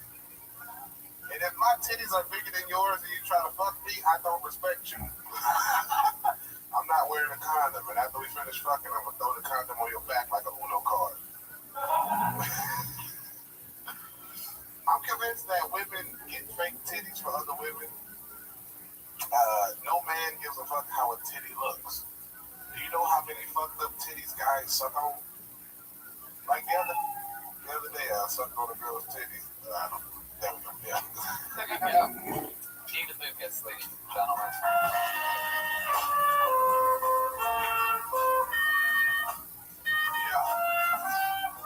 Jesus, really on the higher end, you're on the horns. I get that fucking police funeral music. What song was that? Bridge over troubled water, Simon and Garfunkel. Okay, the saddest shit they don't play tonight. They play it for me. Nigga, I thought the police was being buried the way they was playing that shit. 21 Guns.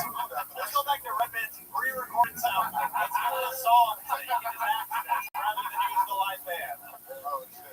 Just saying, that's just like, it doesn't matter, forget it. Right, bro. Old white woman's funeral. I was confused. You said you don't like wearing condoms, but when you're done fucking with her, you're going to throw it on your back. Did I say that today? Yeah. No, I didn't. Yeah, you just did. Wait, say, what did you say? You said, I said if my titties are bigger than no. You said, I refuse to wear a condom. And then you said, but when I'm done fucking her, I might pull it on the back and flip this. That's a joke I've done before. You did tonight, you just did it. No, I'm pretty sure. What do you think you said? The joke that I said is if my titties are bigger than yours, I don't respect you if you try to hook up with me. After I'm done fucking, I'm going to throw the condom on your back like a Uno card. Right. Where you said you didn't like condoms also before that. I don't like condoms. Look, that Nobody likes condoms. No one's like, I can't wait to put on this condom. Yeah, I said not wearing condoms tonight. And then you said then you're going to throw it on her back. I was like, I probably did. I don't know. I'm not wearing a condom, and after we finish fucking, I'm going to throw the condom on your back like a Uno card. this is the inception of podcasts right now. I can't remember what the inception of podcasts right now. I can't remember when podcast inception of I've had a podcasts. couple of drinks. There you go. David's joke was a banger. It really was, and it's very true. Sometimes you see the middle of that chest, and it's like, wow, look at the fun that's going to be had here, and then all of a sudden it takes a turn for the worse. Sometimes the areolas, they look like a bad tie-dye T-shirt or something like that. Or she pulled them titties out and they hanging like a black man in 1960. Oh my God! Well, really. That is your joke. Yeah, I can say that. That's Yeah. I didn't say the N-word tonight. I'm No, that's good. That's good. That's very good. versatile. As a woman, I will say I didn't realize that there's so many different kinds of boobs out there. Oh, it's truly unbelievable. It's unbelievable. There's many things that can go wrong with boobs. Sometimes they point different directions. Sometimes ones, And by the way, sometimes it's hot. Sometimes an offset of a boob is adorable on a girl. Sometimes it's frightening. Sometimes it's perfect. Sometimes it's not so perfect. On some real shit, bro, I like smaller titties. Yeah. Because when a girl on top, they don't be beating you up and shit. You know what I'm saying? What do you mean? You're sick of getting hit in the face by massive boobs? That's the kind of life you have? How old are the women that you're dating where they're just hitting you in the face every time they're on top of you? Right? You get a 26-year-old that had one kid, they got some big mouth in that one. You're absolutely. Sometimes it's not about the banger, it's about the hanger. That's what I always say. Thank God cock and ball is always perfect. Sometimes things. Never look weird.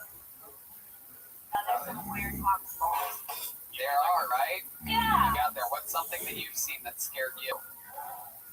Well, personally, I prefer not to deal with the foreskin. Right. There we go. Perfect. Right. Foreskin's a thing that's out there for some people. They have to deal with that. Never feel are born with it, you know. It's not an extra part or anything. Oh, Joel's got the foreskin, huh?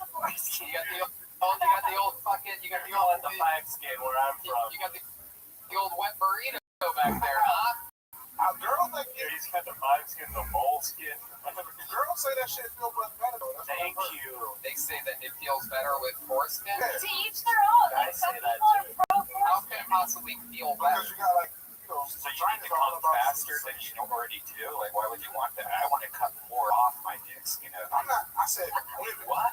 All I'm saying is, Brian, next time you buy something, throw some of the parts away. Why not? God rolls around. Then people always say that, hey, it feels better. Like, I don't need it to feel any better. It feels great as it is. What? Brian's got everything. God, Yeah, he's got every extra accessory. It's like his e-bike down there. He's got everything, extra cushions and fucking. He's got a headlight down there.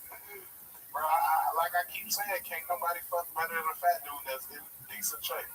Oh, there you go. You got. I mean, You guys are both halfway there, it seems. I'm in better shape than Red Man. I don't know. I don't know. Can you suck your own dick? Because Red Man can't. Well, pre-corona. Well, Red Man can't. I know for a fact Red Man can't get me a push-ups. I hope not. So that's Absolutely. I just gave up. Hell yeah. Is there any, right now, let me ask you this, is there any physical competition at all of any kind that you think you can beat David Lucas? Definitely e-biking. Oh, look at that. You don't want to race. You don't want to. I will out foreskin all of you. That's it, bro. You're not gonna get me. That's fun. What else is going on in your world, David Lucas? Shit had wrestling practice today with grappling practice. I was supposed to have a match Sunday. The dude kind of like didn't want to wrestle me, so You wrestled with Jay Moore on Friday, right? yeah, I tapped him with a chosen. I don't know why you kids that think you're wrestling keep talking about tapping people. That's not wrestling. I do catch wrestling, so you have submissions in catch wrestling. I guess so. Yeah, it's kind of like Brazilian Jiu-Jitsu. It's basically Brazilian Jiu-Jitsu. So you have submissions in catch wrestling, so you can submit Are somebody. they like rounds? Like, what are you be talking about? So When you in do a catch wrestling wrestling, match, you'll probably have to wrestle like 3 people, 10-minute rounds each. 1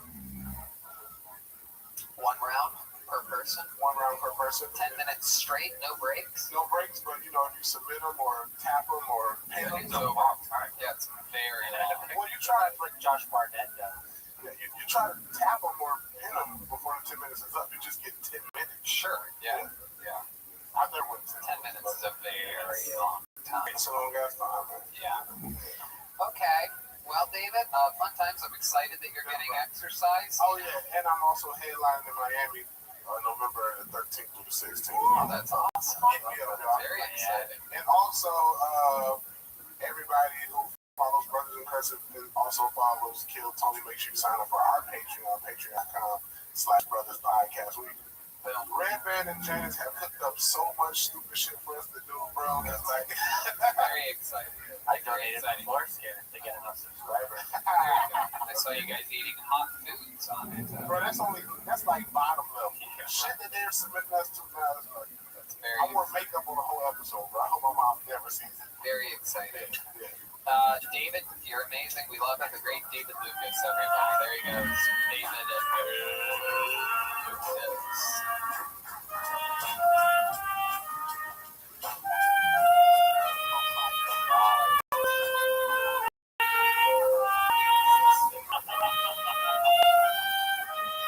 Pull another name out of the bucket.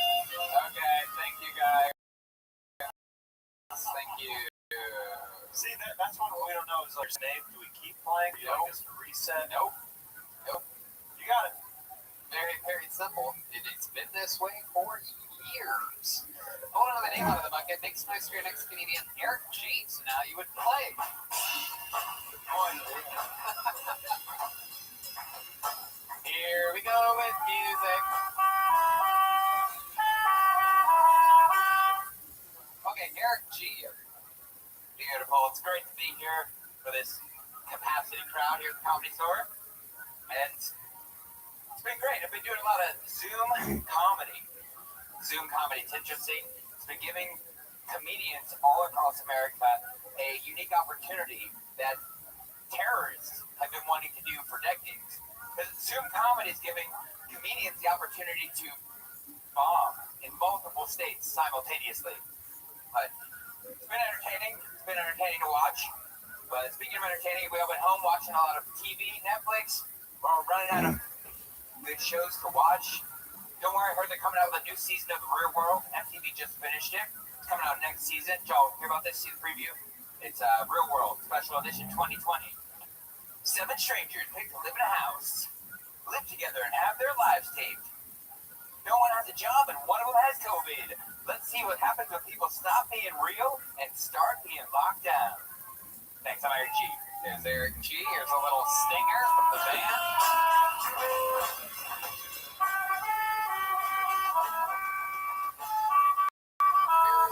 Eric G. Welcome to the show, Eric. How are you? I'm fucking awesome. I love it. Best day of my life. I love it. Well, welcome to the show. It's very exciting. We all remember you being Two-Face at the end of one of the Batman movies, and now your face is back to normal. What is that guy's name? Aaron Eckhart. Aaron Eckhart. But his character was the mayor, right? It was Harvey Dent. What was that, Ryan? District attorney, and his name was Harvey Dent. Of course, that's what I was trying to think. I'll take it. Thank you for smoking too. You were talking for 50 seconds after the start of your set, and I was trying to think of Harvey Dent that entire time, and gosh darn good. I'm glad you were thinking of that the whole time I was talking. You ever get that from a lot of people? In fact, the host of the Zoom mic that I did the first time, he goes, "Yeah, it's good to have Harvey Dent on the Zoom comedy." Yeah, you really, truly look like Harvey Dent. How does that make you feel? Beautiful. He's a good-looking guy. I know. I'll take it. How old are you? Some guy outside told me, he goes, "You're too good-looking to be doing comedy." I'm like, "Oh, I'll take it, bro." I can't imagine how hideous that guy must be. He's outside right now. Shout out, buddy. You're beautiful. On the outside. Yeah, you already got enough going for you. Yeah, exactly. So, Eric, tell us more about you. Where you been all this time? So, I live in San Diego. And something interesting about myself, to ride my bicycle from Miami to San Diego in 14 months. Wow! Not an e-bike, Redband. You should try it. It'll be a lot easier. Yeah, I have people suggest that. They're like, you should get one of those electronic bikes. It'll be way easier. Or a motorcycle. Or a car. Yeah. A lot of things. Would be easier. Really, a lot of things would be easier. And a pedaling bicycle. Redband, how many times do you think you have to charge? Every 100 miles. A long time. For how long? How long does it take for that to charge from 0 to 100? I got a fast charger, so it takes about 20 minutes. Whoa, 20 minutes, and then you get another 100 miles. Yeah. Wow. I have 2 batteries. My goodness. There you go, man. Wow. You got 2 batteries right here, man. My Chevrolet. Yeah. What, are you doing it for like any reason, like a charity or something? Or so I'm on the board of a nonprofit and doing it to raise $500,000 for a medical clinic built in Haiti. Oh, very cool. Yeah, so I've done a lot of endurance sports, and then long story short, we built this medical clinic in Haiti with some friends of mine after the earthquake, and then biking and philanthropy and all these crazy ideas mixed up into one. And I was like, I'm gonna ride a bicycle from Miami to San Diego. Haters gonna Haiti. Bingo. That's right. Don't hate the Haiti. Exactly. Very exciting stuff. What's something that you've done before that takes high endurance? High endurance. Well, some of it's fun. It just something that comes to mind, and part of what I speak to young people about. I used to be a super fat kid. Wow, really? How fat are we talking? We're about a deuce and a half. Wow, 250. My goodness. I was a big boy. Look at that. So how did you... My party, sit at home every Friday night and eat a whole pizza to myself. Wow. Yeah, it was great. That's exciting. I do some jokes about back camp. I did back camp for 4 years. You 4 years in fat camp? Oh, yeah. So what does that mean exactly? What do they do in fat camp? Tell us about that. It means it's a lot like prison. Yeah. It's great. There's a lot of subtle similarities. It's great. And don't get me wrong, shout out Kim Shane. That's not Kim Shane. Kim Shane. You should probably change it, right? Yeah. Yeah, right? It was close. People say it all the time. It's like, did they shame that? So tell us about fat camp. It's like normal camp. I did a summer camp before that. It's like a normal camp, but literally just full of fat kids and a lot less food. Right. High walls, real high walls. These kids are trying to escape and So shit. did people like order things or like try to sneak around? Like that's like, you know, in rehab clinics, I hear that there's a lot of drugs that go on there. There are people like sneaking, smuggling foods in, things like that. If you talk about the fucking black market, Yeah, like oh African yeah, African American. We would say where there's a will, there's a way, and where there's a fat kid, he will pay. Wow, that's the truth. So what are some of the things that you snuck For into? real. Tell us about you snuck into fat camp. Tell us about some like binges that you went on. So I didn't fuck around with any of the big things, but I legit sold gum. I was a gum guy. Wow. What kind of gum? Oh my, tried it white. Wow. Literally in my back pocket. I'm brand loyal. You said it was like, I would say 4 to 5 dentists recommend you pay me $5 for that pack of gum or get the fuck out of my book. Flint. Now, you said it was like a prison. Was there lemon bars on the window? We wish. We wish. No, there was like, they search your shit occasionally or at high walls because like kids would, this is comedy if a kid would show up to fat camp, but his parents wouldn't tell me he was going to fat camp. Oh my god. So now all of a sudden there's just this giant fat crying kid. It was like, you know that scene in Shawshank Redemption? Yeah. When all the new fish come in? Yeah. Exactly like that. Wow. So yeah, but no, it was great. I had a great time. Lost weight. But like prison too, it's like a system, right? You lose weight, but they don't teach you how to be healthier. Yeah. It's So co-ed, you just right? come back, yeah. And also, yeah, They just kind of starve you for like a week or two, right? basically, Yeah, you they end up like it all. 6 weeks, 9 weeks, you lose You weight. stayed for go back. 4 years? I don't understand. Repeat offender. I lost like Oh my 200 God. pounds at back camp. Oh my god. Over 4 years. Oh But my, you just gain- from crying. Right? I gained back the weight in between, and Oh it's a my vicious God. cycle that gets you. As you see their buddies the next year and be like, Oh "What's your my man? god. Now is your diet different? Obviously, I mean, other than you. You just open it, man, and I'm like, he eats mac and cheese, and it looks good, right? No, I'm just like, no, I do a lot of How vegetables. about bacon wrap?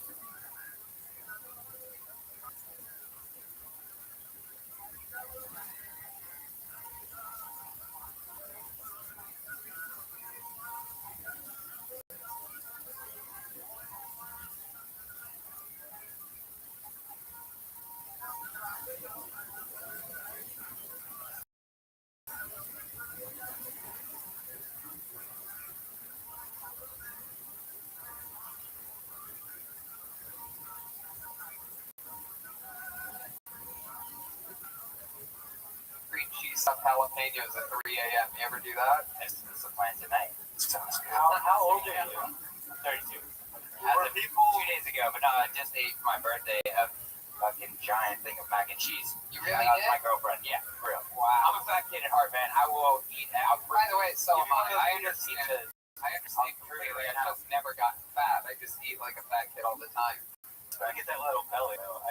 You know what's so funny? A photo came up on Facebook, where it says your memories, and it was like me, you, I think Jeremiah and Josh Martin were standing in the middle of the highway, and you had the biggest little pot belly. Yeah. You remember that? Yeah, probably. So, I mean, on the road, you know what I mean? Like, and that only lasts, like, literally about an hour or two. No, and then it's really. It really does. Like, it'll just sit there for a second if I eat fucking In-N-Out with cheese sauce and animal style, but it immediately just consumes itself. I know you've heard this before. There's like millions of fat people listening, just fucking hating you right Right now. now. No, I get it. Do it. I ate ziti for breakfast the other day. I mean, I'm a goddamn animal. I mean, talking about fat camps could be really funny. Yeah. I think there's so much there. I think that's a great subject for you to explore. And just the way that you're talking about fat camp, you just seem like I got a chance to hear the real you more. And the interesting thing is, you're such like the blatant thing about you is that you're a good-looking guy. You have a bunch of like skin that you keep tucked into your pants or something. Not that much. No, lose it slowly. This guy has foreskin on his body. Yeah, I got a poopa just tucked in with foreskin. Now You lost the it lost skin. it slowly, so How long did it take you to lose the skin? 4 years to lose the weight. I lost it. Well, it's funny. I didn't lose. I lost weight at fat camp. But still, this is the harsh thing. So I was. Then you had to go to an extra skin camp. I was from New York. I lost a bunch of weight at fat camp. I moved to California, and I was all confident. I'm I just lost a bunch of weight. And I moved to California, and I was instantly the fattest kid in my 9th grade class. Oh, Fuck California, man. Yeah. Got to go back to New York where I'm just medium fluff.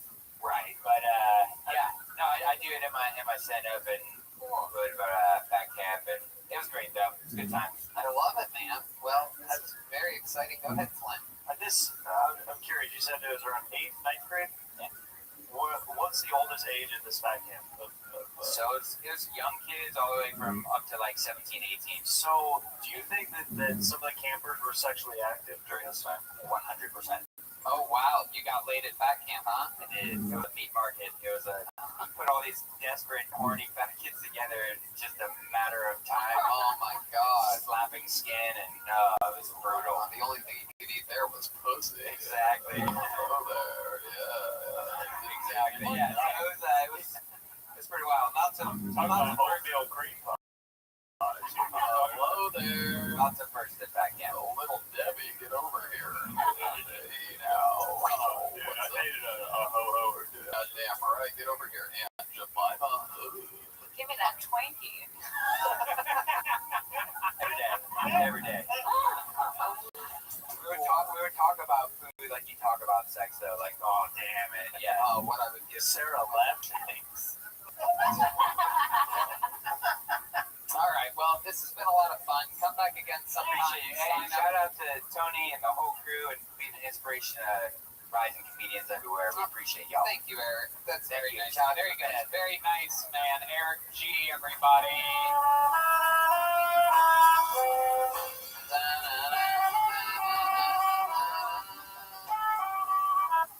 Jesus is a friend. I know that one. I pulled another name out of the bucket. Ladies and gentlemen, your final comedian of the night out of the bucket goes by the name of Christy Bellich, everybody. Here we go. Christy Bellich. Here she is. It's Christy Bellich. Global warming's a thing. We all know this because retarded Nazi Greta Wild Thornberry told us that it is. But I was wondering if global warming is something else. I wonder if it's just Mother Earth going through menopause. In the Pleistocene period or wherever where there were giant ferns and Jesus rode T-Rexes to church was literally the time when she was actually going through her period. And now we fuel our cars with the spooge period blood of Mother Earth herself that rains upon us when we fuel our cars, And maybe that's why there's a psychedelic movement going on, because Earth is sending out signals because she wants us to get conscious, because she wants us to build better spaceships and move to Mars with Dad. She's like, fuck you, get these Chick-fil-A wrappers off the ground, get out of here. You never did anything for me anyway. Oh, yeah, exactly a minute. Christy Bellich.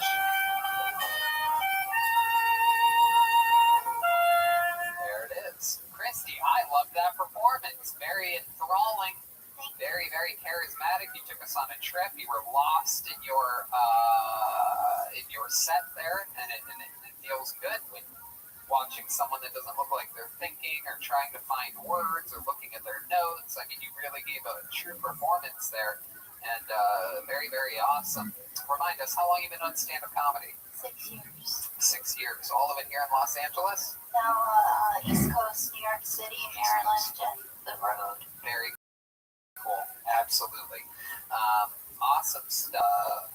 Did this go better than your last time? You've been on the show once before during this pandemic. Oh, yeah, I was on, but I did not get my minute. I went over the minute. That's right. Yeah. That's right. Okay. And tell us more about you, Christy. Remind us of your backstory a little bit. I'm a former primate researcher from Baltimore, Maryland. I worked for the Department of Defense under contracts. I was supposed to be a veterinarian, but I ended up here instead.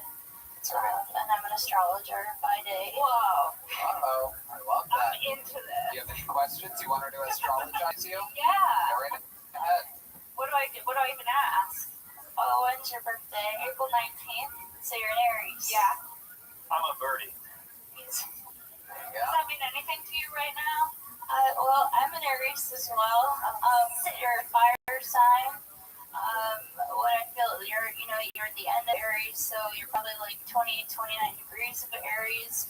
So that kind of makes you sort of Taurian as well. I'm a cusper. Sort of, yeah. You're a cusp sign. For Aries this year, we're going through something called Mars retrograde, which will end on November the 13th. And I know, which is going to be kind of a difficult. I like the music, but yeah, it's going to be a difficult time for you, but it's regarding career. Obviously, we're all going through the COVID bullshit, but for Aries this year, it's up to us to like find our warrior, our kind of like our, what is it, Xena, the princess warrior. Yeah. Okay, I'm a Gemini, June 8th. Tell me what's going on with me. June 8th, you Same are, birthday as Kanye West. you're a mid-Gemini, so It's the day Anthony Bourdain hung himself. well, you're a very karmic person. You're just not a Gemini. You're a little bit of something else. You're a deeper Gemini than other Geminis. You have, but also the North Node of Fate is going to take you into 2021. And I think the last time we did talk about like how, your job is to help a community, but your job is to also change the voice of a community as well. That's right. So with that, it's like the Kill Tony platform that you're bringing other people towards. You're going to have two different things because you're a Gemini. So that's one of the things. So did any of these horoscopes see COVID coming, or what the fuck? Yeah, 2020 is the year of the great.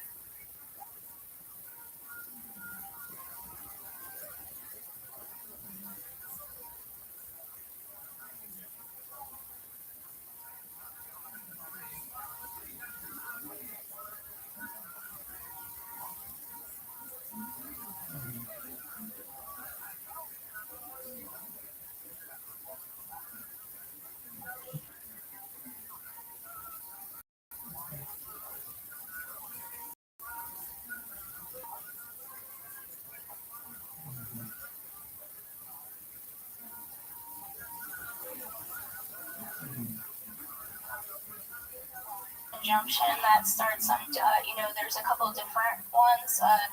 January 12th, April 4th, June 30th, and then the next one coming up is November 12th, the day before Mars goes direct. What about a vaccine? What do you have for a vaccine coming out?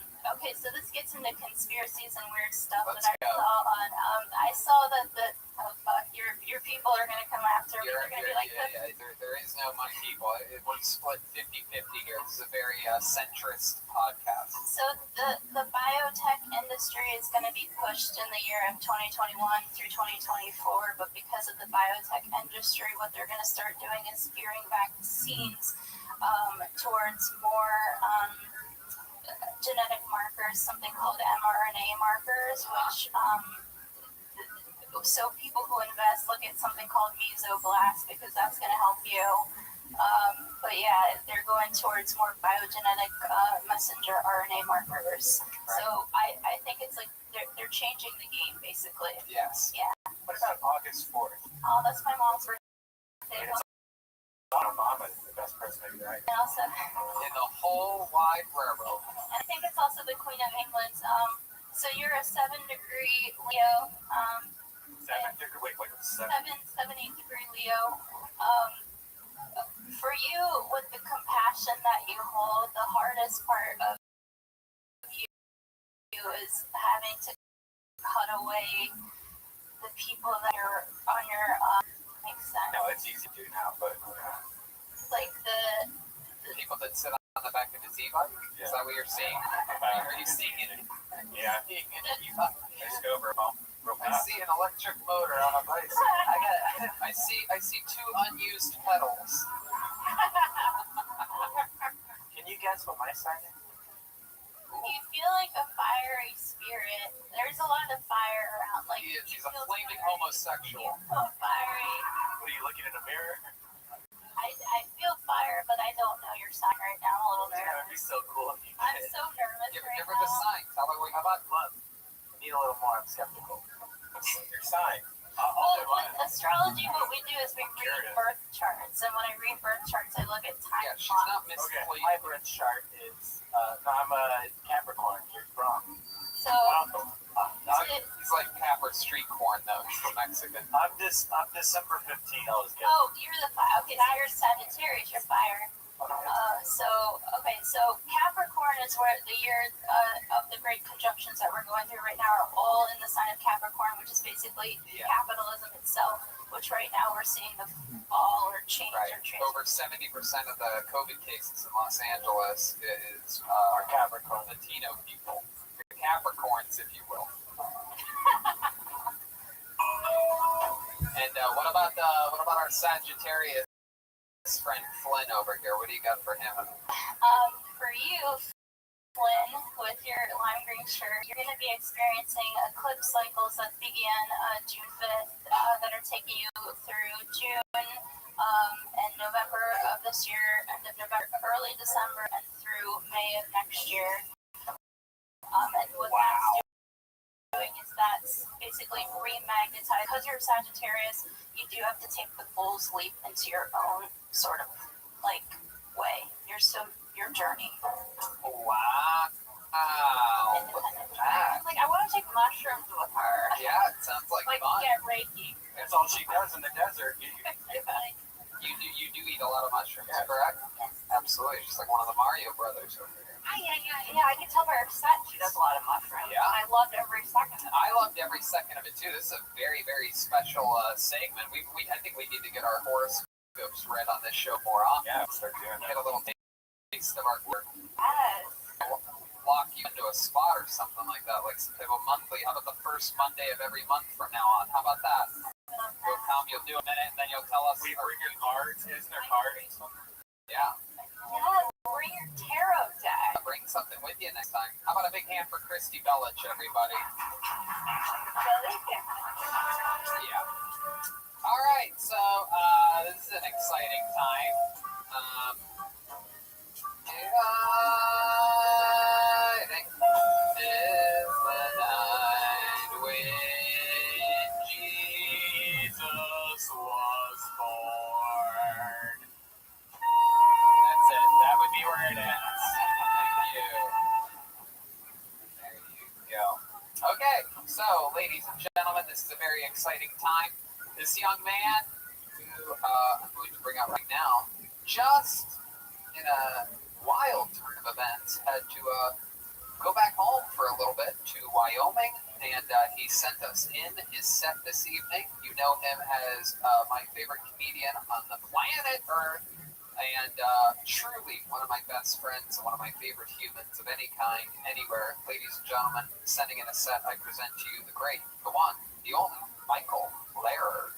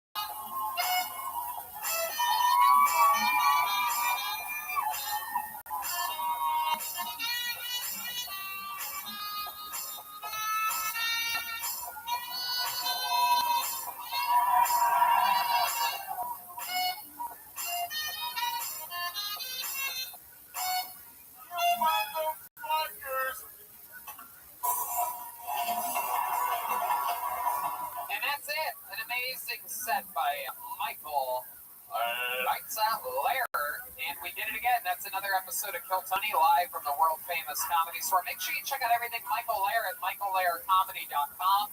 He is one of our favorite humans, and he will be back with us very soon. Hey, let's check out tonight's drawing from Ryan J. Ebelt. Here it is. Wow, look at all the golf happening. You got me and my backswing there. The band is golfers. Sarah Weinshank in the front. Oh yeah, see, that's accurate. Very, very cool. Unbelievable. The complexity of these prints, I feel like you watch it increase every single week. Ryan J. Ebelt, RyanJEbelt.com to check print, the limited edition t-shirt, and everything else that he does. He's absolutely incredible. How about a hand for Ryan J. Ebelt, everybody?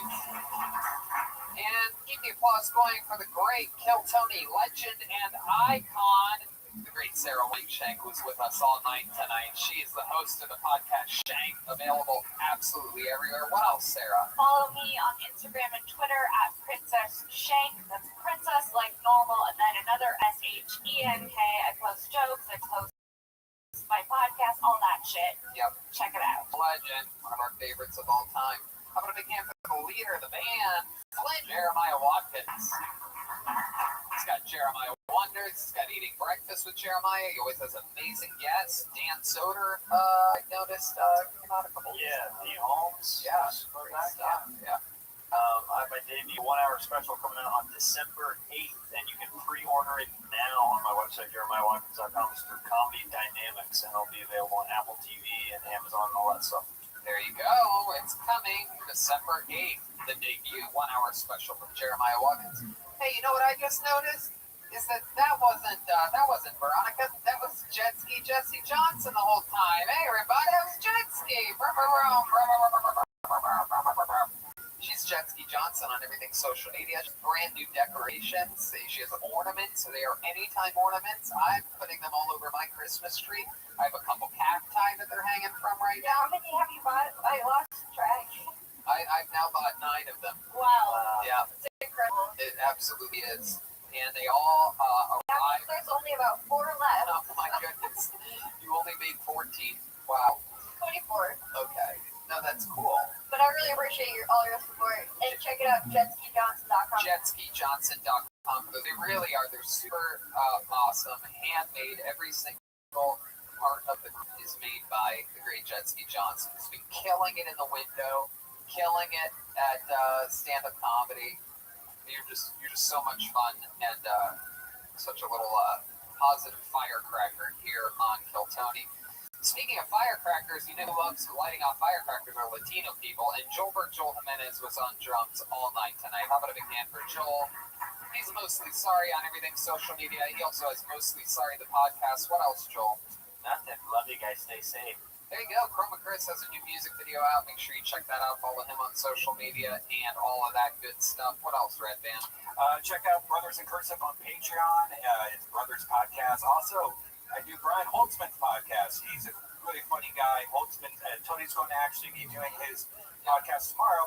Check it out, Wednesday. Deswad.tv. And I have a Patreon as well. Patreon.com/Hinchcliffe.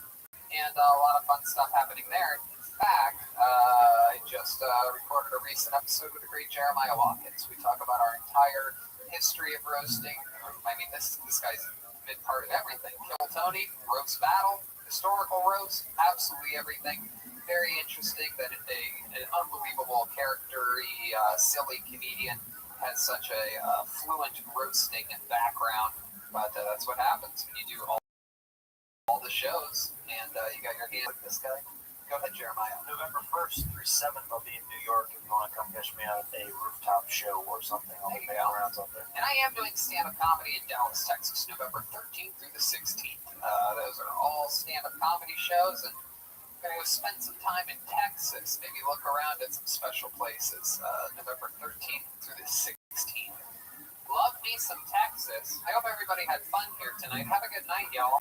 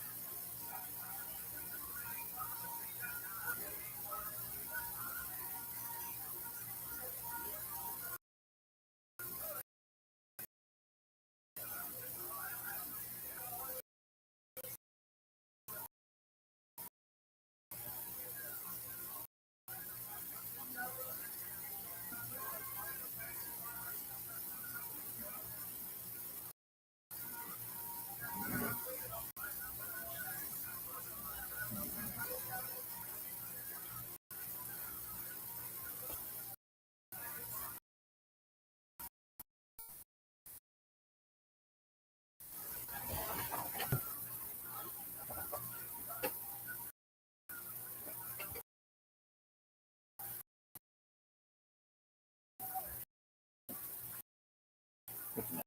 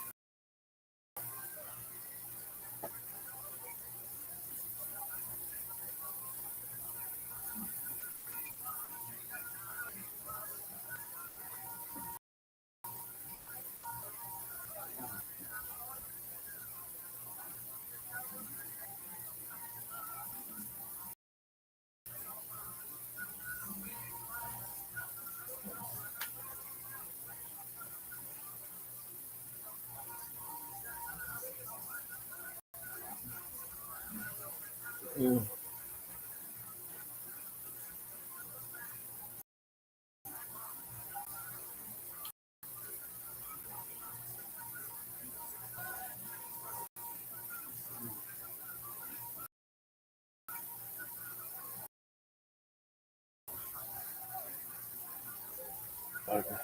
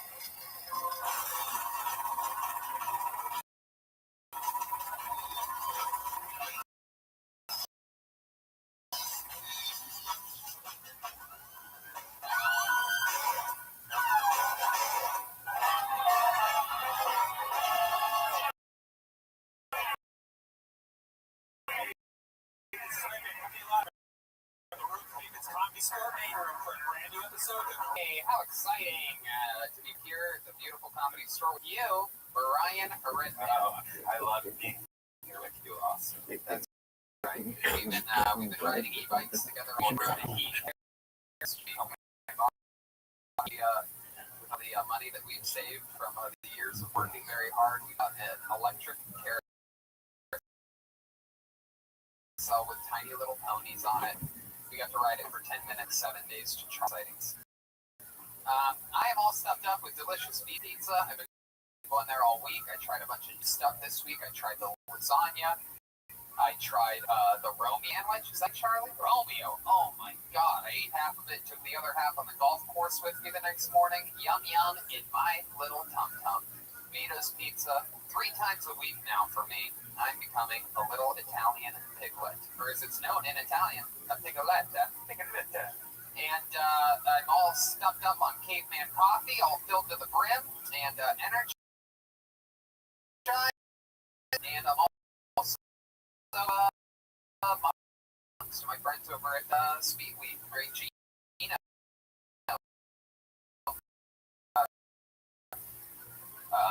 Director of Operations. Yeah, we're excited about things. We have 5 people that signed up for tonight's show. We have a guest ready to go, but before we do, how can I forget this? Is holding his own lamplight. I could barely see him over there. General Bose. Okay, hey look everybody, it's Road. He draws every single episode of the show and all those prints available at RyanJEvil.com. Very, very exciting stuff. And yeah, like I said, Ryan J. Guest 3 got names in a bucket. He's ready to go. But before we start, to this episode possible. Hey y'all, now more than ever, you are seeing a doctor when you're not feeling. And I know that with everything going on, it can be difficult to put your health nowadays to go in there. There might be people in the waiting room coughing. It's frightening. That's why I use Flush Care. They make seeing a doctor so easy. I do it right from home. Flush Care provides virtual doctor appointments through your smart or computer. Pick a time that works for me and book an appointment right online. I don't have to sit sit on hold forever to make an appointment, or leave the house and sit in the crowded waiting like Tony just said, and then be exposed to who knows what. With PlushCare, I can be diagnosed, treated, and even have prescriptions sent to the pharmacy of my choice if needed within minutes. Care accepts most major insurance carriers in all 50 states, and the doctor's care to help by discussing treatment and prescriptions as needed, and they're available any questions. And if you need a checkup or have questions of mental health, PlushCare doctors are available to help. Schedule an appointment today to discuss your treatment options. You know, I did this, Brian, and it was super easy. Turns out I had a little case of food poisoning after eating some diabolical sushi. I was worried, and I took care of all of it over PlushCare. With PlushCare, I don't put off seeing a doctor, and neither should you. No more excuses. re.com/Tony. PlushCare.com/Tony. When you use the bathroom, you always close the door behind you, right? Don't want random passers-by looking in on you.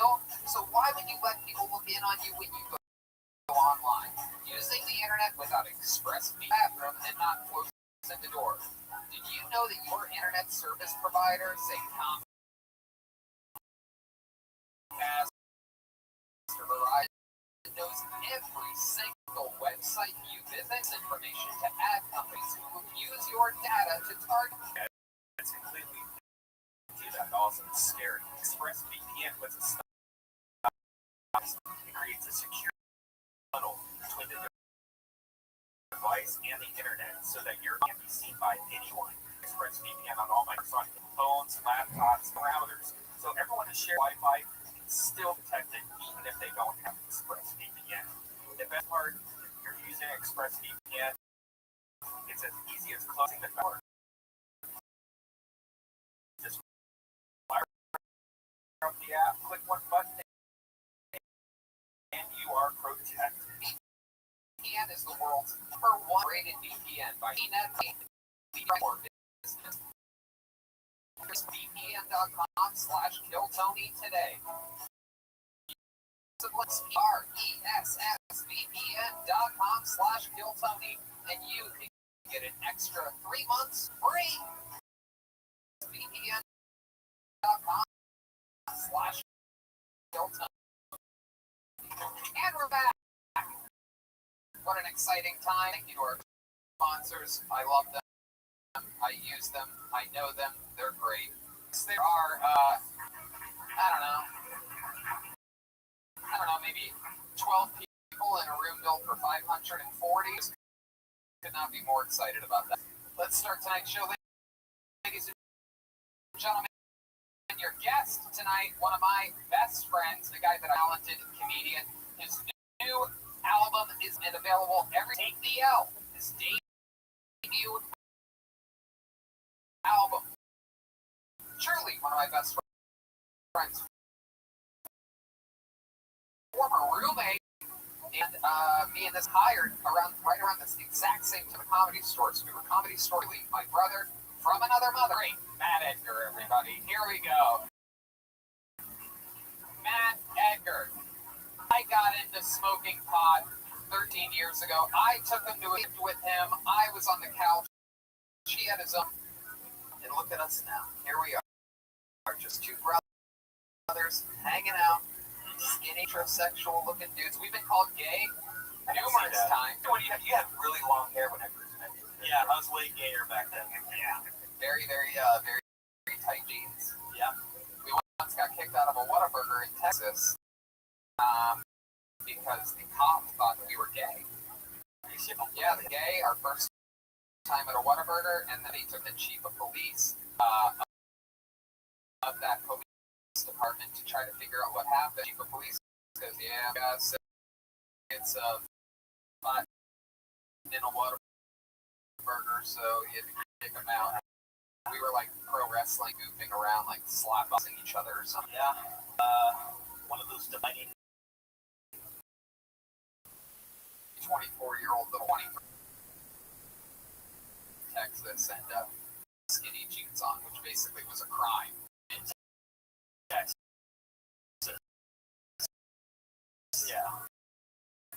years ago. Skinny jeans was like burning an American flag. Very excited that you're here, Matt. I did at the New York Times. That's right. A great place. Another great person, another great place. Did you do it during quarantine or did this before? Nope, I did it about this time last year, actually. Yeah, so it's been a while to...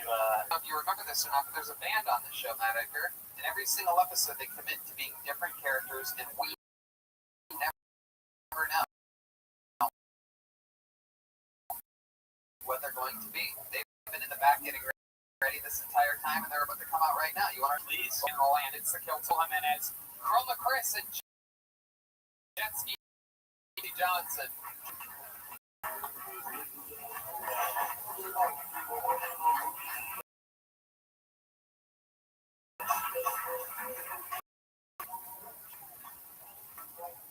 Normally, this is the part where I start to figure out what they are. I don't know what they could possibly be. It appears as though Jeremiah is a homeless version of Khaleesi from Game of Thrones. What are you? Oh, wait a second. Are you guys homeless? Yeah. No. Now, what you hear is not a test. This is a blanket. Not a vest. I'm a blanket, Tony. You're a blanket. Okay, Jeremiah's a blank. You're like, this is very exciting. This is exciting. And what are you, little lady? I'm a loyal and I'm here to save your food. Foil. I'm writing down your names. Aluminum foil. And then clearly back here we have, what are you, a Christmas present? I'm wrapping paper. Bust out the... It's time to party. Wow. I can tell you spent at least...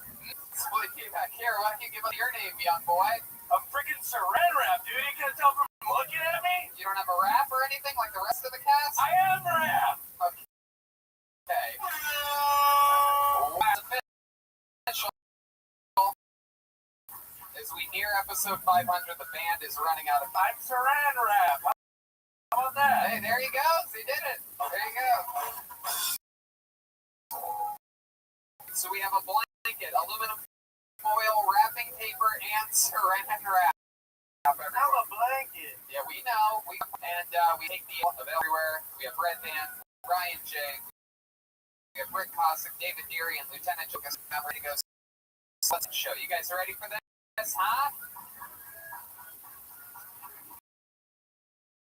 Going first tonight, you're about to show off tonight's show, is a man that a lot of people say is one of the greatest regulars of the show. This is a young man coming fresh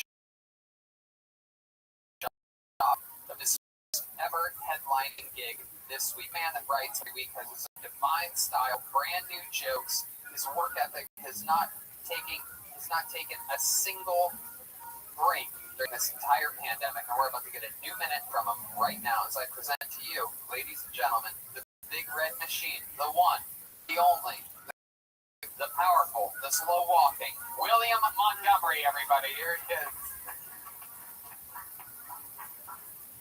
Really nice to be here tonight. Can you imagine being a DJ on MTV, which is sort of for music television, and then being the father play canceled because they're going to start on the Griffith show?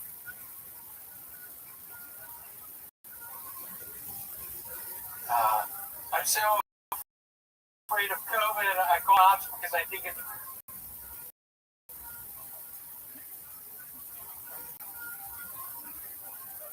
you know the craziest part about Elliott Smith's suicide? Courtney loved him.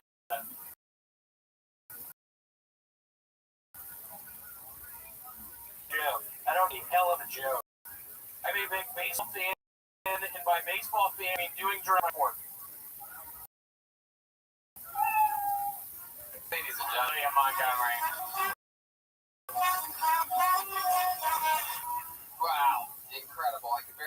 over the sound of the van moving around. Yeah, what the fuck? In every direction. It is a lot of noise back there, except for you, Blanket. How does the blanket? There you are, absolutely. William, I might have to edit in a new intro. Maybe I made that a little bit too good. Killer minute every week, finding weekend, and all that. That's a really good set. Then you come in guns ablaze and empty. Everything was like your day. It was your one awkward hard hitter. No real. It was cool though. You know, it's a tough position that you're in. Did you get cable this week? I noticed MTV, BET references. I did. My favorite network is BET. He's a blanket. He's a blanket. Blankets go on the bed. What do you do this week? Had the headline. Less about it. I'm sure the listeners are excited to know they've been following your growth for years. Pitch to do 45 minutes. I brought my synthesizer, which I brought on the show before. My synthesizer was malfunctioning. I tried to make it work. It kind of nobody had masks on. I'm pretty sure. So whoever is talking after me is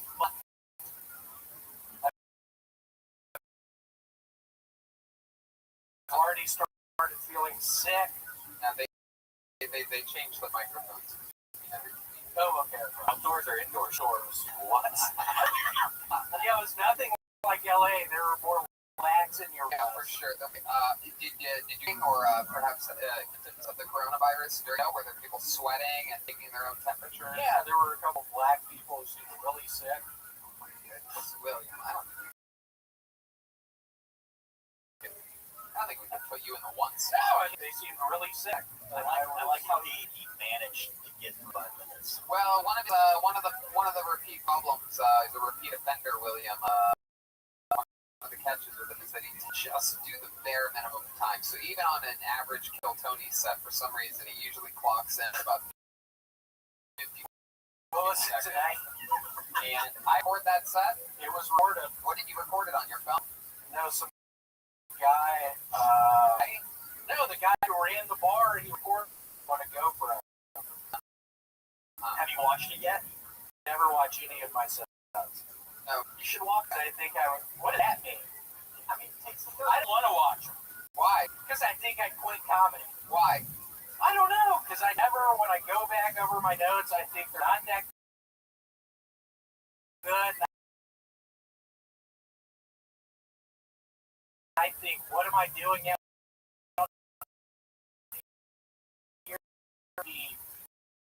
Back in Memphis as a teacher. Why? Because you got to get So, William, let me ask you this. You did this set. What do you think the odds are that you actually did like 43 or 44 minutes and you're stretching it out saying 45? I think I actually did 32 minutes. There you go. I think that's I did 32 minutes. You really believe that, or are you silly right now? No, William, here, don't look that direct. 32 minutes. 32 minutes. No, I did 45. 45. Exactly. 45. Yeah, 45, 46. What did you get? 40. Did they say wrap it up? All right, a regular rim shot after jokes like that, Joel. No, it was fun though. It gave 125 G. That's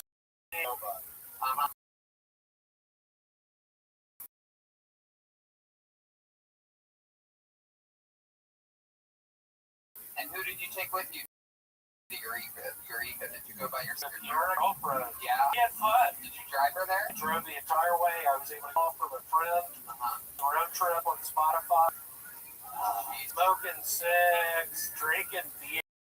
You were drinking beers while driving? Blacking out. What time of the day? What time of the day did you drive there? 7 in the morning. 7 in the morning, and you took an hour for that? Oh yeah. I was blacked out by probably 2 in the cow country. And then did you guys stay at a hotel in Eureka? We did. We stayed at. Oh wow, what was that like? We went to a hell of a pizza place. Was it called pizza on La Cienega. I hate Vito's Pizza, so I wish you wouldn't bring that up. What do you possibly hate about Vito's Pizza? It gives me diarrhea. But you eat it every And Monday. that racist piece of shit who's always here, I really don't like him. Every single Monday you eat the pizza, though. I really don't like that guy. And I'm looking at him through the lights right now. I can He see. sees me. I'm Well, I'm glad he is. defensive of him and defensive of Vito's Pizza, but the last time you called sponsor racist, we ended up selling a lot of their products and got a bonus. I saw a bunch of that money. Thank you. Well, yeah, no, you're not. You don't get to see the money. I get it. It's an honor and a privilege I get it. for you to be here. Yes, I appreciate it. Yeah.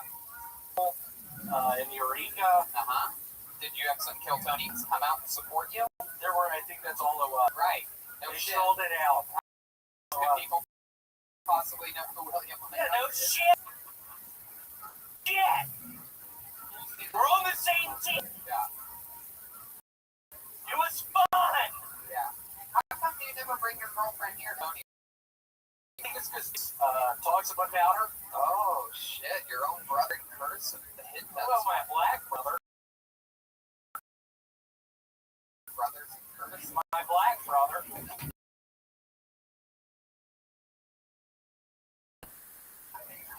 Perfect. Erica, that is a lie. I came here by myself. Fucking red band. Why do you do that? I had a hell of a week with Erica. We drove in the car for, I don't know, 12 hours. Did you guys have this weekend? Good question, Blanket. We have sex every day. Hey, can you wrap it up? All right. I just want to. I was gonna second one, but I'm gonna let you guys use that exact joke 3 times, and we start. Yeah, but with the use of the condom, I don't think so. I don't think it was. I don't think it was. All right. Well, ladies and gentlemen, another very interesting. Oh, how could I possibly forget? I almost cut this interview short. Speaking of short, Did I get some more? we got another package this week. Open I it do up. believe it is going to be shorts.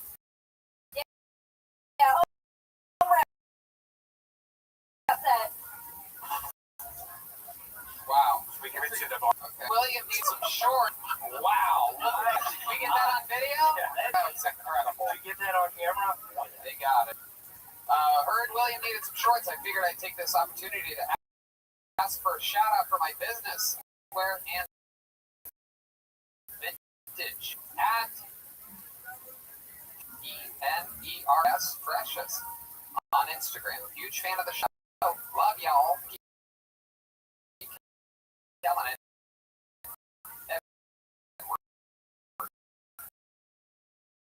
Appreciate it. Thanks for the 2XL. And he let us know that he also does for the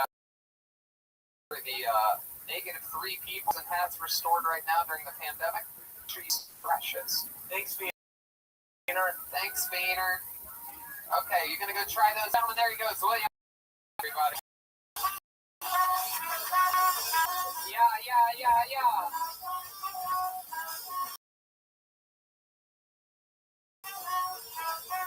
I was watching my good friend Matt Edgar's face at the very interesting diabolical ways of William Montgomery. He's what we call an unorthodox creature. Like, am I done?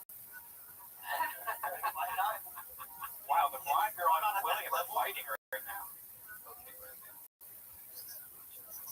Well, name out of the bucket, your first comedian of the holdout tonight that we're going to see goes by the name of Nikki Hughes. Nikki Hughes. Here we go. 60 seconds uninterrupted by Nikki Hughes. Hey. Hi. So my dad is a Vietnam War veteran with PTSD.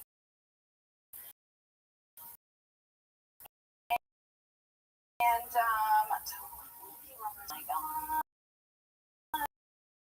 you make me so nervous, Tony. I hate my life. What should I do? Breathe. Okay, so and this haircut is called a Peter Pan sexual. In case you wanted it. I'm gay. That's what I found out most of the time. It's so fucking gay that guess what? Bisexual people have this haircut too. You know. I really ruined this. Totally did. Wait a minute. Nikki.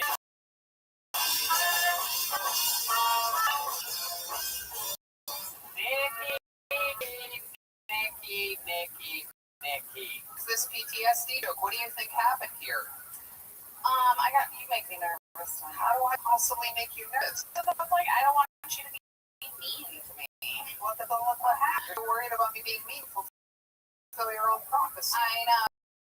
Is this not a real story? No. Then how can that remember a real story? Because it has, What do you think would be worse, the PTSD from what happened with your dad, or the PTSD from talking about PTSD on this show? well, I actually also have PTSD. Yeah, Tony, she really sheet the bed. Shit, so that's a blanket if you're wondering. Yeah. That's funny. Sheet the bed from a blanket that's... so let's try to figure out the way. You know what? I give you a 10 star there. Peter Pan sexual, gay as fuck haircut. Absolutely. You recovered. Spun right out of it.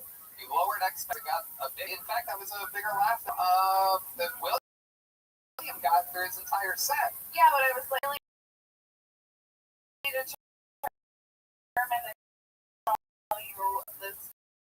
Well, let's get out of here right now. Go right ahead. You've had a moment to think. You've taken a breath. You've had down. No, I know. Okay, so my dad. Blanketed it out. What? Thanks, Jeremiah. Blanketed it out. Oh my God! Blanket. I got this covered. Blanket. All right. Blanket's just warming him up. Whoa! Okay, I do remember it. Go ahead. I do remember it. So I have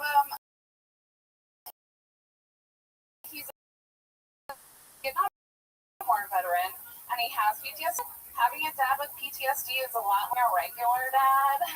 I know that sounds crazy, but like back in the day, we didn't know that shit was PTSD, so we just called it weird, you know? We were just like, Dad, stop being fucked. Stop talking about the dead people, you know? Deal was when we would go to bed at night, this was like the family. If you woke up at night, don't go downstairs and go pee, or that might choke you out. That was like the deal. It didn't happen to me, but I didn't realize at the time that it was just like, don't wait. I don't wait. Yeah, don't wait. Commercial a little bit, but I don't know anybody that ever actually Like Tony a little bit. Oh my God. And then I had a tag that somebody gave me that was just like, goddamn, I'm not gonna let a piece of fucking saran wrap make fun of me. What do you mean? I look like Tony? See this fucking thing? I mean, he was tall and skinny. What the fuck is this? Whoa! That does look like me.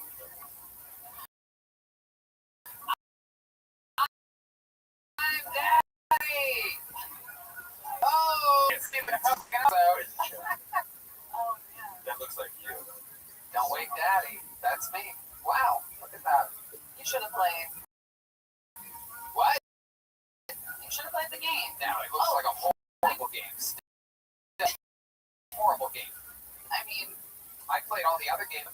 A board game. I love you've games. never seen, you've never heard the commercial of like, You know what we should do? We should have a special board game episode of Kill Tony.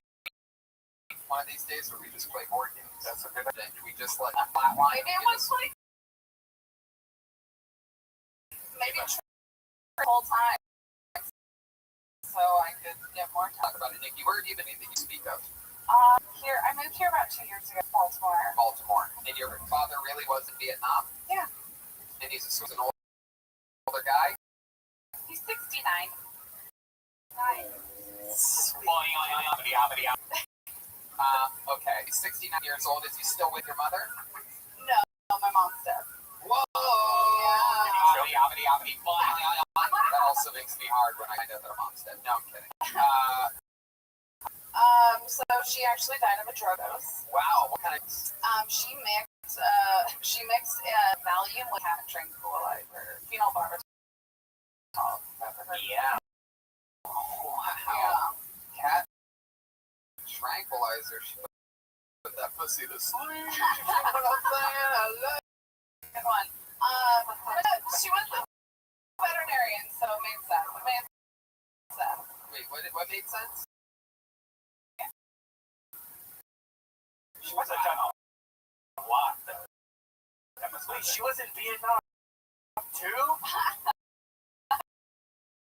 No, she was only 34 when she died. So. Oh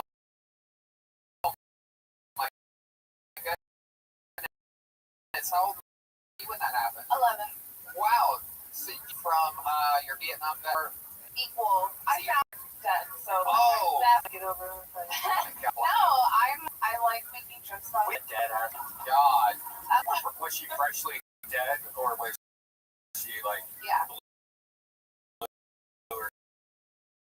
something? Yeah, she died on Valentine's Day, and she didn't feel well, so me and my brother were like, Mom, we have to, and we went up there, and she was like in her bed, yeah.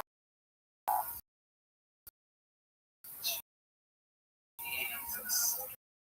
Yeah. Fucking Christ. Yeah, so don't be fucking mean to bitch. No, I mean, what can I that I should be, right? Well, you've been numbed by the pains of God roasting you. Yeah, first, that's a great way to put it. I know. I'm kind of looking like too. It's true. So, have been called people. Oh, you have? But you know what? It's very interesting. How do you make money?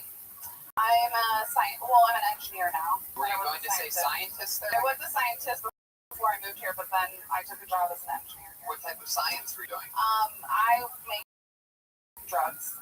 Oh, what kind of drugs? It's full circle. I was in biologics, but now I actually make oncology cell therapy drugs. They're treating people's cancer, and but they treat themselves. Basically, we take the cells that cure their body actually does that cells, right? And we genetically modify the cells to kill their cancer after they've received chemo radiation. And it hasn't. It hasn't. Like, the world will let me use this drug as if chemo and radiation hasn't worked. Oh, It's really does that work after that doesn't It work? does. There's about an 80% efficacy rate. So I have on that's FDA approved. Wow.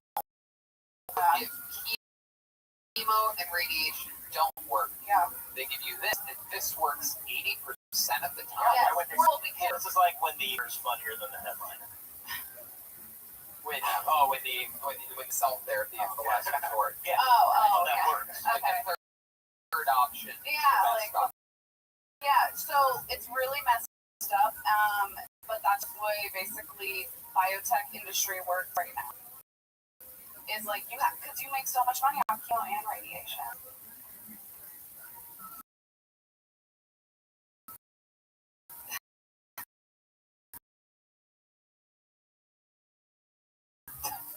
Yeah, because we might have to turn off the microphones. I think this for rapping. Still. Invented rap. Okay. That's weird. So if say like one of us gets cancer and we know you, can we get it from you? So it's interesting because the company that owns the company that I work for makes one of COVID-19's treatments, and so people get constantly getting barraged with like, hey, if I have COVID-19, can I like get it from you? No.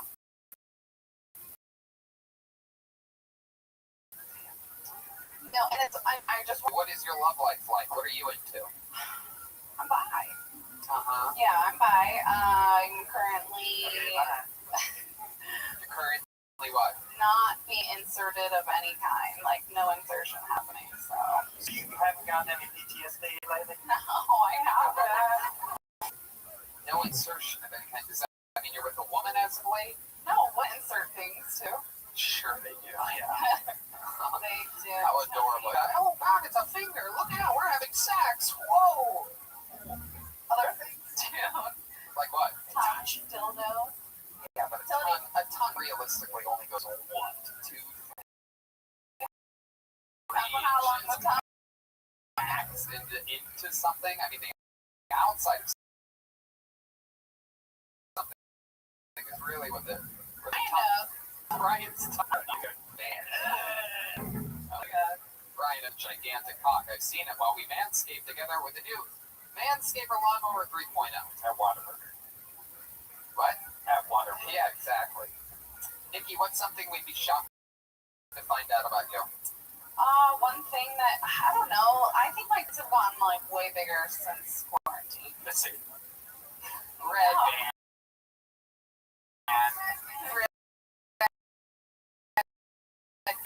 Come on. Actually, these are the biggest boobs I've ever had. Why do you? I don't know. Never. They are. I don't know. Or have breast. Look at that. It's a lot. It's a bird. Do they get bigger? Yeah. Okay. Oh my God. Well, it was nice that things are coming back on the show, and we'll see you again. Thanks, everyone.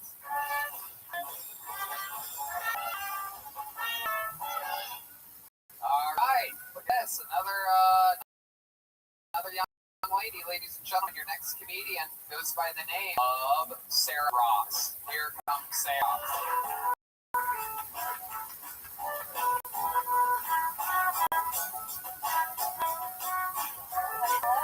Here she is, Sarah Ross. I once worked at, or should I say, was where you're from. An Outback Steaks. If you've never been to Australia, this is nothing like GI Fridays. They just throw the breath every now and again. I was 18, and the 23-year-old manager brought me into the back. He said, "We just don't think you're Outback Steakhouse material." And I said, "Thank God." Fired hurts, but to find out what you're of, it's just what really thrives in chain casual dining 20 minutes south of Oklahoma City. Welcome to me. The older I get, though, I feel like I understand his decision more. I maybe agree with him a little bit more. You know, being a performer is no reason to explain the blue onion to a customer as a fried onion, so shine and gilt when you Google how many calories are in it. There it is, Sarah Ross. I had trouble hearing you there, Dan. Did you say dating men in Vegas is harder? I said dating men is hard, dating men in bandanas is harder. Is harder. It's just hard to take it serious. Oh, because they wear those at Outback? Oh, the bandanas, yeah. All right, okay, I guess so. So Outback Steakhouse. Let's talk about it. How long did you work there for? Like 6 months when I was 18. 6 months when you were 18. Yeah, I like Outback Steak. There's places where if you could squeeze in their lunch, you know, it's a place that I would like lunch at, not necessarily dinner. It's pretty good. Give us some blooming onion. It's pretty much what every Yeah. I have my first there. You're goddamn motherfucking right. You had a lot of firsts with me, didn't you, Blanket? Yeah, I did. I take my blanket all different All over the restaurants. country. Yeah, that's a blanket statement. What are some other things? Dang it, I was saving that for later, you bitch. I've been back. You've been full. There she is. All right. So, Sarah, 6 months and then you got fired. What other jobs have you had other than that? I feel like I had a lot of weird jobs, like in high school and college. I worked at a water park in PCB. PCB is Panama City Beach. Beach, Okay. Florida. Wow. Okay. It's the Redneck Riviera. I grew up in Houston, and when I moved back there for school, I worked at Energy Stadium, like the football stadium. Uh-huh. Worked in the States. That's the home It's of the Houston Cougars. Taxed in to go in that often just when they had football games or Houston Rodeo. I got to work the Super Bowl though when they did it in Houston. Very That was cool. pretty. And what do you do now? I'm a travel nurse. Okay. Yeah. How long have you been doing stand-up for? I started stand-up in September of last year. I live in New York, so I did it once in Austin, and I We're at in Austin. the Belvedere Room. Okay. And I enjoyed it. It was a really good time. It was like the classic case of like your very first time up. It was incredibly. Moved to New York. I did it in New York like September, and then I've been off this whole time. So since I was in New York, I was working front lines for like March through June, and then I was in Texas, and then I was in Florida, and I'm not working with God. I hope I meet Drew Barrymore. Thank you. I have a book that I call myself Drew Barrymore on the management track at Hoods. She ran a what? Sure, on the management track. So, I'm just on a contract right now. So since the pandemic, I've just been doing. should we now? So you're taking care of a patient? In LA is I don't see patients. I'm working in interventional radiology and like planned scheduled procedures where they like get a. Everything in LA is about. There you go. Absolutely. She works in imaging. Yeah. Thank you. Invented rap. Yeah. What year?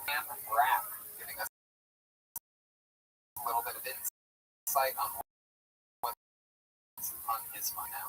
Sarah, I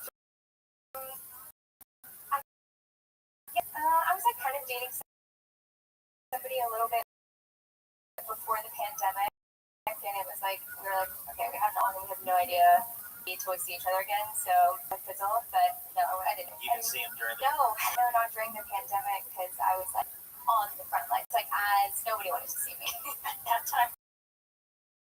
I was like away from people for months. wow. American hero on the front lines of the coronavirus. So brave. How about hobbies or fun about you? Anything that we surprised to find out about Sarah Ross? I don't know. Maybe my mom's British, so I grew up in like a British family. I can literally hear Joel when he grabs the mic. I can literally hear his thoughts. No, I haven't. Yeah. You should have a little foil around your head, my friend. Well, what were you? I want to know. It's always more interesting to find out what you didn't. You know, I said hello to her mom's. Oh, Why?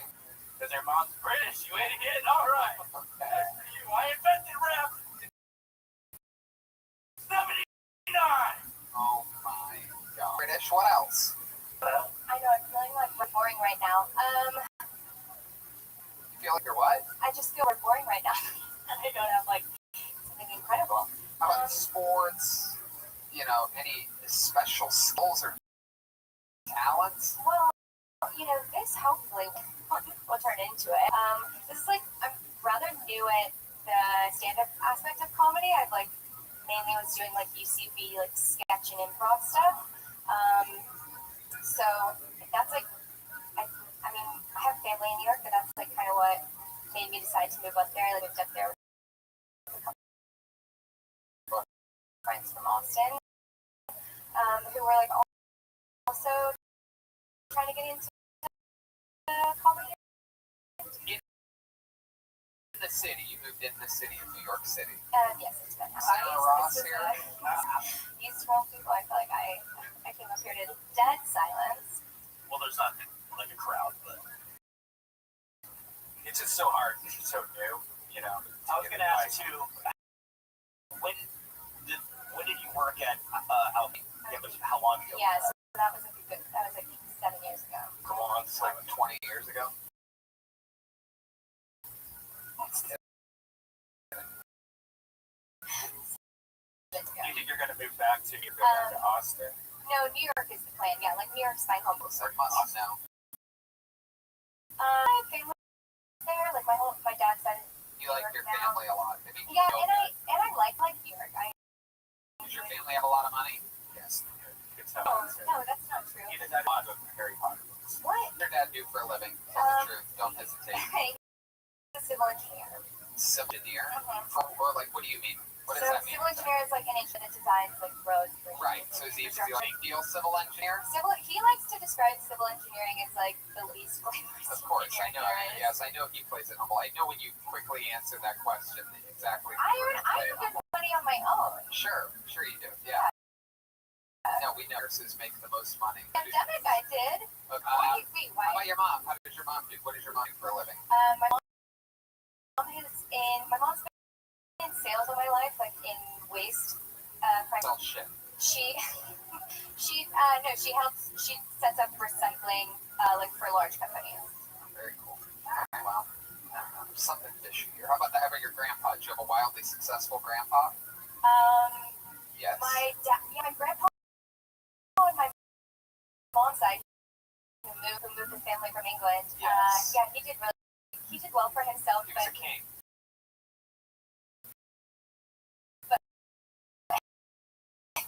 No, he was a metallurgist. He worked for Cameron Iron Works. So it's a patent with Rolls Royce. I mean, that is pretty cool. There you go. All right, Sarah. Well, so much fun. Nice to meet you. Oh, yes, blinding. Go right ahead. Cover this for us. What I will say is that a couple times I think it was hard for people to understand you because you were talking so fast. You were trying to rush through your punchlines. And if you really stick to land, yeah, you just have a quiet vibe. There goes Sarah Ross. Sarah Ross. Hey.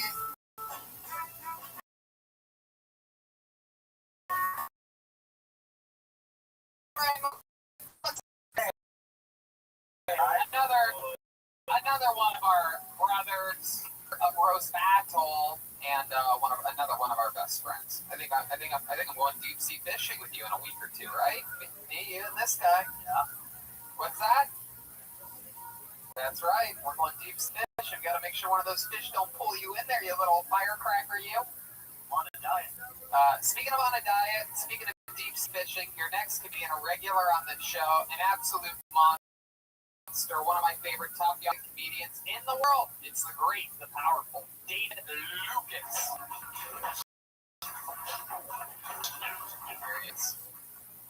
Yeah.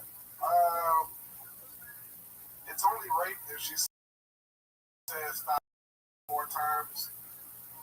Everybody knows she said 3 times because she's like, stop. That means keep going.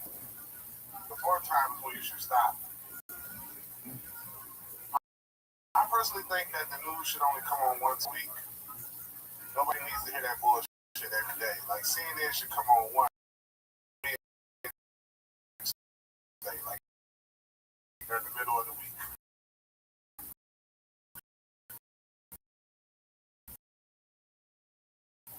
We don't need to hear the same old bullshit every day. Maybe go cook, we was about to cook shit, but I get down there with steak, shrimp, and ribs, and I'm like, I'm about to get in line for this fucking food.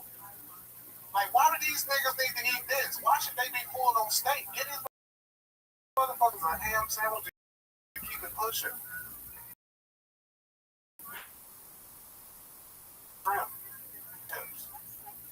Absolutely. few more. David Lucas. I mean, seriously, steak and shrimp. Why not just stay homeless?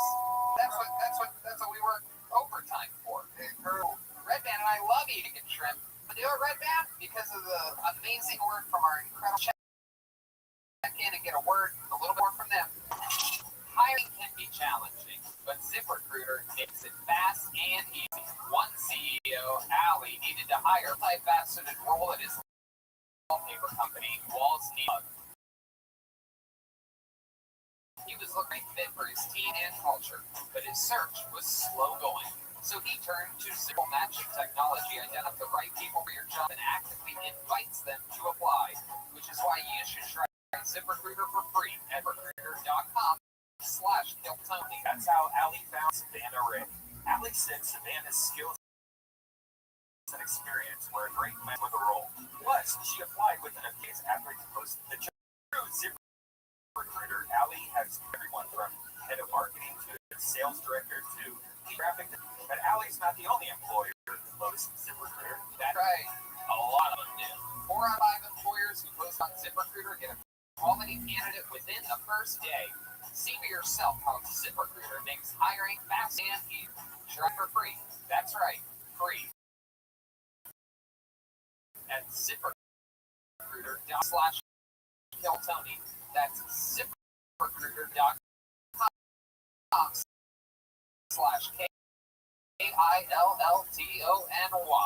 Zip serving up homeless people. So Yeah. Well, it happened before. right, it's a soup kitchen. Yeah. But I went down there. They had all this good shit. I was like, come here and make some sandwiches. I didn't know grilling and sauteing. Well, that's probably old stage. No. It's obvious. That's motivation for these keep on striving for the bottom. There you go. The first N-word from Oh shit, my bad. You're not allowed to say it. Well, we're working on it. Funniest part. The N-word? Well, not N-word, but what you just said. To get inflection. Fuck. You know what I'm saying? Anyway, Yeah, I'm saying the N-word of my jokes. We get demonetized. So a good thing to probably do for yourself. Keep yourself saying it. I know things how to work. It took me a very long time to teach myself to stop saying it in public. And Especially to my mom. Right. Yeah. I'd be like, Mrs. Red Band, you crazy. But instead of that last part, I would say the N-word. So, what else, David? What else in life is going on this week? I worked the shift. I worked the door guy, Back at the door. Yeah, they work the shit out of us right now. Damn, we gotta put tables up, take tables down. You're paying dues at a time here at the Comedy Store, which is accelerated dues. The store documentaries out. You can find out a lot more about people that have worked here before, the history of the club. What do you think about that? Bro, like I got to see Argus Young. That shit was crazy. I remember the first time I saw Argus Young. He wasn't even Duke of Abercorn yet. He was commissioner of Abercorn. And JJ And Walker. Oh, yeah. Yeah, Without a doubt. Damn, man, it's documentary teaching me something. Oh, yeah. Richard Pryor just popped up 40 minutes last night's episode. You know, the club's crazy when you don't start covering Richard Pryor in an hour and 40 minutes into your history. About Freddie Prinze, he was 19 out here killing shit. Robert Williams.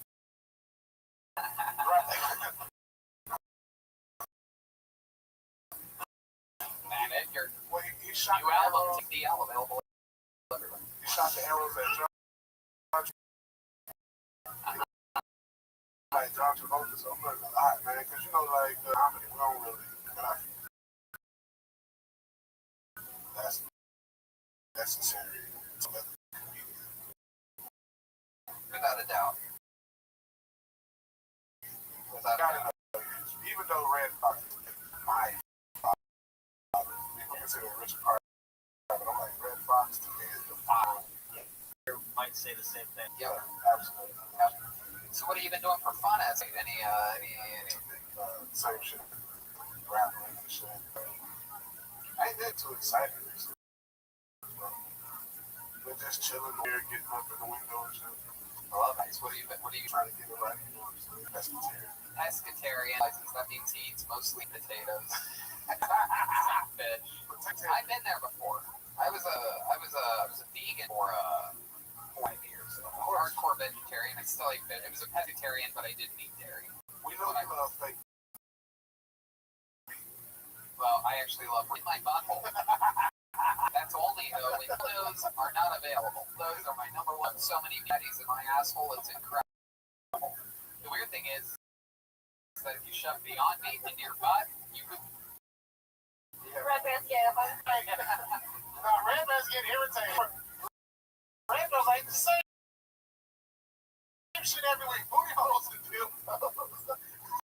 You should see how unhealthy he was doing that. It's true because I wasn't drinking enough water. That's why I brought this up. Is because vegetarians compensate. And pseudo-pescatarians, they overcompensate for the lack of protein and energy that they're getting from their food by eating bread and fucking carbohydrates. Right. Would you agree with that? Right. You eat a lot of bread? Because let me see, my breakfast is normally like The other day. I'm like, hey, give me that back. That's what we call bed breakfast. it's like they getting hot, get some bullshit. That's the hardest part. Absolutely.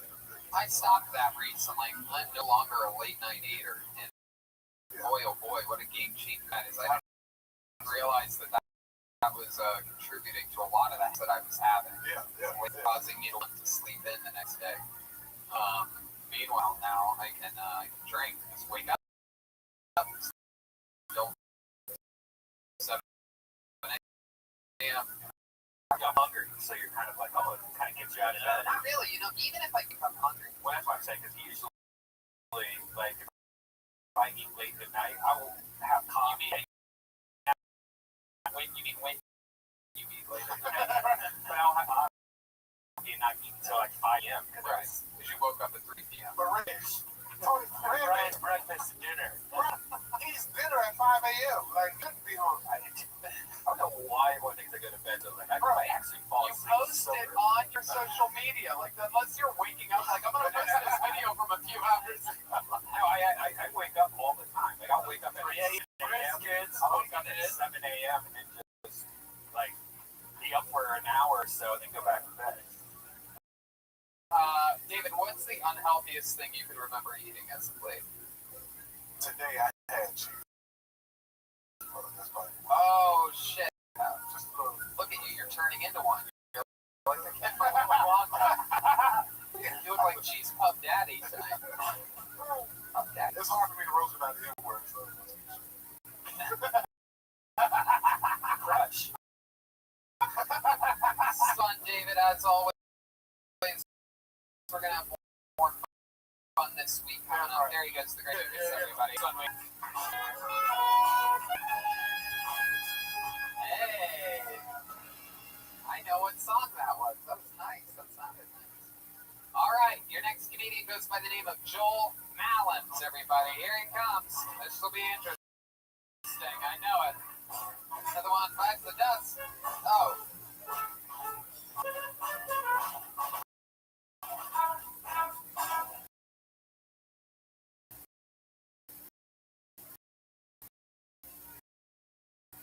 Cannonball! On Ancestry.com. Find out I'm 100% free.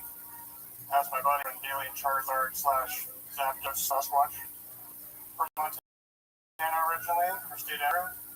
I live out of a 05 Toyota Sienna. Deliver Grubhub and Postmates quite a bit. She's my dog. Driving around, can't help but to read deeper in signs. No U-turn. I'm going home. In now. I say your friends too long. Subway. See? What I hold my life together with. Budget. I know. Urgent care. Needed.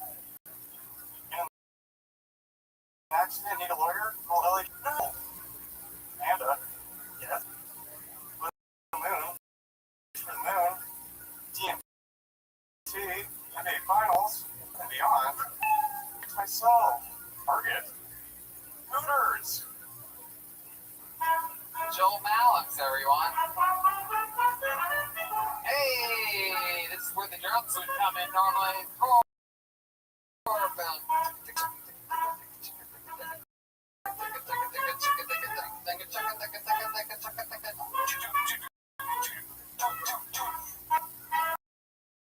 That would be it. That would be it. But normally, all right.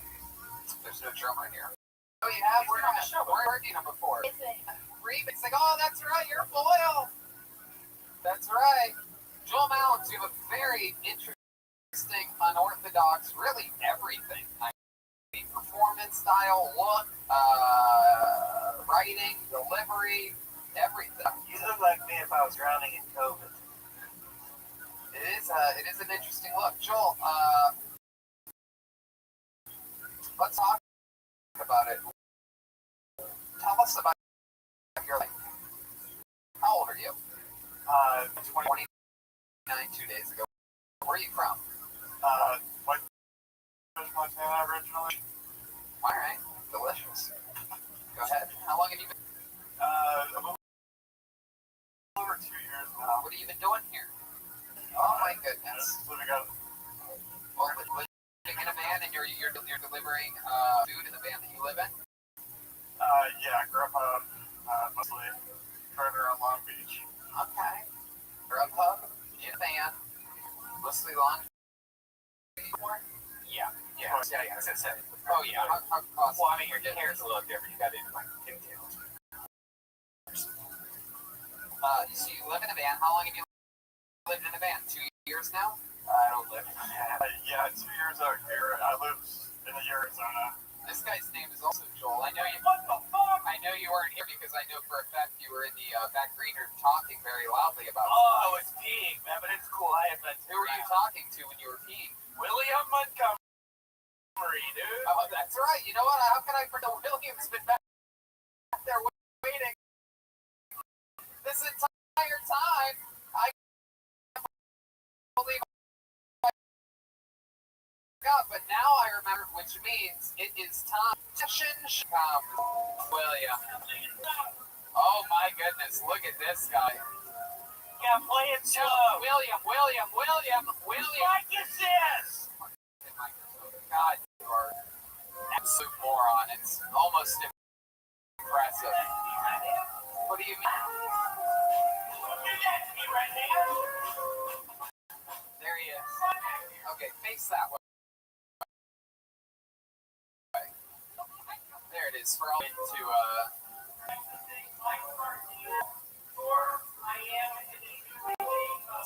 this is for you ladies.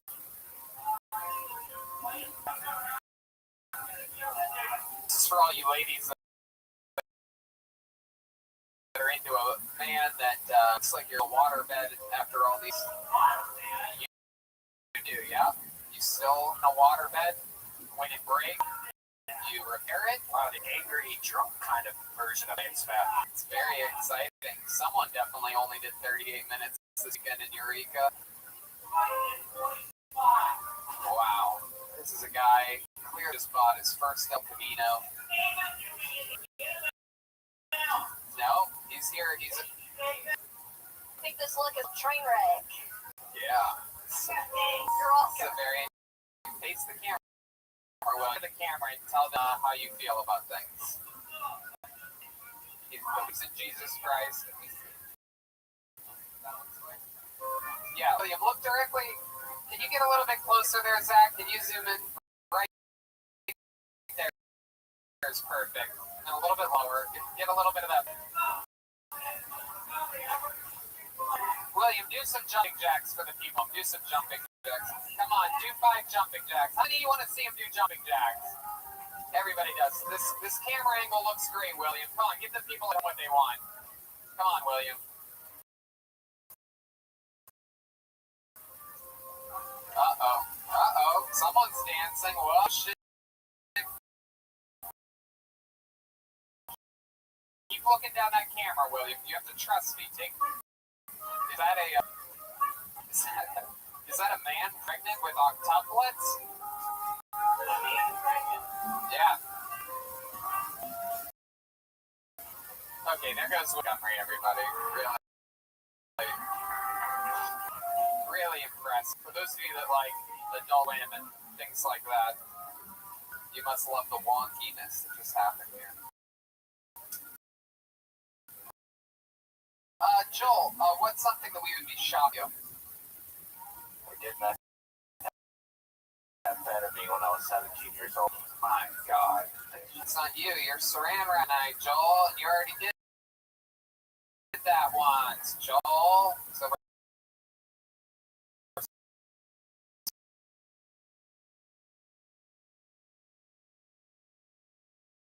no matter what he said, it would have been this time. So that tension's built will not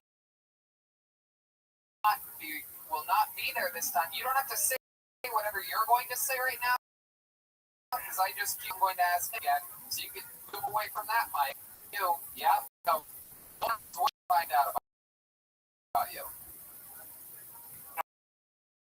Working on a book artwork lately, and I made stickers. Actually, it worked perfectly.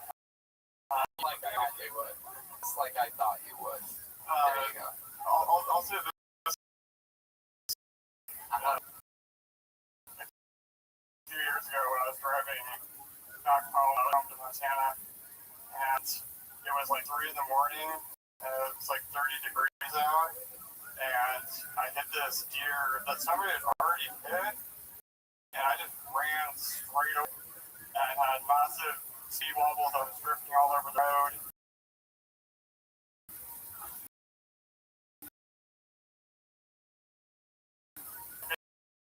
To the next town. I'm like, getting pizza right now. There was like blood all in the back of the car, and I go in, and like, people, there's this guy just looking at me like, are you okay? Yeah, you thought you killed somebody. Okay. The deer blood was all over the back of the car, but you hit it with the front. Huh?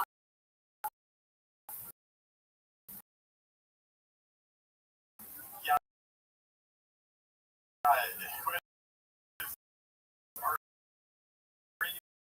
And I just drove straight over it, and literally just like Deer? Yeah, it was it just, I couldn't see it coming. It just, like 2 seconds, it came into the headlights, and there was no swerving or anything, so it was probably best that I just ran over it. Yeah, it's definitely always been over. Do you think, in retro, do you think you waited it, or was it just unhit? I don't think so. I think it was one of those things people say, like, don't swerve for a deer.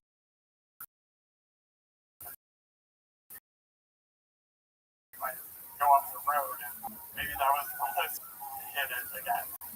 Okay. What are your parents like? They are very Catholic. Yeah. They're very religious, still together. They're up there in Montana still. Yes. And you live like a rural area? Whitehead is not, certainly not very... about 10 to 3 stuff like that. Do a lot of outdoor stuff growing up there? Yes, played a lot of basketball. Play golf. I see you're wearing a pant. You're an interesting. You're either. I can tell by your look. You would. I get the vibe that you'd actually be really good at. Am I correct? You seem like you wouldn't be good at it. And those are the people that are always great at it, right? You're natural. Keep the left arm straight. You follow through. Everything good over there. Am I correct?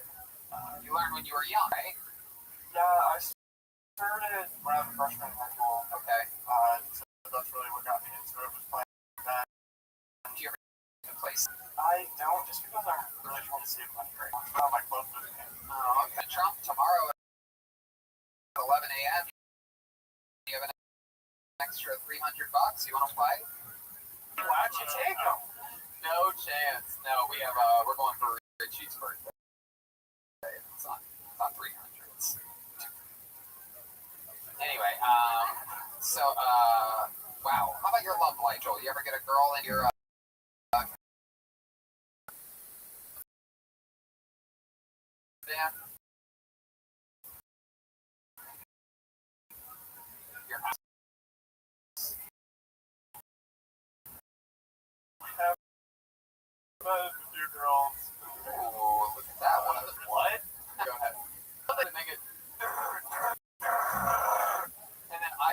something and I get you put your foot on the left, all the way left cymbal. Can you do that one more time? And I said, not with mine, you know. Okay, that's not the cymbal. That would be the bass drum, but you're the drummer, so how can you have one all the way to the left? All the way to the left. Except I said just the pedal. That's the hi-hat. Sure. Hi-hat, low hat. And I said the pedal, hit the pedal. No, that's still the bass drum. The pedal, bass. Yep, and there's the on the left. Wow, you're gonna get him to do something he did 3 seconds earlier. He's got that preacher. Wow, he really does, but he doesn't really have. No, there, dude. What? Joel?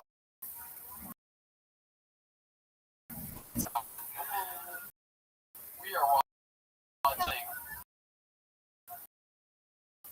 slow. Not the first time I've seen Saran wrap melt down. I don't know if you've ever put it in the microwave before, but Okay, so you got some action in the band. That's really hungry and sometimes this. okay. So a few weeks ago, I really just the best person I can be, and I don't want to steal or do anything like that.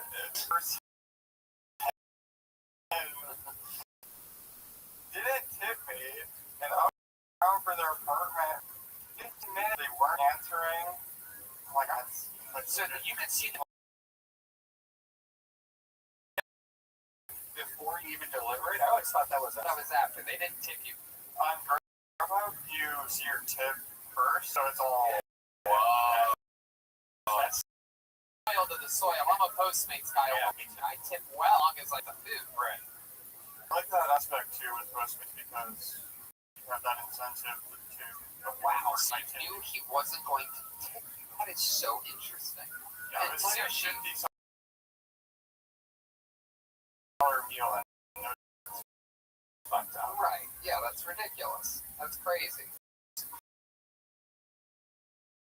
Horrible. And the guy was moron. Although any of them really did not still, you know, throw something. But it's only if they don't deliver the food at all. Every single one. What? This one, there's something about it. Right. You know the worst shit lately? They do that where they drop it off on the porch, which is fine, you know. But they would, I'll have like, I'll have like drinks and shit like that, around the whole entire house from the back.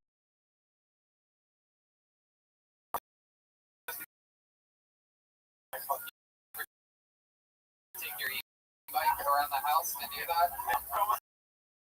You take the e-bike. So interesting and so He's like a Nicolas Cage character. You seem like a real character. You're 29? I don't even know what it stands for. Just the 2 prior times here. That's it? You only perform? Yes. Yeah, well, you gotta keep writing and trying and taking chances down and, get going because you have such interesting everything about it interesting. It's very compelling. So writing and doing it, you must open and do those. Healthy and safe during this wild. Was it you that saw that had the wheel? You riding the wheel? No. What did you see? Somebody out with the people here. With a unicycle? Okay. All right. Joel, thank you so much. Joel Mallums, everyone. Hey!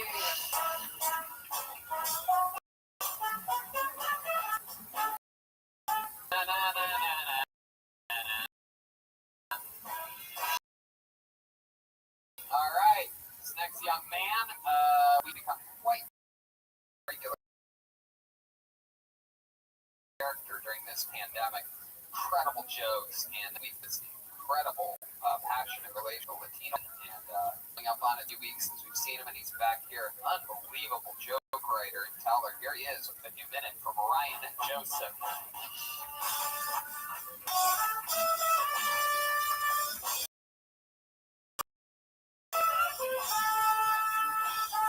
Here's Ryan.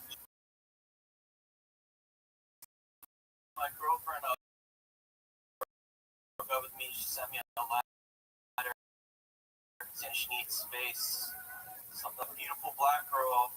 She broke my heart, so I've been trying to avoid her, but I saw her walking towards me down the street the other day, so I crossed the other side. And then she calls me and she's like, "Why did you cross the street when you saw me walking towards you?" I was like, "I told you, you're not my girlfriend anymore. You're just black." Although I don't know what it's like to be a minority, I went to predominantly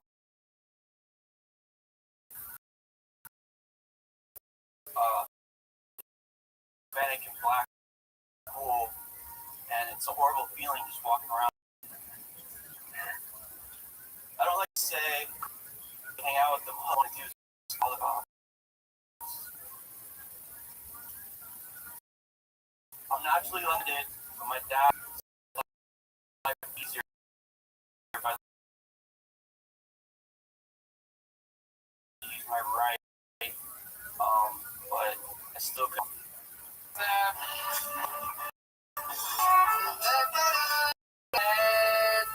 My friend Ryan Joseph is back. Well, back, Ryan. How are you? Doing alright. How are you? Good. Good to see you again.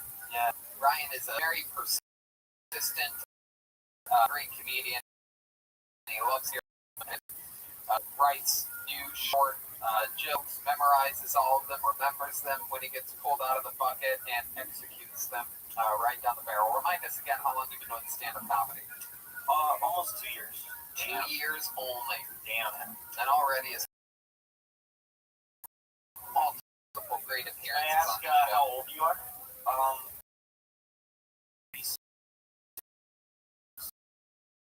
So I have this theory that people that start, just in a way, there's like a head start. Yeah. Saying, and we'd be too scared to say like the racial stuff. Indeed. But that's like really fun. It's really fun nowadays to like say the racial stuff. Yeah. Especially it's very topical. It's taboo. Yeah, I did a show the other day at a drive-in show at the Magic Castle. And about 6 or 7 minutes into a set, in the audience screamed from her car that I am white privileged, and I was reminded how much fun it is to rip. Goddamn. What kind of car was it? Oh, you mean that 2002 white Toyota Prius? Yeah. Fucking garbage. And really elated. It was so much fun. Did she get more upset and they had to like kick her out? Oh, it was unbelievable. It was unbelievably great. She got more and more. I go, I'm dominating you. You're gonna fucking behave yourself. And she's like, that's because you have a microphone. And I'm like, that's right. I have a microphone because you didn't chase your dreams.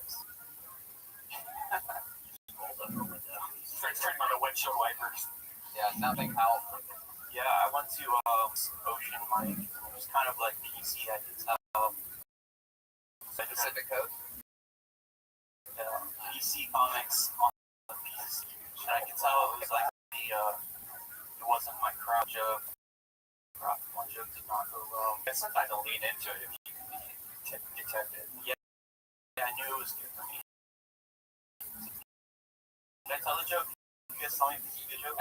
Girls that wear lots of makeup, I like them if they talk like they're black.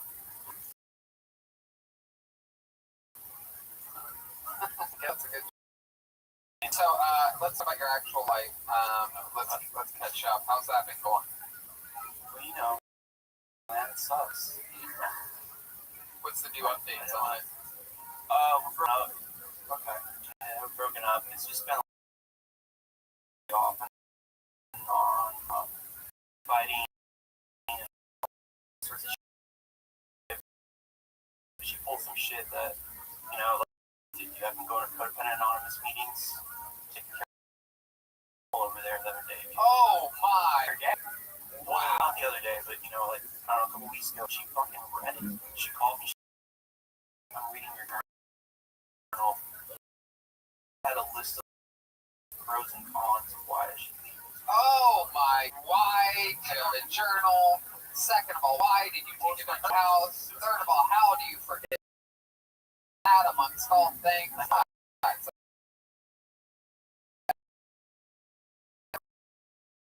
my safety deposit box over this girl's house who I have been fighting with for months. So you write your jokes like your diary. You'll have a long thing about like the day, what you went through, and it's like, and then something about black people. Yeah. No, I don't write like a consciousness. So and like what you saw. What were some of the cons that you had written down for her?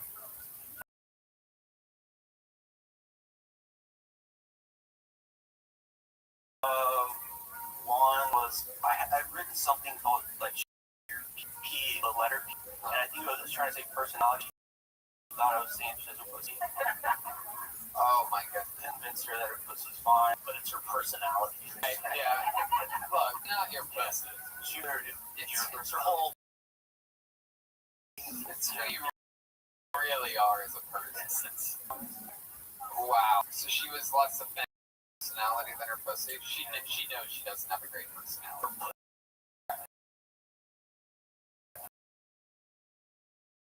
But pussy's the only thing that keeps. That was in the pro column. Yeah. Yeah. There was like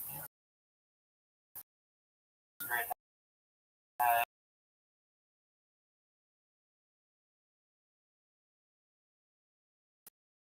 Pro. You gotta consider that was first. Wow. Hell yeah. Yeah. Absolutely. Like she freaked me out. She's like, so tired. Well, I was like, it's over. And I was just like, How you been surviving during this thing, Ryan? How do you make money again? I work from home, work for this liberal university. That's me like create courses on fucking intrinsic bias and all this bull. Yeah, I don't believe in any of it. And I make money that way. And yeah, fucking lockdown sucks, dude. I hate it. So I hate it all. I'm undergrads. Yep. Me on this episode? Where you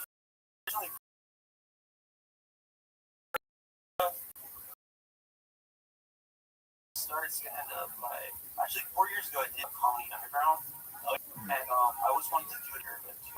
So I went back to Florida to like you're pushing as hard as you can. Yeah, even during the pandemic, man, there's been all these like so-called comics wearing their masks and jerking off on Zoom. Giving a shit they're performing during lockdown. Right. Like death threats, bomb threat, and craziness. Yeah. But I think we're getting shit shut down. It's annoying. I've been reading about it. Yeah. Absolutely ridiculous. It's like that's why it's important to return. Scared of a virus. Never seen a virus before. Right. What would be something like the hobby or something you do when you're not having arguments with your girlfriend, stand up comedy? Like, what else? One more thing that you're into? You cook, you do that? Play guitar. Oh, wow. Just one line. Just give us one line. Just sing us.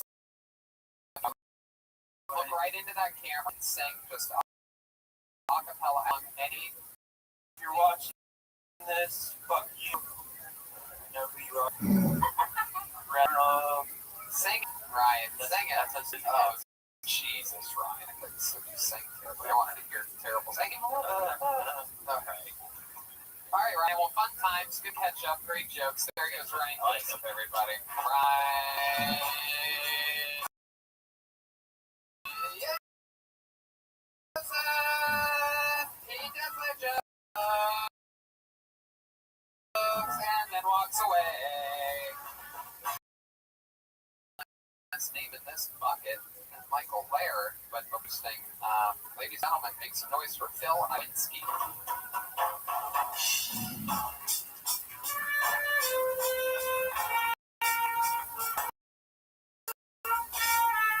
Here he is, Phil. Hey, how's it going, everybody? Mostly here to juggle, share some life-saving advice that our genius fucking governor shared with us. I think he said, sure you put your mask on in between bites. Like, are you eating wings? Can you imagine, like each wing takes about 2 to 3 bites, and then, like, the paper towels,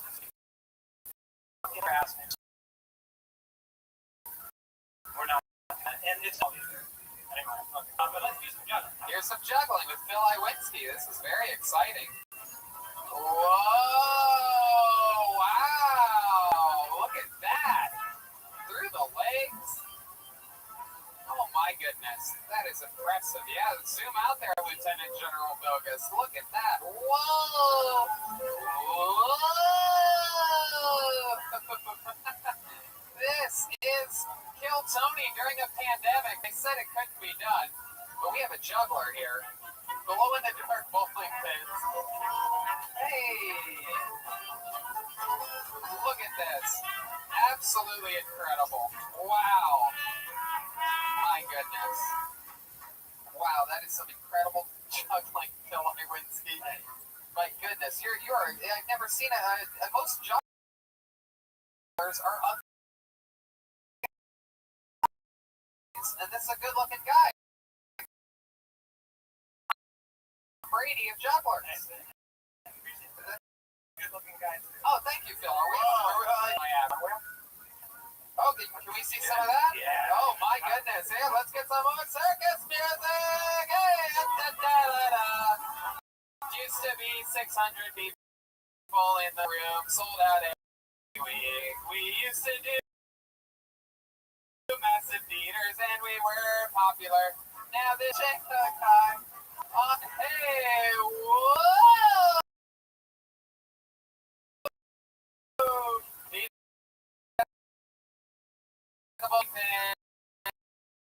And a unicycle. Oh, wow. Ooh la la. That's like I should have had that acid before the show, man. That's badass. My goodness. I've changed. Brian just said ass. Man. Well, It's pretty sweet. One wheel. Yeah, those one wheel areas, if you go on a lot of group, before the pandemic, it's a unicycle. Yeah, I broke all kinds of bugs. Because those things go fast. I know there's like some of them go faster, like 60 to 80 miles an hour. Yeah, Russians are like jailbreaking these things on the highway. 80 mile an hour unicycle? Yes. Wow. That's incredible. How fast did you on a unicycle, Phil? Well, this thing tops out at 30 or something. Really? Oh my God. Where do you do that? At a track or something? No, I'll just take it to the beach. I'll take it here. Yeah, mountain bikers and those things get together and like have these group rides, and they'll just like take over, Sunset Boulevard and like go around everywhere. Wow. It's pretty awesome. They're so fun, and then it's like a penny to the mile on stuff. Yeah. Like energy efficiency goes, so all the like that shit. Wow, a penny to the look at that. What's your love life like? You're a good-looking guy. You're out there juggling. You're on a unicycle. But I've gone on some hinge dates actually. So I've been talking with this one girl who I like a lot. Yeah, what are you guys been doing? You've been hanging out. You've been watching Flicks together. We went and picked up trash on one of our dates. Believe it or not, like the most sappy shit ever. But it was like the world is burning. We're like, all right, let's just like. We're so helpless in this fucking thing. So yeah, we picked up trash one day, and then I don't know, movie night went to Bakari for a what? Some. Oh man, I didn't know a juggling unicycle. Did you get any action after that? Blanket. You blanketed out. Yeah. No, we looked it up. It's been, but we took it slow. That's the way to get gloves, slowly, romantically. The right way. You look her in the eyes deeply in the missionary position. Damn right. Yeah. Wow. I don't want to be a third wheel.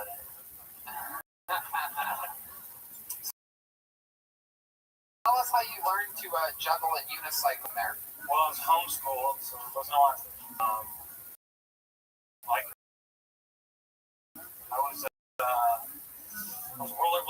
juggling. Is rollerblade the gateway drug to unicycle? Yes. Yes, it is. But I was always a show off. Always wanted to I don't know, be better than everyone at everything. So, Right. So I'd stomped on in basketball. The sport of basketball was too fast for me. I was like, I got. What else are you good at? You play any music or anything? Okay.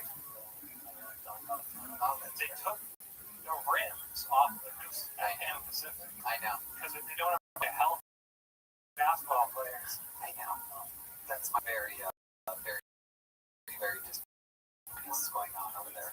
They took the basketball, they took the rims off the backboard. Yeah. Meanwhile, they allow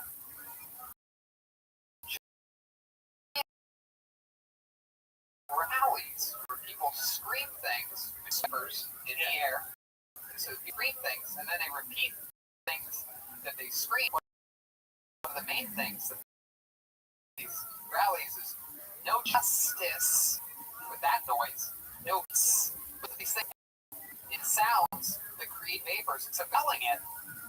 You're not, but they took the rims off of backboards so that people that exercise. wait, in America? And exercise. I thought they were chanting "Go Lakers." Well, they chant that too. Funny enough, the same people that chant those things to chant "Go Lakers" and "Go Dodgers." You imagine still Soviet Russia. You telling people to get sunlight and eat well, be healthy, and then this mask is the best protection from this virus is your fucking immune system. Yep. And they're like, hey, make sure you eat these bites. Are you fucking kidding? CDC just released a statistic today that no is not talking about favorite news network, News Network. It's 75 to 80% of the most recent COVID cases. 80% of them are people that always wear a mask. Is this Nazi Germany? What the fuck?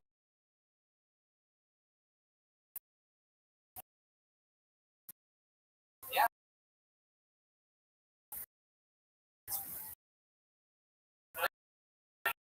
The people that are wearing the masks.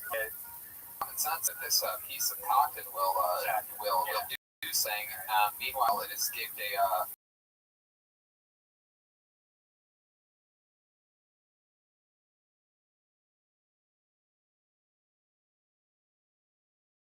Level 5 bio laboratory stuff, though. It makes people feel special. So, Yeah, why would I? but cooked up a little bit. No, I think no, I'm not really saying he's a good looking guy. Yeah, thanks, Joel. Hey, you're welcome. When did Chuck become cool? I also do a hack around the other jugglers. Their shit lights up. Honest to God, I think Phil I went to, and then this. yeah, the young juggler come in here and I'm not. I know. I'm just, but anybody with any common sense could say that this current. Has the girl seen the juggler? Oh yeah. Oh hell yeah! You mean she really No,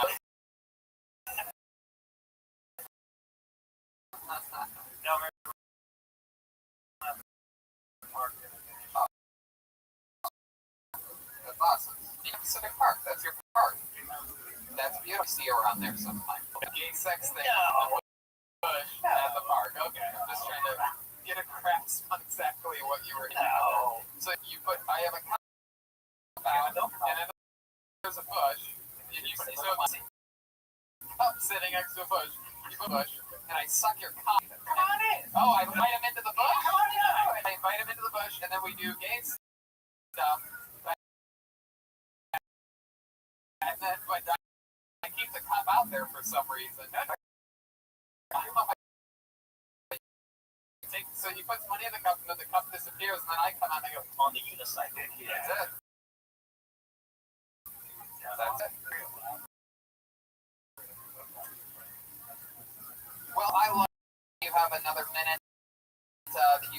about something passionately. I know is this your first time? Look at that. Absolute cherry with Phil Iwinski, a juggler, a unicyclist, and any other tricks you ever want to do or talk about, come back anytime, Phil. Oh, yeah.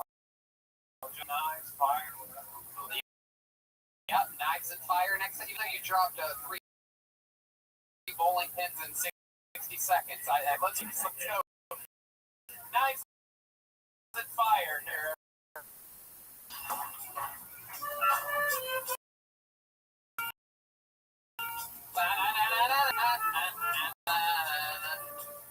This is it.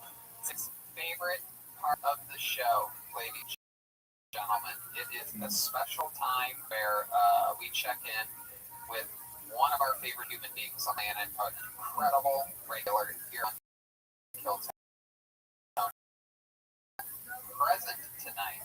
He is still in. He sent us in something to check in with. So this is the set that was sent in Blair. Here we go. I worked in restaurants so much that once in a while I'll become a manager. I'm like, okay, I'll take all those keys. You mind if I steal all the time and fuck it? Here?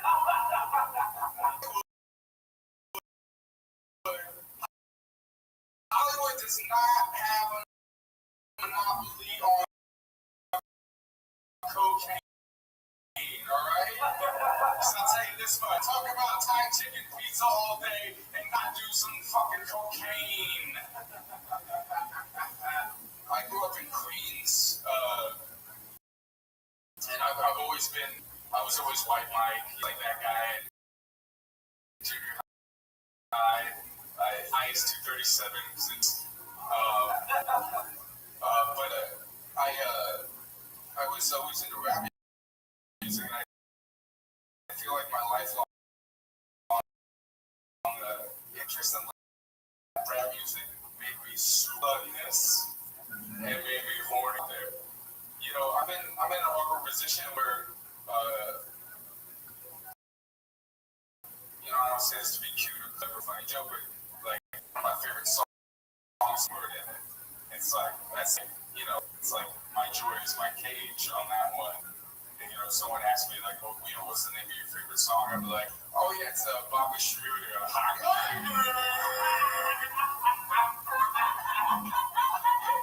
What's wrong with you? Like, I just asked you a simple question. You can't answer a simple question. No, it's not. No, I don't. There's nothing wrong with me. I'm sorry. My favorite song has the N-word in the title. It's just, but it's, I mean, I should be able to say it's my favorite song. It's obviously not bad. It's just, you know, it's Bobby Schmurder. I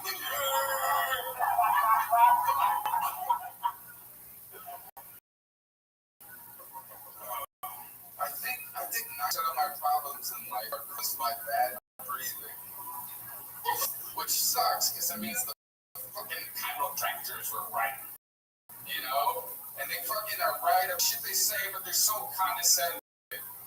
Always asking you what your shits look like. Don't judge me if you study pictures of shit all day to know what they mean. They're amazing. I love them much. I never want to work for them again. But at Armenian birthday parties, they're amazing. It's family style.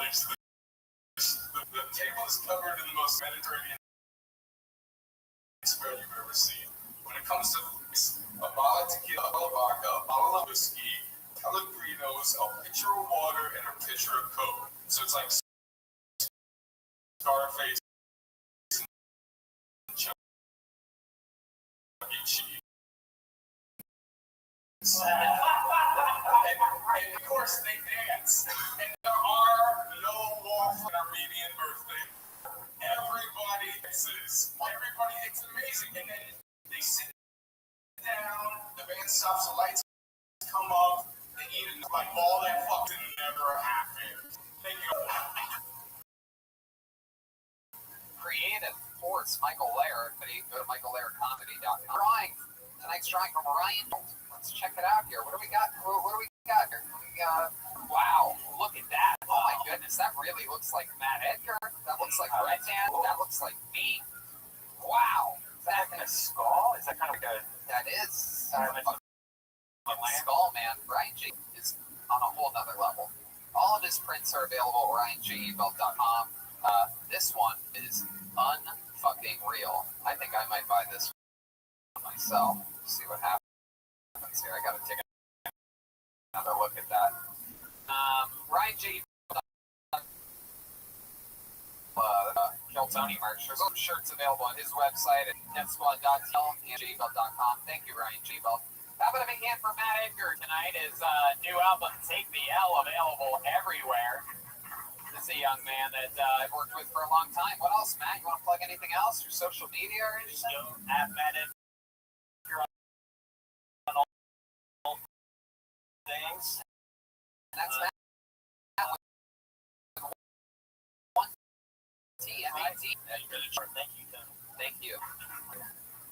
Jaya, go ahead. Tell us what you have going on. He has a new album coming out. His debut album coming out in December. Yeah, debut special coming out on December 8th.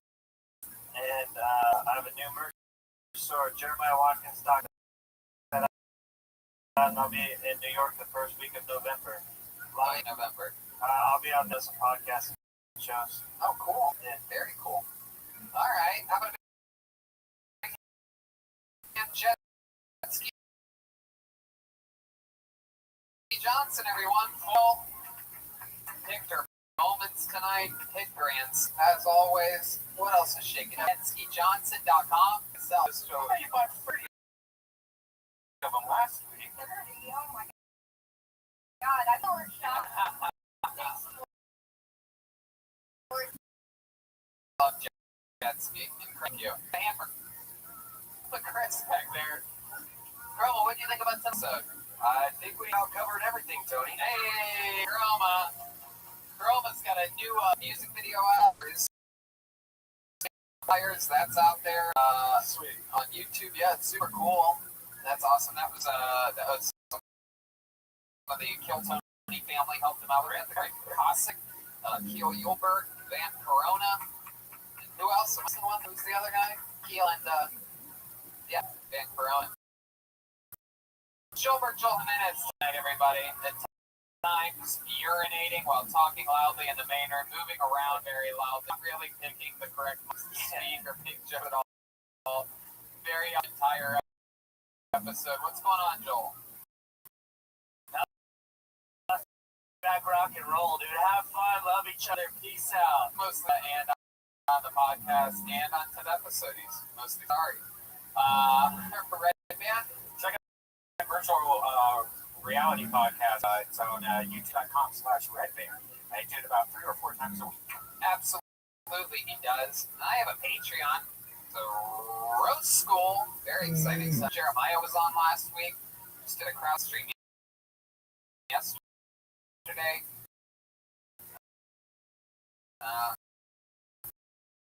Fun stuff's happening. Patreon.com/henchplay.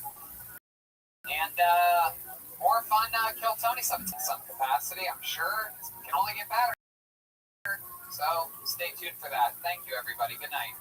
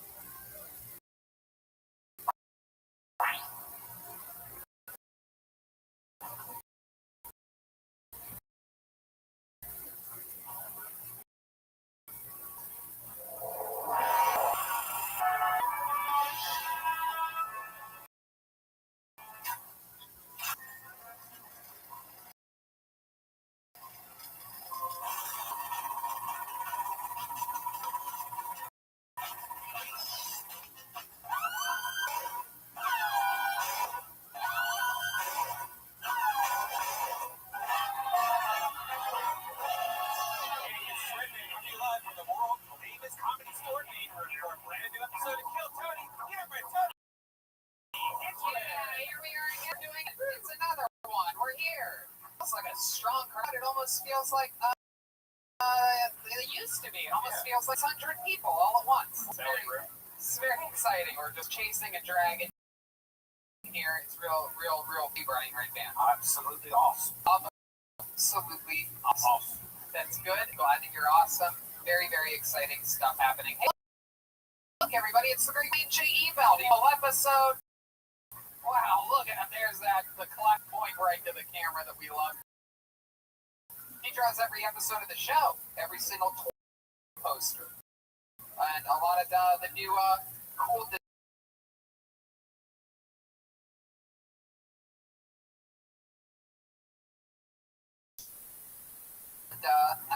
Amazing options to come, and he's already starting perhaps the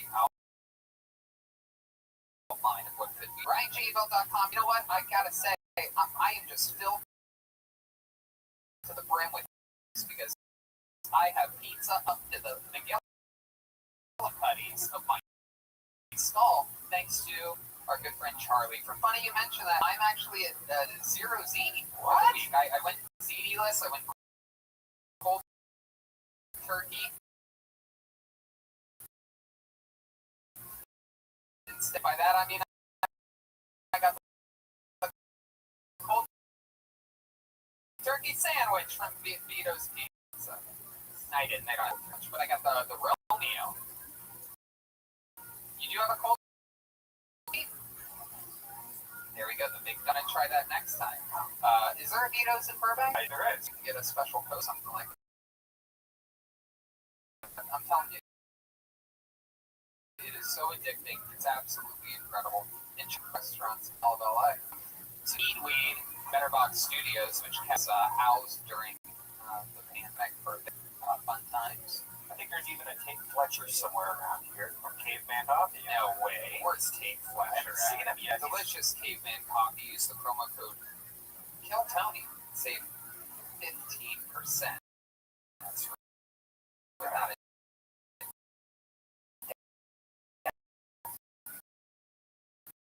I know that. I drink it all the time. It gives me so much energy. Sometimes I'll eat Vito's Pizza, and you get the Pizza Buzz episode. Let's find out more from our amazing sponsors that made this episode possible. For you, the listener, right now, are tonight's sponsors. Hey y'all, now more than ever, I know that with everything going on, it's difficult to put your roots. Seeing a doctor can be a real hassle. Plus, it's scary nowadays to go in there. There might be people in the waiting. It's frightening. That's easy. I do it right from home. PlushCare provides virtual doctor appointments through your smartphone or computer. I just pick a time that works for me and book an appointment right online. I don't have to sit on hold forever to make an appointment or leave the house and sit in a crowded waiting room like Tony just said, and then be exposed to who knows what. With PlushCare, I can be diagnosed, treated, and even have a prescription sent to the pharmacy of my choice, if needed, within minutes. Our insurance and doctor treatment provisions as needed, and they're available anytime I have questions. And if you need a regular checkup or have questions about mental health, Plush doctors are available to help. Schedule an appointment to discuss your treatment options. Get this, Brian, and it was super out. I had a little case of food poisoning after eating some diabolical sushi, but I was worried, and I took care of all of it over Plush Care. With Plush Care, I don't put off seeing a doctor, and neither.com/Tony. That's PLUCR.com/Tony. Plushcare.com/Tony. And we're back. How excited you to our amazing sponsors. And let's start tonight, Joe. You guys ready for this? There's a few people here. I'm not gonna lie. People at home, there's a few people. There's the comedians, there's our people, you know what I mean. It's getting kind of. We have a guest tonight, everybody. Very exciting stuff. Truly one of my best friends in the world. This guy and I have been we were door guys here together. Karen tickets, level in. trying to do whatever we can to get 3 minutes or 5 minutes on the different stages around. And they're both paid regulars here at the Comedy Store. He travels all around the world. He's a annual writer with the Comedy Central Rose. Also, the creator and star of his own show, Alone Together. Ladies and gentlemen, one of my best pals in the world. It's the great Ben, everybody. Here he is. Here comes Steve. Wow, there he is. Hi, Benji. Oh, hello. How's it going, man? I'm happy to be here. I know, it's exciting, right? Been here in months. I know, it feels like the old days. It feels cleaner here.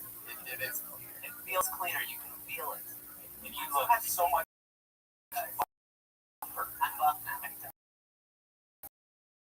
What do you do?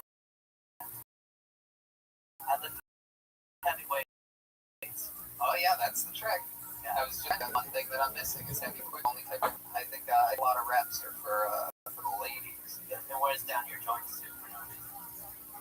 I've been lifting a lot of these papers though. Look at how many. That's right. That's right. That's what I have to do. I can't. All the on-it kettlebells are sold out, so I'm stuck lifting piles of paper. So we have Benji and Benji. You've been a guest on the show numerous times, and you know that there's a band on this show, correct? Heck yeah. And you know that every single episode commit to being different characters. You never know. Oh, wow! Look at you, you sneaky little devil. We have never seen before the return of some old classic characters. We're all going to find out together now. Who the band, ladies and gentlemen, I present the band of land. It's the Kiltony. Jeremy Evans, Joelberg, Joel Jimenez.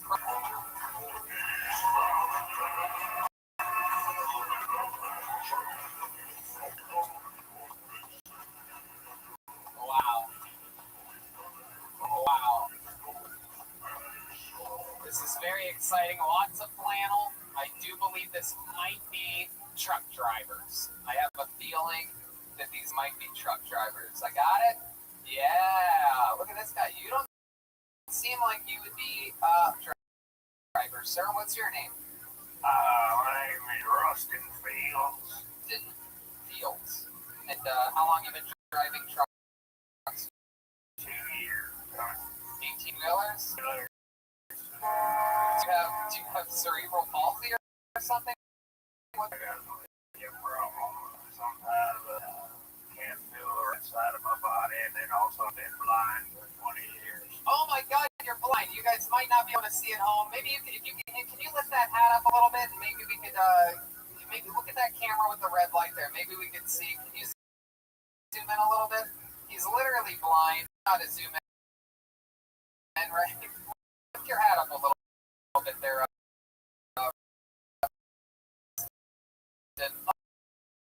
Oh my God. Oh my goodness. He's a complete blind. That's ridiculous. How do you drive truck? Awesome. Well, nice to meet you, Justin Wheels. We're going to have a lot of fun tonight. Look at this. Is this a female truck driver? Yeah, that's right. What are you, a female bee? I thought I was going to get Toot, you little bitch.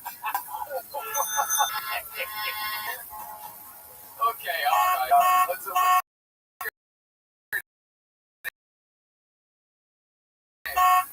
Listen, they call me Horror Wheeler. Let's just say I call it overload a load. Get a load on, you big. Thank you, Rustin Wheels. Right. A lot like you ride back to the cab sometimes, but you drive trucks? If I see license driver, Tony. 3 times out of 6 words. What's your name? Vin Diesel. Is it Vin Diesel or is it Finn? Look at that. N-I-N. okay? And then back here we have absolutely appears to be a type of truck driver. 100% Caucasian. Oh. What's your name? The name's Truck Norris. Truck Norris. We have Truck Norris. Indio. Wheel. Yeah, you got it right. Why would they call you that? She's a whore. Yeah, what do we get? And I drive trucks. They made all those upload jokes. That's pretty And the Some wheelers. stuff ain't nuanced, Tony. It just is what it is. Like, Four-wheeler rhymes with four-wheeler, and well, the second are the four-wheelers that I'm not driving. all right. And we got rusted wheels, blind as a bat, never been in an accident. Is ready for this? I'd like to give a special shout out to a couple people in tonight's audience. Because I don't know if I got to do this last week, but I'm going to do it this week for sure. Ladies and gentlemen, he owed me 7.5 years ago, before we traveled the world, before we started selling out the main room every Monday. It's an unprecedented maneuver. I think one of 7 people in the audience. Our first episode. Yeah. Absolutely incredible, and they come every season. They, it's just super cool because they're a little bit. I don't know. I don't want to say they're older, but they're not like the youngest people in the room. That's for sure. It takes a real set of balls to come out nowadays. It shows their love for the show, and we love them as well. So, Lainey and Jerry, I just wanted to say. If they catch the coronavirus in a taping of Kill Tony, then they died doing what they love. You know what I mean? Okie dokie. Let's start the show. We have I think we have 5 people, pre-selected, pre-tested, temperature check, and tested for the